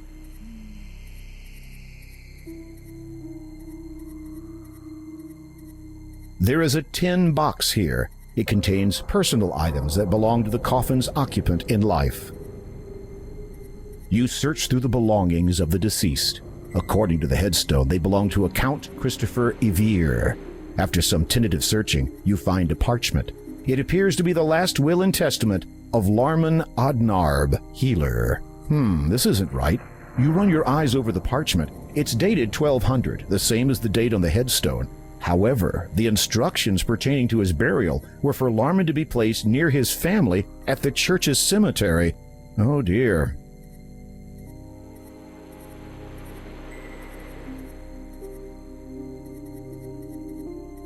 show some respect for the deceased, Graham. Among the items in this grave is a parchment containing the last will and testament.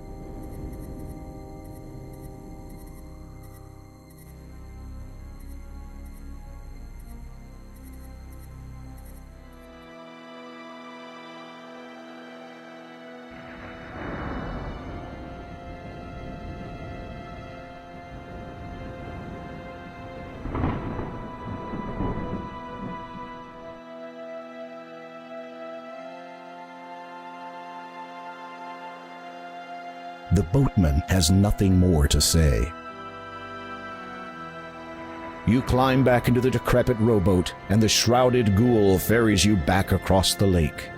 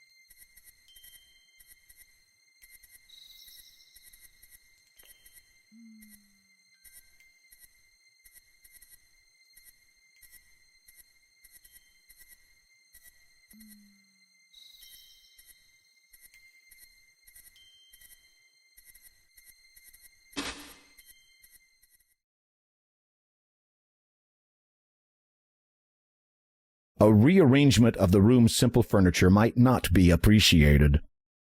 You feel as if you could curl up on the mat like a cat, then remind yourself that you have an important task ahead of you.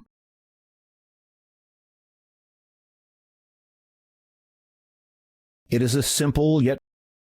The pillow looks comfortable. The smaller... You lift the pillow and look beneath it. To your surprise, you discover a small bottle of ointment. A label on the side reads, Wolfbane. Being very careful not to smash it, you take the ointment and put it in your pocket.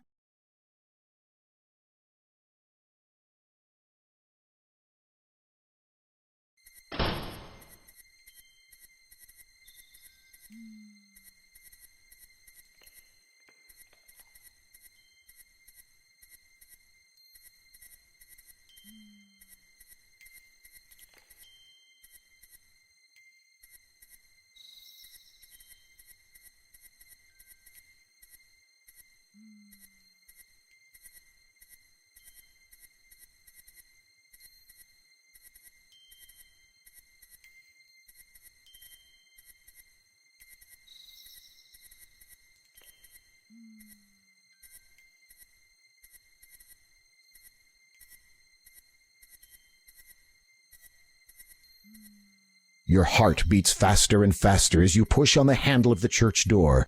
It opens, and you nervously step inside.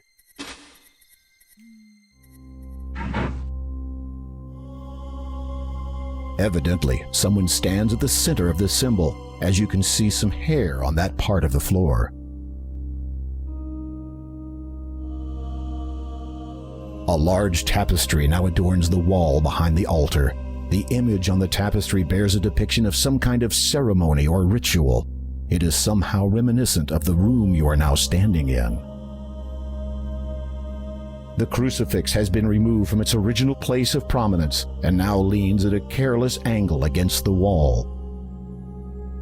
You see a book sitting on the altar. It appears old and worn. You look over the book. It is a journal written by Lowolf, head monk of the Church of Kalima. Flipping through it, you see a paragraph with a name you recognize.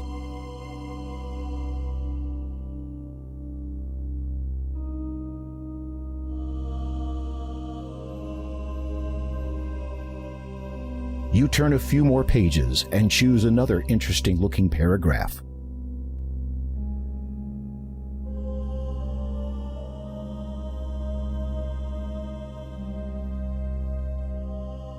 The journal largely contains many entries of similar types and of daily matters of a monk's life. You are about to replace the journal where you found it, but your eye catches a most peculiar passage.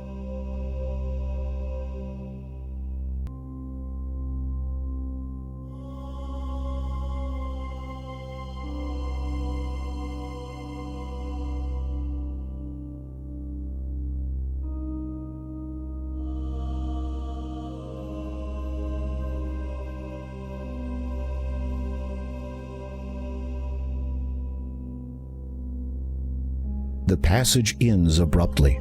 Though there are many pages left to be written on, it is evident that the final passage was written a number of years ago.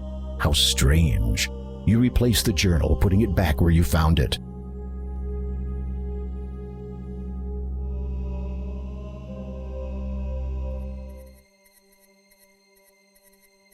This is the church cemetery. Given how many souls have been laid to rest over the many years, you imagine that this place has seen its share of sorrow.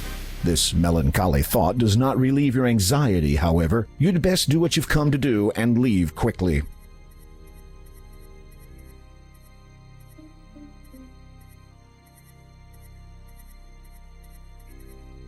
It is likely that only the most devout believers have been buried in there.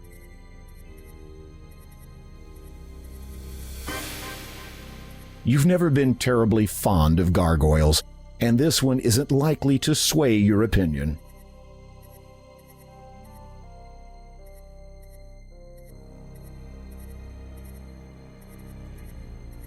Lester Williamson, 1300 to 1345. Here lies a man who feared all bugs, too scared to even lift his rugs.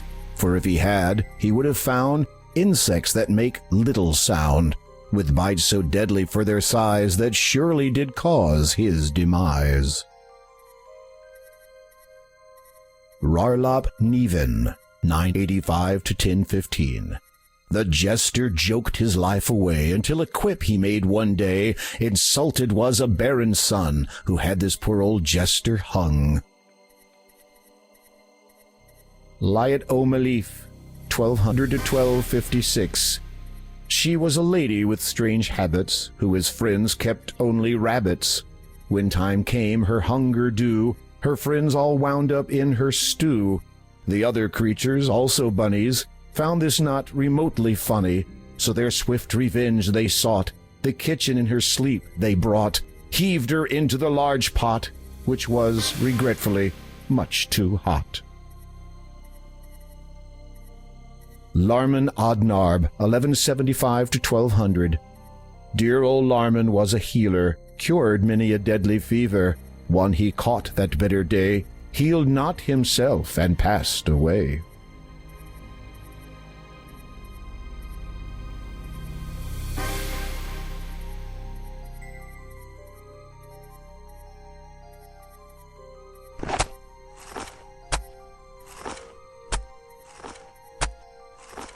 You stop digging when your shovel hits something hard.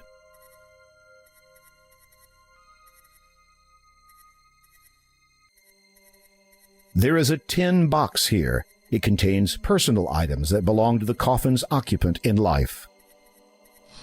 With bated breath, you open the box. There it is, the tiara. In this tin box rests a brilliant tiara rimmed with blue sapphires. As you retrieve the tiara from its final resting place, you let out a loud, relieved sigh. You feel as if the coming sunrise will be the most glorious sight you will ever behold, considering how close you were to never seeing another again. Now don't delay, you still have to get it back to the castle.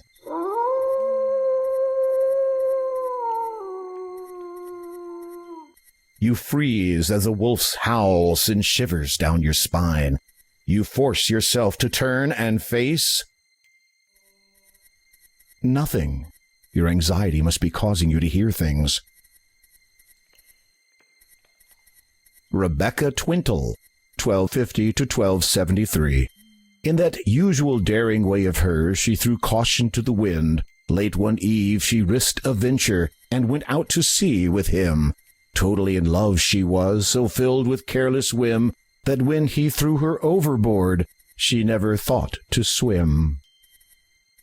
Goulash Thompson, 1370 to 1441. Never in all his living years had he ever seen such sights. For hours did he stare at them, those beautiful, dazzling lights. So happy was he that he had been able to live to see this night, but down a cliff he blindly fell, for the lights had been too bright. Charles Bucket, 1189 to 1232. He'd go out in the pouring rain and risk becoming wet.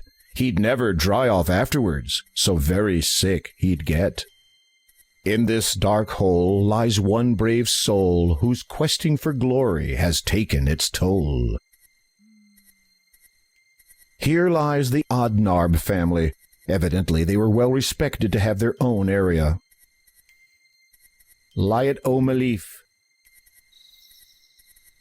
This is the church symbol. Faith Cinders, 998 to 1029. Alas, my dear, you've come too near to your heart's great desire. It seems that now you've run afoul and should not have lit that fire. Judas Morton, 1365 to 1415. Here lies a foolish non-believer, with shame deep is this hole. Even God, though wise and powerful, cannot save his wretched soul. Hamish Bite, 1226 to 1258. Besides religious connotation, reverence paid daily as we should, it is a tradesman's irony that a carpenter was killed upon the wood. Coco Airboul, 1205 to 1252. The writer wrote until he bled. In his final agony he said, I will not lift my trusty pen till I at last have reached the end. This is the church cemetery. This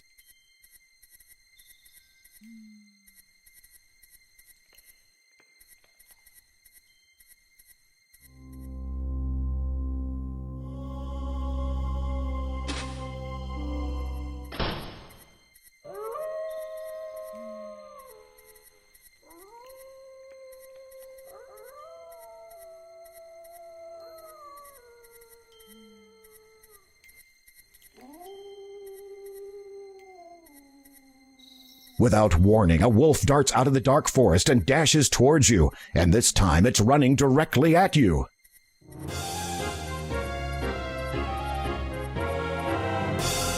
You rub the wolfbane ointment all over your skin. Sensing the wolfbane ointment on your skin, the wolf quickly turns and flees back into the forest.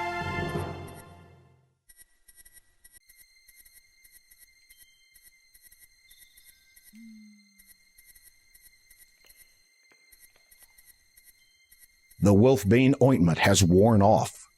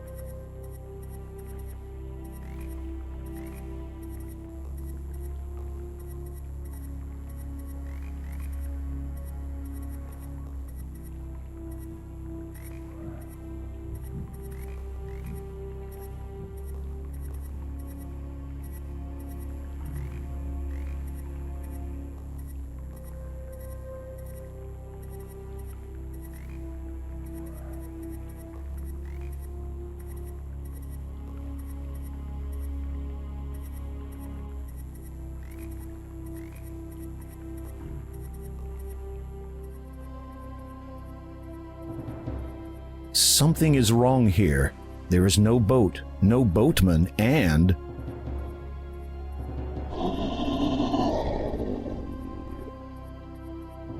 no escape. The monk and his pack have tracked you here, and they clearly intend to do nothing less than rip you to pieces. If you're going to do something, now would be a very good time. You tug forcefully at one of the reeds until it finally breaks free. You put it away and carry it with you.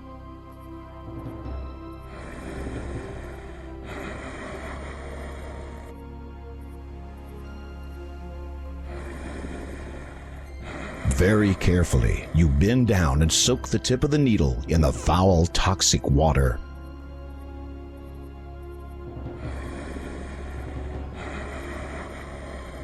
The silver needle fits perfectly into the end of this hollow reed, making a sturdy pea shooter. The coating of deadly poison makes the needle a lethal projectile.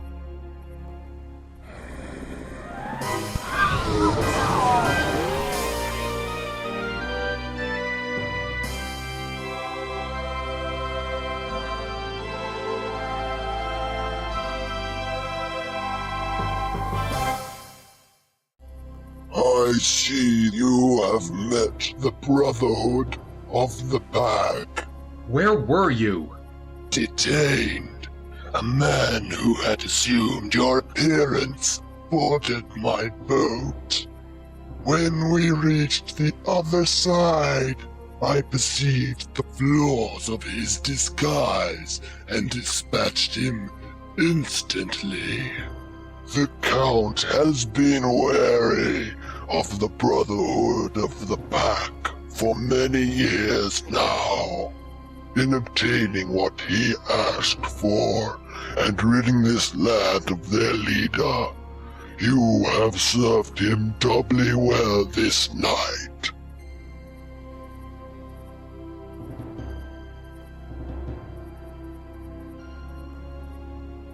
The shrouded ghoul paddles across the toxic lake to the shore on the other side.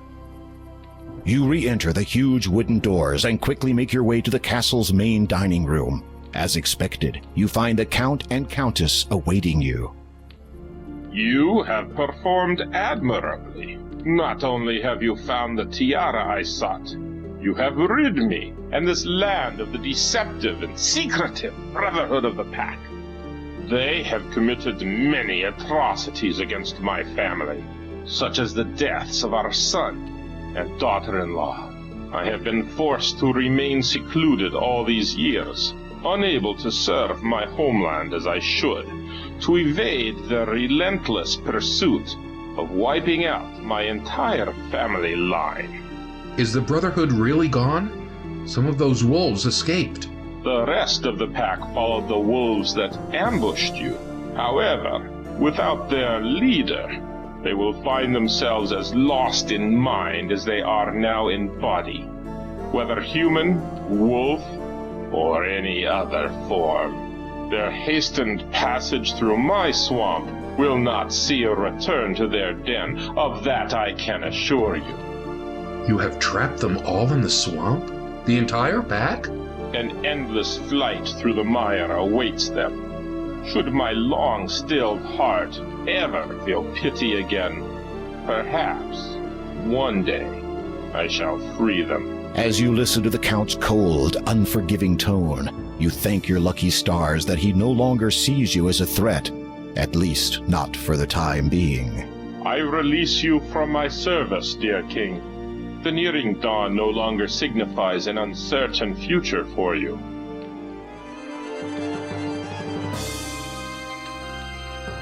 You take the death gem. Finally, you have all 3 stones in your possession. You feel a pang of anticipation as you realize that all you need to do now is take them to the door of destiny.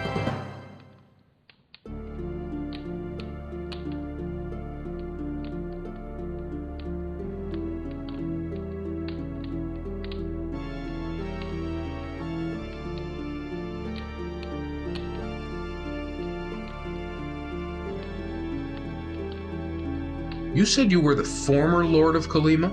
Yes. When did you abdicate? I didn't, as such. When I became what I am now, ruling this realm lost all meaning to me. All that mattered was the well-being of my dearest treasure. You flatter me. It is well deserved. All that mattered to me was her safety. I concerned myself with little else. And now? I have recently given thought to... But no, it is a foolish notion to entertain. The people would never accept me as I am now. Your statue in the town still stands. The people obviously hold you in high regard even after all the years of your absence. Perhaps. However, my concern right now is the safety of my family.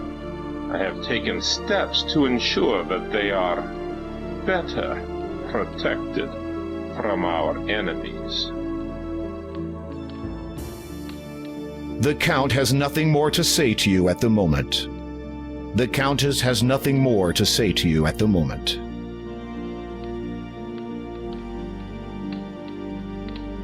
I wish you the best, dear King. A word of advice, King Graham. Once you have found the lady you seek, protect her with all your strength. Never leave her side, and place no importance above that of her well-being. Give your life for hers if it should ever come to that. Love can last an eternity, but your loved one can be lost in an instant. Heed those words, my king, and farewell.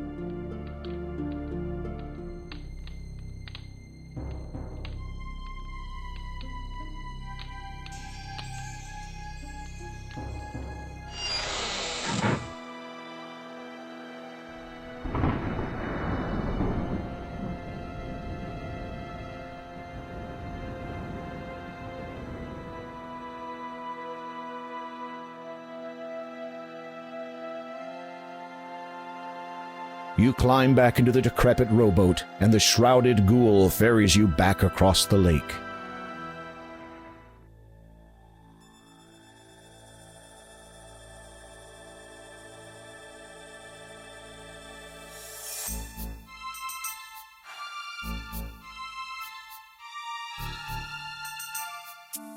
He did what?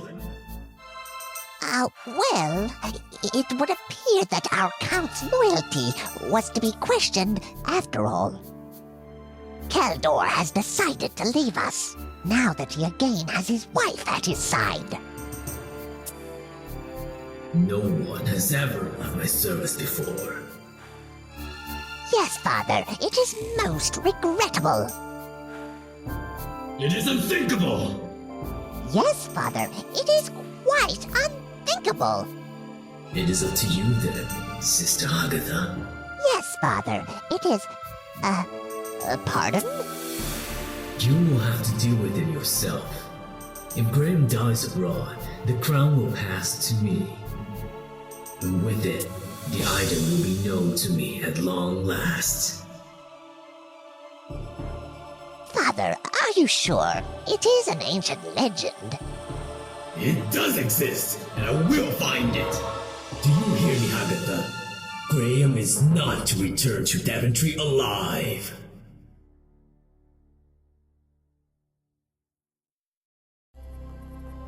The swamp seems a bit lighter than the last time you were here, and some of the heavy mist has lifted. Day must be dawning.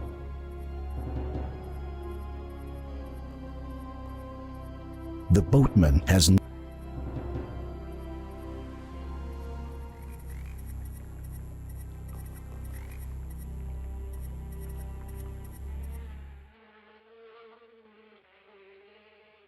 Through the clearing, you can make out part of what appears to be a gloomy swamp.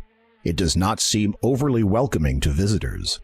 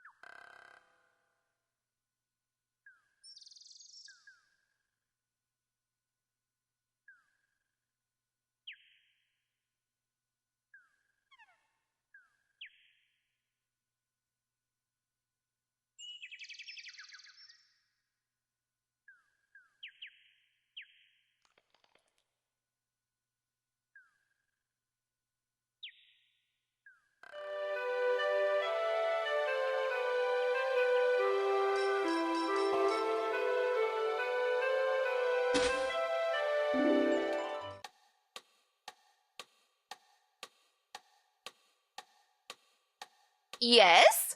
Could you recommend another good book? No. I'm sorry? No.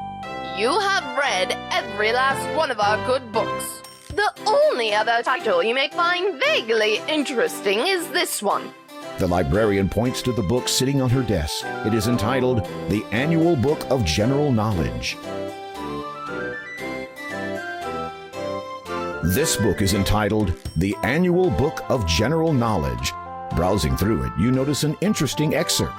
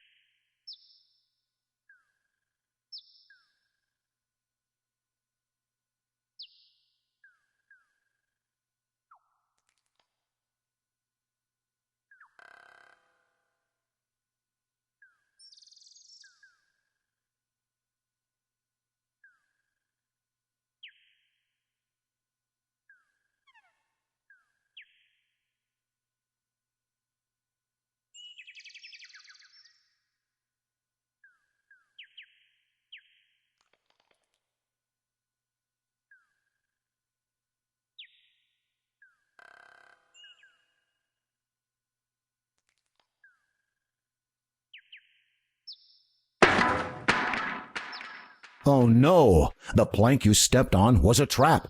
Your leg passed right through it, and now you are very, very stuck. Try as you might, you cannot dislodge yourself. You hear a noise. Someone or something is approaching you from behind. You there! Can you? Wait a minute. I know you. You're that thieving little pest who used to reside in Daventry. Yes. How kind of you to recognize me. And just what are you doing here in Kalima? Oh, this and that. At the moment, I'm getting my own back. I beg your pardon? Imagine my surprise when, having come home from a hard day's work... Mugging, you mean? I find that my treasure had been robbed, and my food stolen. Are you claiming either were yours to begin with? I went a bit hungry yesterday, but I'm willing to forgive. I happen to know that you're carrying some most expensive items, including that which you stole from me. I give you a choice. Either you hand over some treasure, or I start cutting. I've already had a go at the ropes on the other side, so should you survive the impact once I have cut both ends here, I doubt the remainder will hold your dangling weight. Oh yes, you could start it by throwing me those lovely gems you're carrying.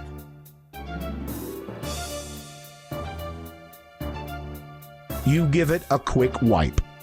You wrap your gems up tight in the cloth.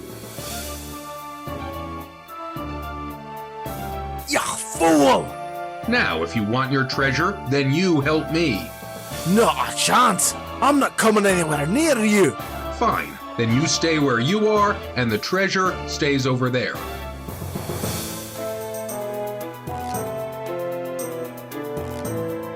It seems that your ultimatum has caused a conflict of interest for the dwarf.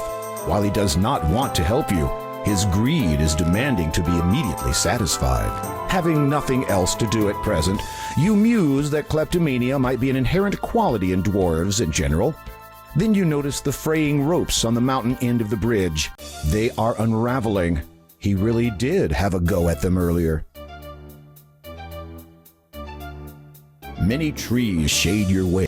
A bridge forms the only... The dwarf does not look too happy at the moment. Unless you have eaten some... Well? I might just leave you there. Wait until you die, and then come back. You will not be a problem to me when you are dead. By which time the bridge will have fallen. You have done a good job on those ropes over there. While muttering something inaudible, the dwarf throws you his knife. You catch it deftly, realizing that whatever you're going to do, you'd better do it fast. You begin cutting the exposed support rope. What are you doing? You're crazy! As each rope gives way to your onslaught, you hold on tight and brace yourself for the inevitable. Upon impact, the collision shatters the plank that held your leg in place, and you're again free to move. You also discover that your entire body really hurts now.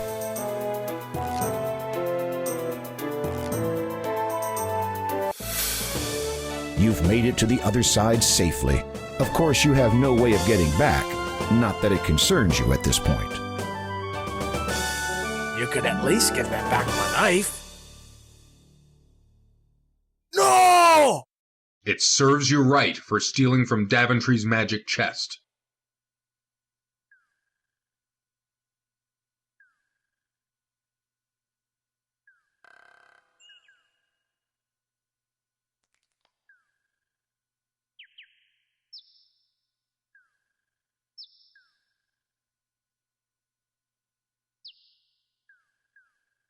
You can't use. You unwrap the gems from the cloth. Touching the door of destiny further will not aid you. It has stated what it requires before it can open. You had best venture forth and collect the gems.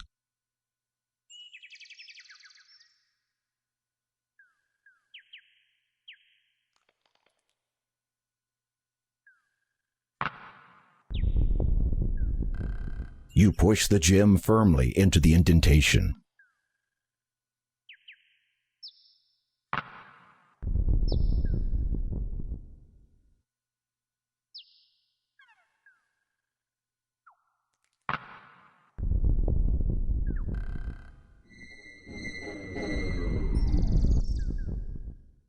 Birth, growth, death.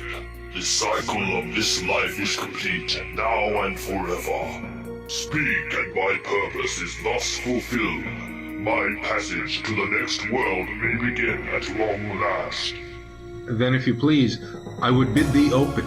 As you wish, but a word of caution. As you enter, know in your heart which destiny you truly desire.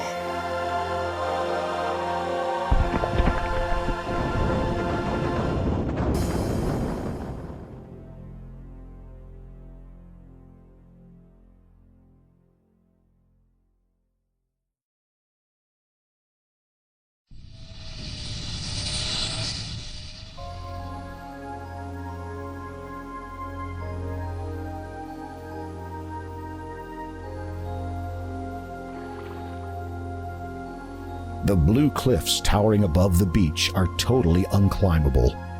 The sand on the sparkling beach is a deep blue. The blazing light from the topaz sky dances across it. Cliffs tower above the beach. Although the water looks calm on the surface, there are dangerous undercurrents at work here.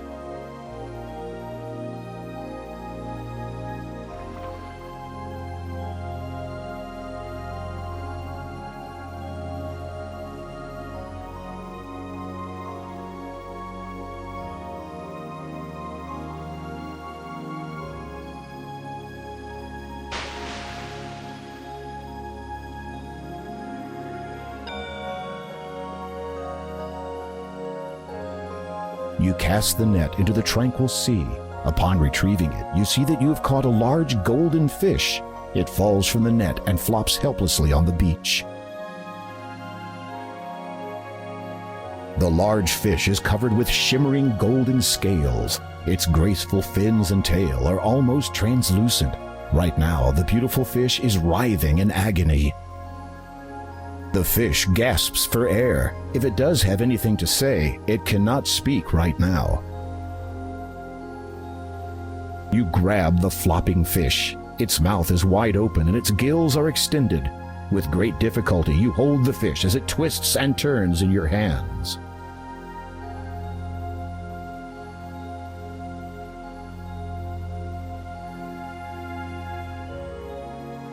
You toss the fish back into the tranquil sea.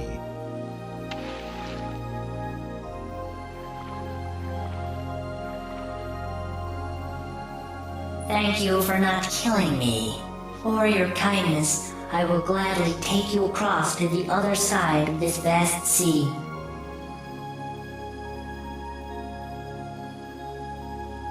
You carefully lower yourself down the steep embankment and slide onto the fish's scaly back. You hold on tight as the fish swims far out to sea.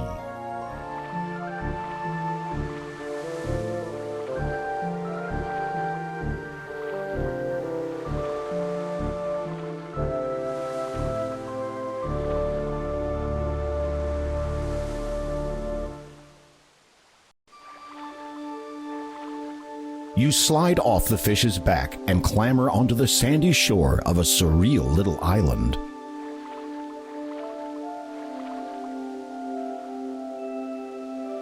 Although the water looks calm on the surface, there are dangerous undercurrents at work here. The trees on this small island are tall, with spreading branches and huge fan-like leaves. You can see that the island is really quite small. The foliage is remarkable, though. Plants and flowers have overgrown it, some growing very large in contrast to the tiny island.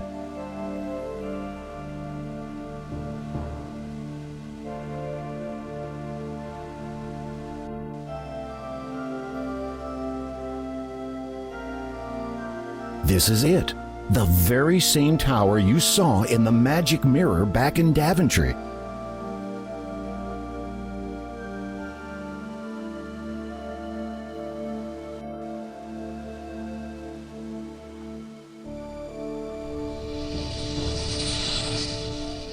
Some writing has appeared in the sand. It reads, "It would appear that you, my dear, are here indeed to help me. Walk to this sand and place your hand upon these words, and you'll see."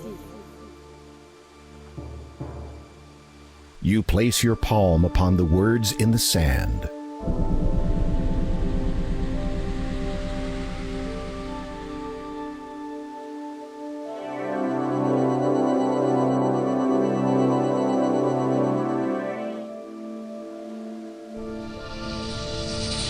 You notice some more writing in the sand near the portal. It reads, "You may return, but pause to learn a way to flee this cursed place. My end draws near, so hurry, dear, and come swift to me in haste." Two smaller palm trees flank the large one in the center of the island. A tall palm tree stands on this small island. It looks climbable.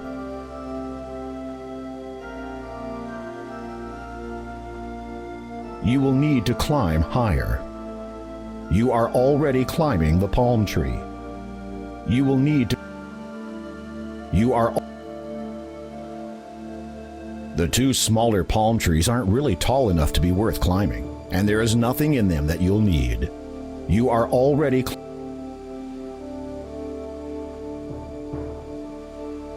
You remove an ample-sized coconut from the bunch growing in the treetop.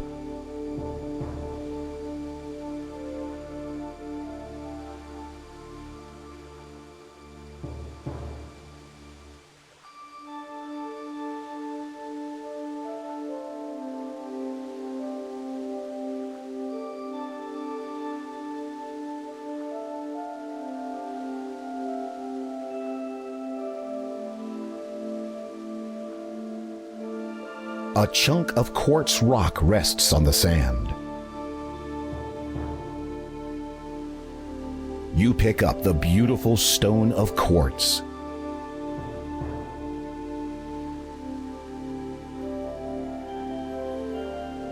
Using the sharp blade of your sword, you slice the coconut clean in half.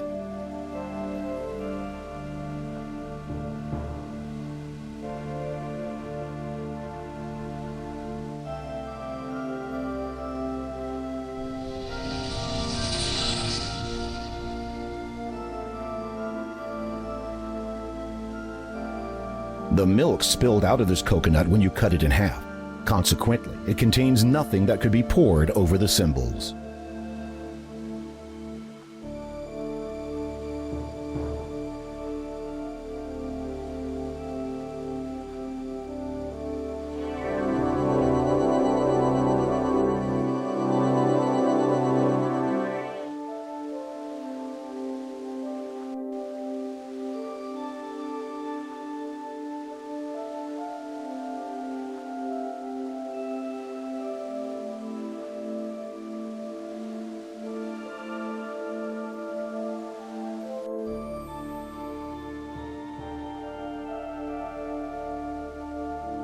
Twin lion statues are situated on either side of the door. It almost looks like they are guarding the entrance.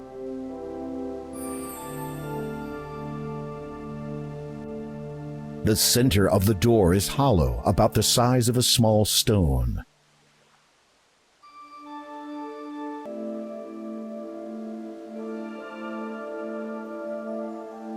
This odd circular device intrigues you.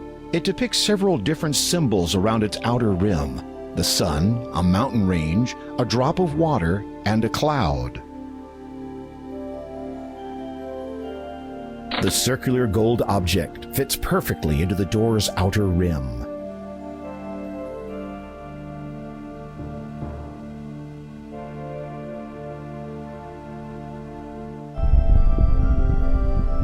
As you place the quartz stone into the shallow hole, you hear it lock into place.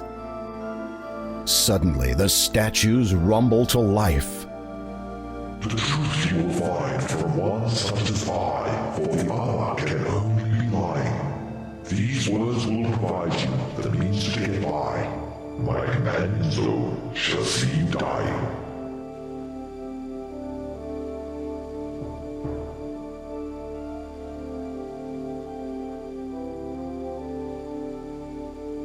If you were to ask my companion if he knows the way through this door, he would answer, no. The first gave birth to all life.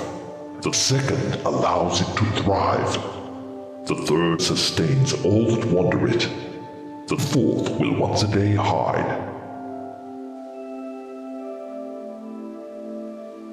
If you were to ask my companion if he knows the way through this door, he would answer, yes. The first carries all manner of weather. The second gives cause to be burned. The third is shallow, as it can be deep. The fourth, to bear fruit, must be turned.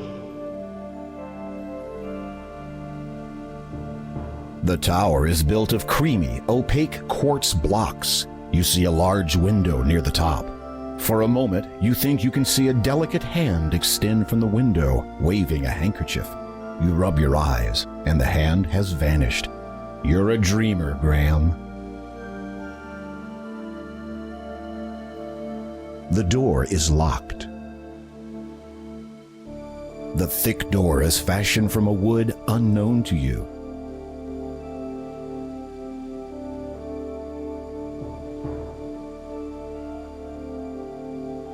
You are pleased your adventuring clothes and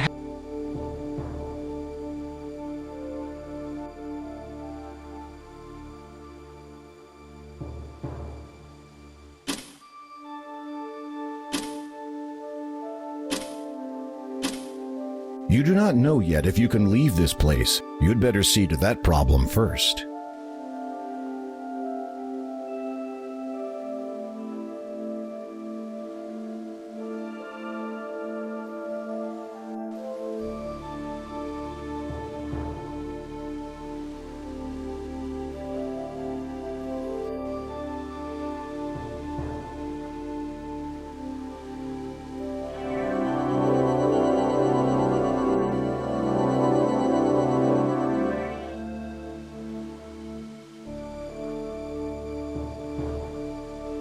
You fill the half coconut with briny water from the magenta sea.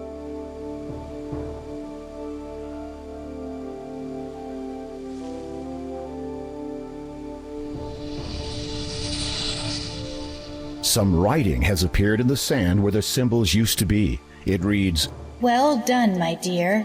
You've come so near.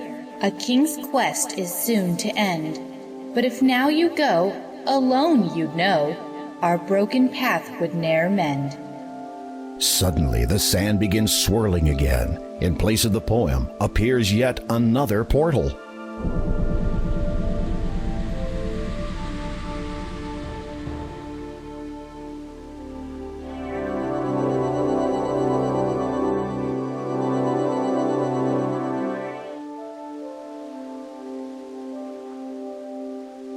You hold your finger up in the air.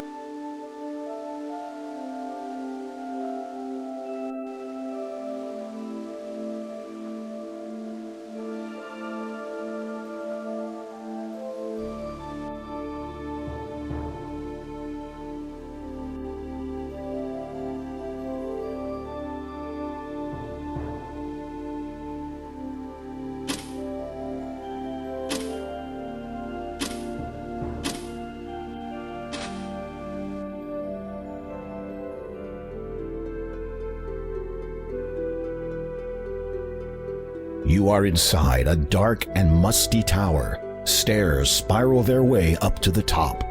Through the windows, beams of orange light penetrate and illuminate this otherwise darkened tower.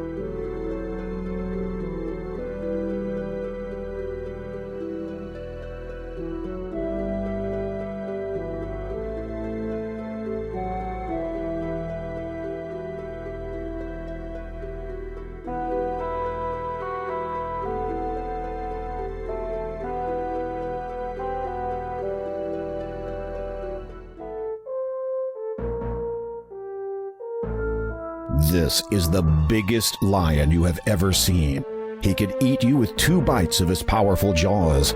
His tail thumps repeatedly on the floor. The huge lion just snarls at you. You might be irritating him.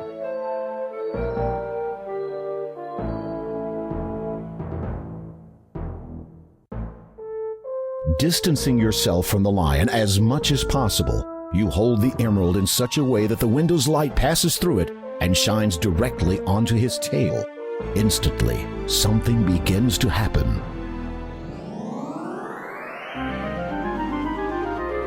I cannot tell you how much I appreciate what you just did for me. You are welcome. Who are you? At one time, I was Hagatha's suitor, when we were both much younger. Believe it or not, she was quite attractive in her day. But during the course of our relationship, I fell in love with another woman. In a jealous rage, Hagatha transformed me into a lion to guard this door for the rest of my life. I have seen, or rather heard, many a pretty damsel spend the last of her days inside that room. Incidentally, I presume you have found the exit from this strange island? Yes, but... Then I shall bid you farewell. It is awfully drafty in here. Strange, I didn't notice that when I was covered in cat hair.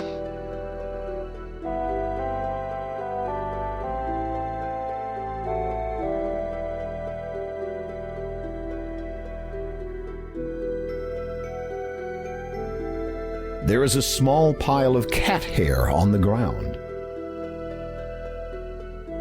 You scoop the tuft of orange fur into your hand. You are at the top of the wooden steps in the quartz tower. A door leads off to the north. The heavy wooden door is closed.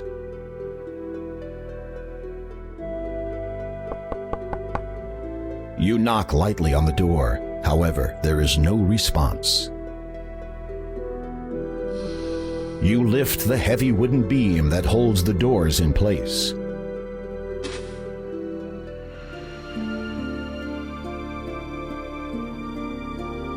The room at the top of this tower is bare. Its few furnishings are smashed and broken. You are angered by the thought that this fair maiden has been imprisoned in such a place.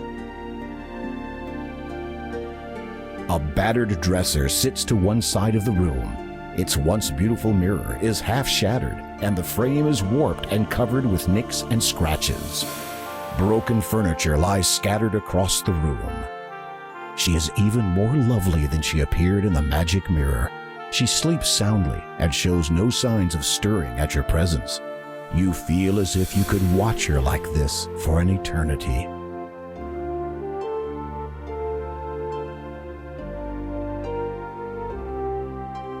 Unfortunately, it only seems like a fairy tale. The maiden doesn't respond to your kiss. Her sleep appears to be somewhat deeper than usual. You suspect a magical influence. You softly say some words to the girl, but she does not show any sign of responding.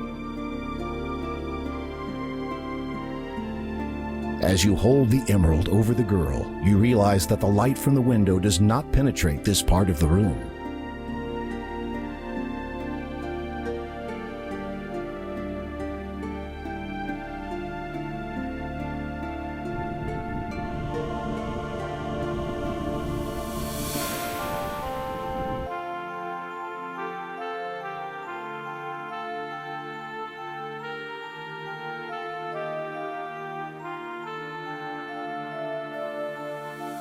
You hold the emerald between the ray of light and the sleeping maiden. At first, nothing happens. Then she stirs. The radiant light streams through the emerald and dispels the sleeping enchantment instantly.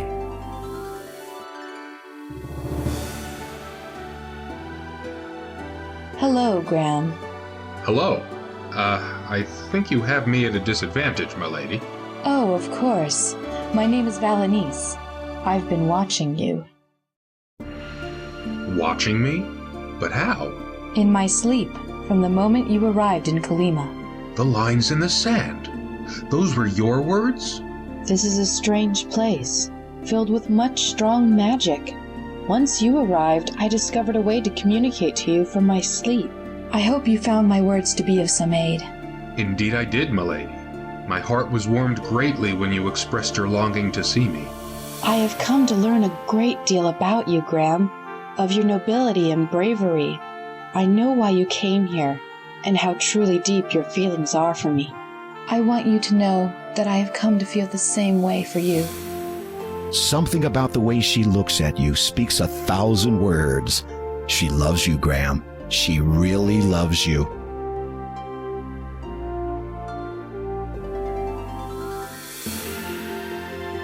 Even if this is a dream, this moment could not be better. Now, isn't this nice?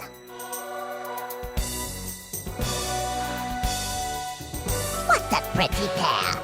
I hope you're enjoying each other's company, since you won't be doing a great deal else for much longer.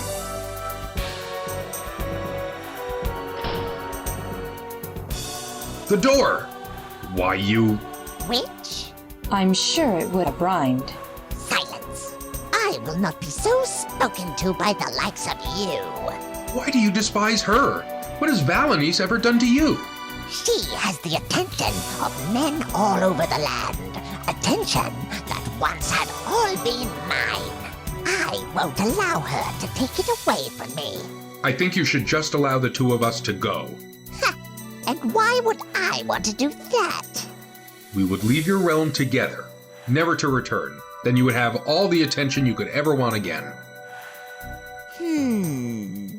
Nice try, my pretty fly. But you are caught in my web now. And besides, the father would not want you returning and interrupting his search. The father? Is he one of your male admirers? You think that the father is one of my admirers? You silly boy. How naive you are not to even realize that the man in charge of your own army is the man who wishes you destroyed.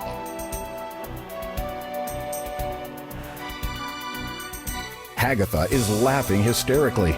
If you're going to try something, right now would be a good time.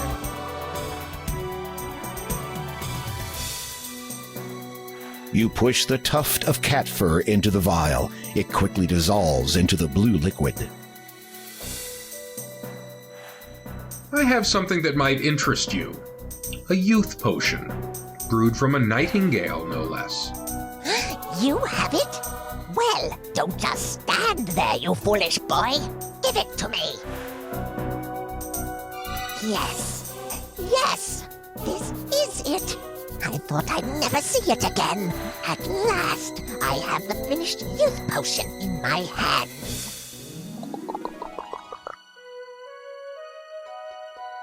Look at me. I am so beautiful. No!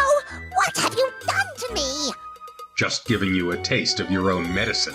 How could you? I'll never be able to show my face anywhere.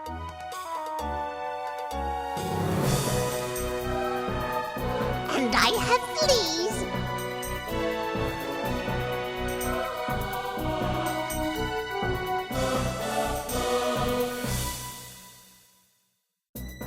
How bad is it? Let me see. My eyes!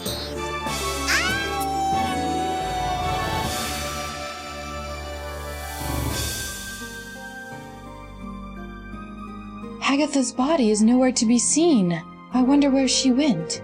How odd.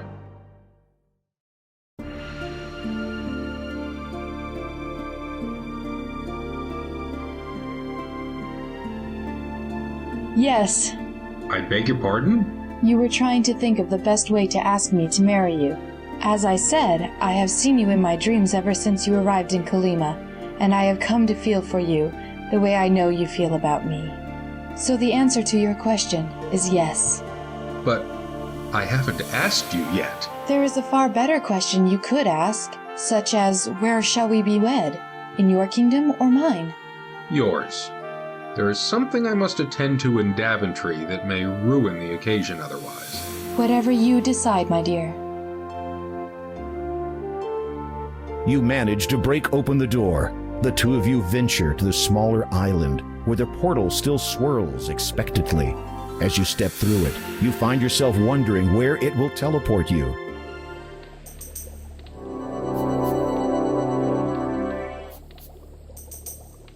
We seem to be in Hagatha's cave. How did we end up here? I've no idea. A glass dome, semi-spherical in shape, sits on the table. It reminds you of a shakeable snow dome toy that you once owned as a child. Inquisitively, you pick up the glass dome to inspect it more closely. Astounding! Within the dome's wall of glass is contained the entire island realm, quartz tower and all.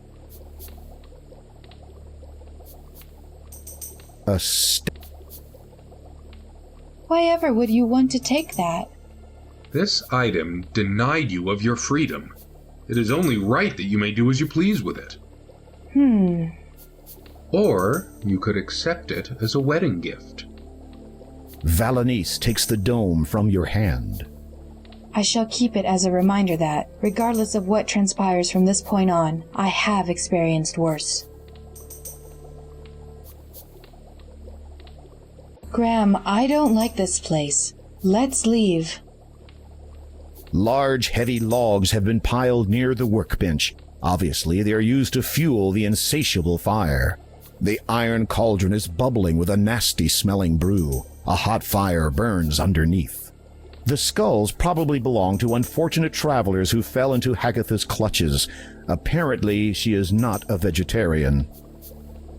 This is certainly a forbidding cave. Your eyes slowly adjust to the dim light, and fear grips you as you notice human skulls lining the wall. You also see a workbench. A cauldron containing a bubbling brew fills the cave with a putrid odor. It is a crystal ball, fairly standard equipment for those of the magical persuasion. This is certain. You also see a simple but elegant black cloak hangs on a stand. Stalactites hang from the roof of the cave.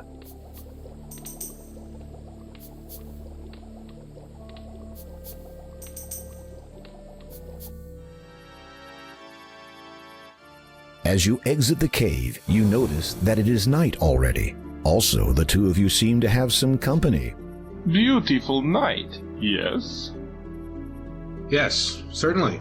To what do we owe the, pleasure of your visit. Why, King Graham, surely you do not still think of me as the enemy? If I had wanted you destroyed, it would have been a simple enough thing to do. No, I have come only to ask a question of you, if I may. Of course. And what would this question be? I wish to know, have either of you ever seen a wedding ceremony performed and orchestrated by a highly experienced and rather exceptional mage? Not really. I cannot say that I... Well then, prepare yourselves. I promise you both that this will be a night to remember.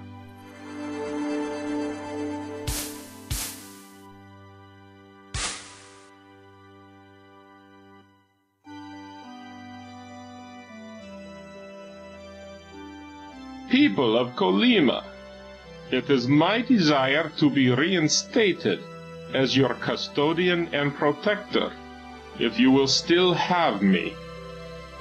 The crowd is silent. Then a murmur. It grows until finally everybody cheers in agreement and support. Very well. Therefore, with the power and authority you have reinvested in me, I wish to conduct the ceremony of these two deserving people who have chosen to join together in marriage. Behold!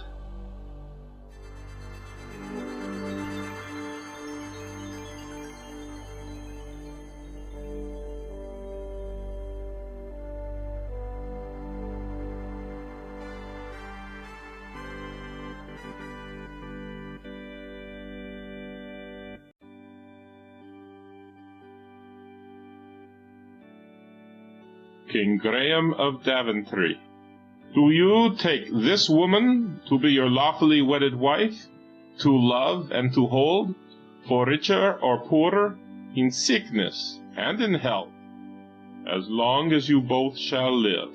I do. Lady Valenice, do you take this man to be your lawfully wedded husband, to love and to hold, for richer or poorer, in sickness and in health, as long as you both shall live? I do. Do you have a wedding band? Yes, it is a gift from Anastasia's parents.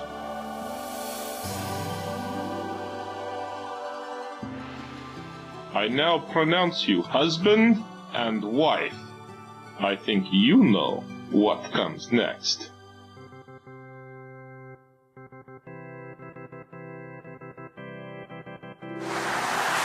The crowd's jubilance reaches a new height. The people of Kolyma seem only too eager to rejoice in your newfound happiness. I cannot thank you enough for your service to me in ensuring the safety of my family. Without the Brotherhood's moral decadence of old, the people of Kolyma can finally move forward. And I will not forget the chance you have given my husband and I to spend an eternity together. Your kindness will always be remembered. Your valor and bravery shall echo in the Mer people's songs for ages to come. The legacy of your homeland lives on, due to your exemplary honor. Now, King Graham, it is time for you to take your bride to her new home. But my ship, my crew... I have sent them home already. By now, they will have notified everyone of your imminent arrival. Imminent arrival? Trust me.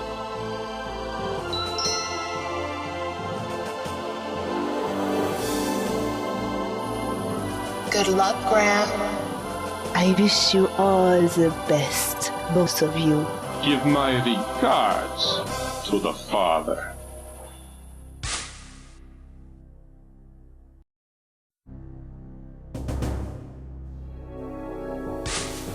As the vapor subsides, a deafening roar erupts from the audience. All have come to bear witness to your return and the coronation of your new bride. Welcome back, Your Majesty. And may I say, never have I seen a more beautiful and stunning bride than the one you have returned with. I trust you found your journey through Kalima void of peril or incident. Hagatha told me of your treachery. Who are you? Why do you call yourself the Father? What are you searching for? You need only know this. You would do best not to treat one like I in such a manner. I must, with much regret, inform you all of a great treachery in our fair land. This man, he who has sworn loyalty to Daventry and its crown, is a traitor. He has conspired to have me slain away from home with the intention of pursuing his own insidious ambitions here. Guards, seize him! You have made a terrible mistake, you know. Guard, halt! Stand back! Prepare to fight for your life, are you? And with an old fool's sword. Be warned. You do not know who you are facing. Your ignorance shall destroy you. On guard!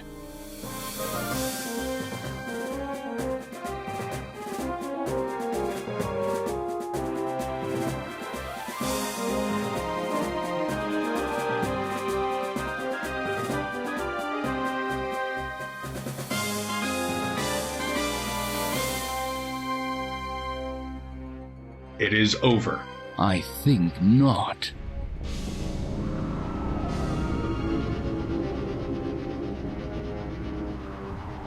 Thrice now I curse, and from the first, your family shall feel the worst. Soon shall you see they'll surely be in the most dire jeopardy. Then as your foe, 'tis I who will sow the spell to cause your heart to slow. And for my shame for you the same, over Daventry your heir shall reign.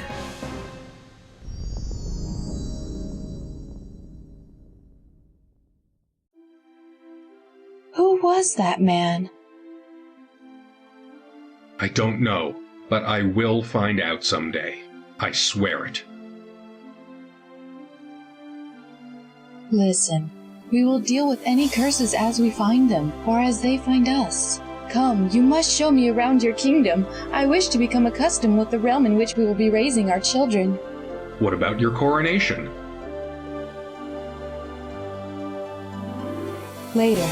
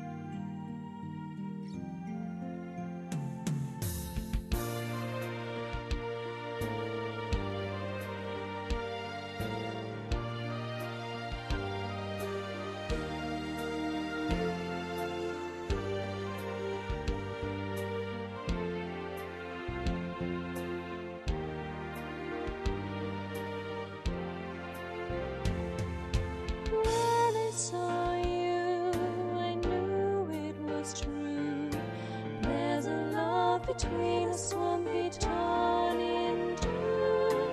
Once waked from sleep, a smile and speak will open a door forevermore. Our fates unknown, so rarely shown. Together you and I will see it ever sown. When you saw me, the truth you would see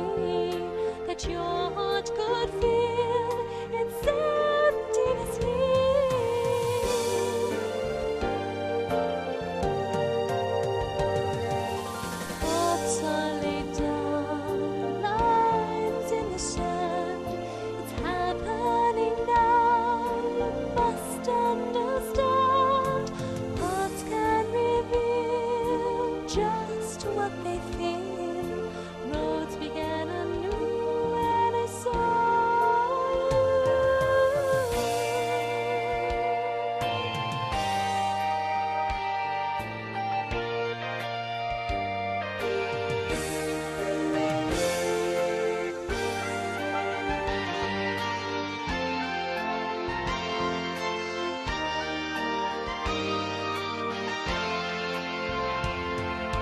Soon we shall pair our lives true and fair. Nothing will divide us, apart we'll be there.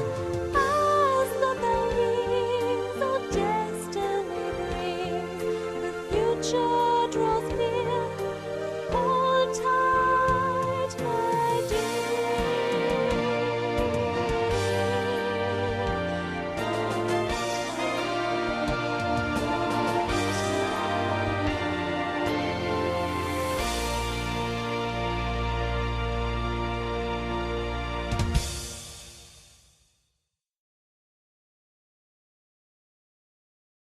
Congratulations! You scored the full 185 points. Thanks for playing. We hope you enjoyed King's Quest II, Romancing the Stones.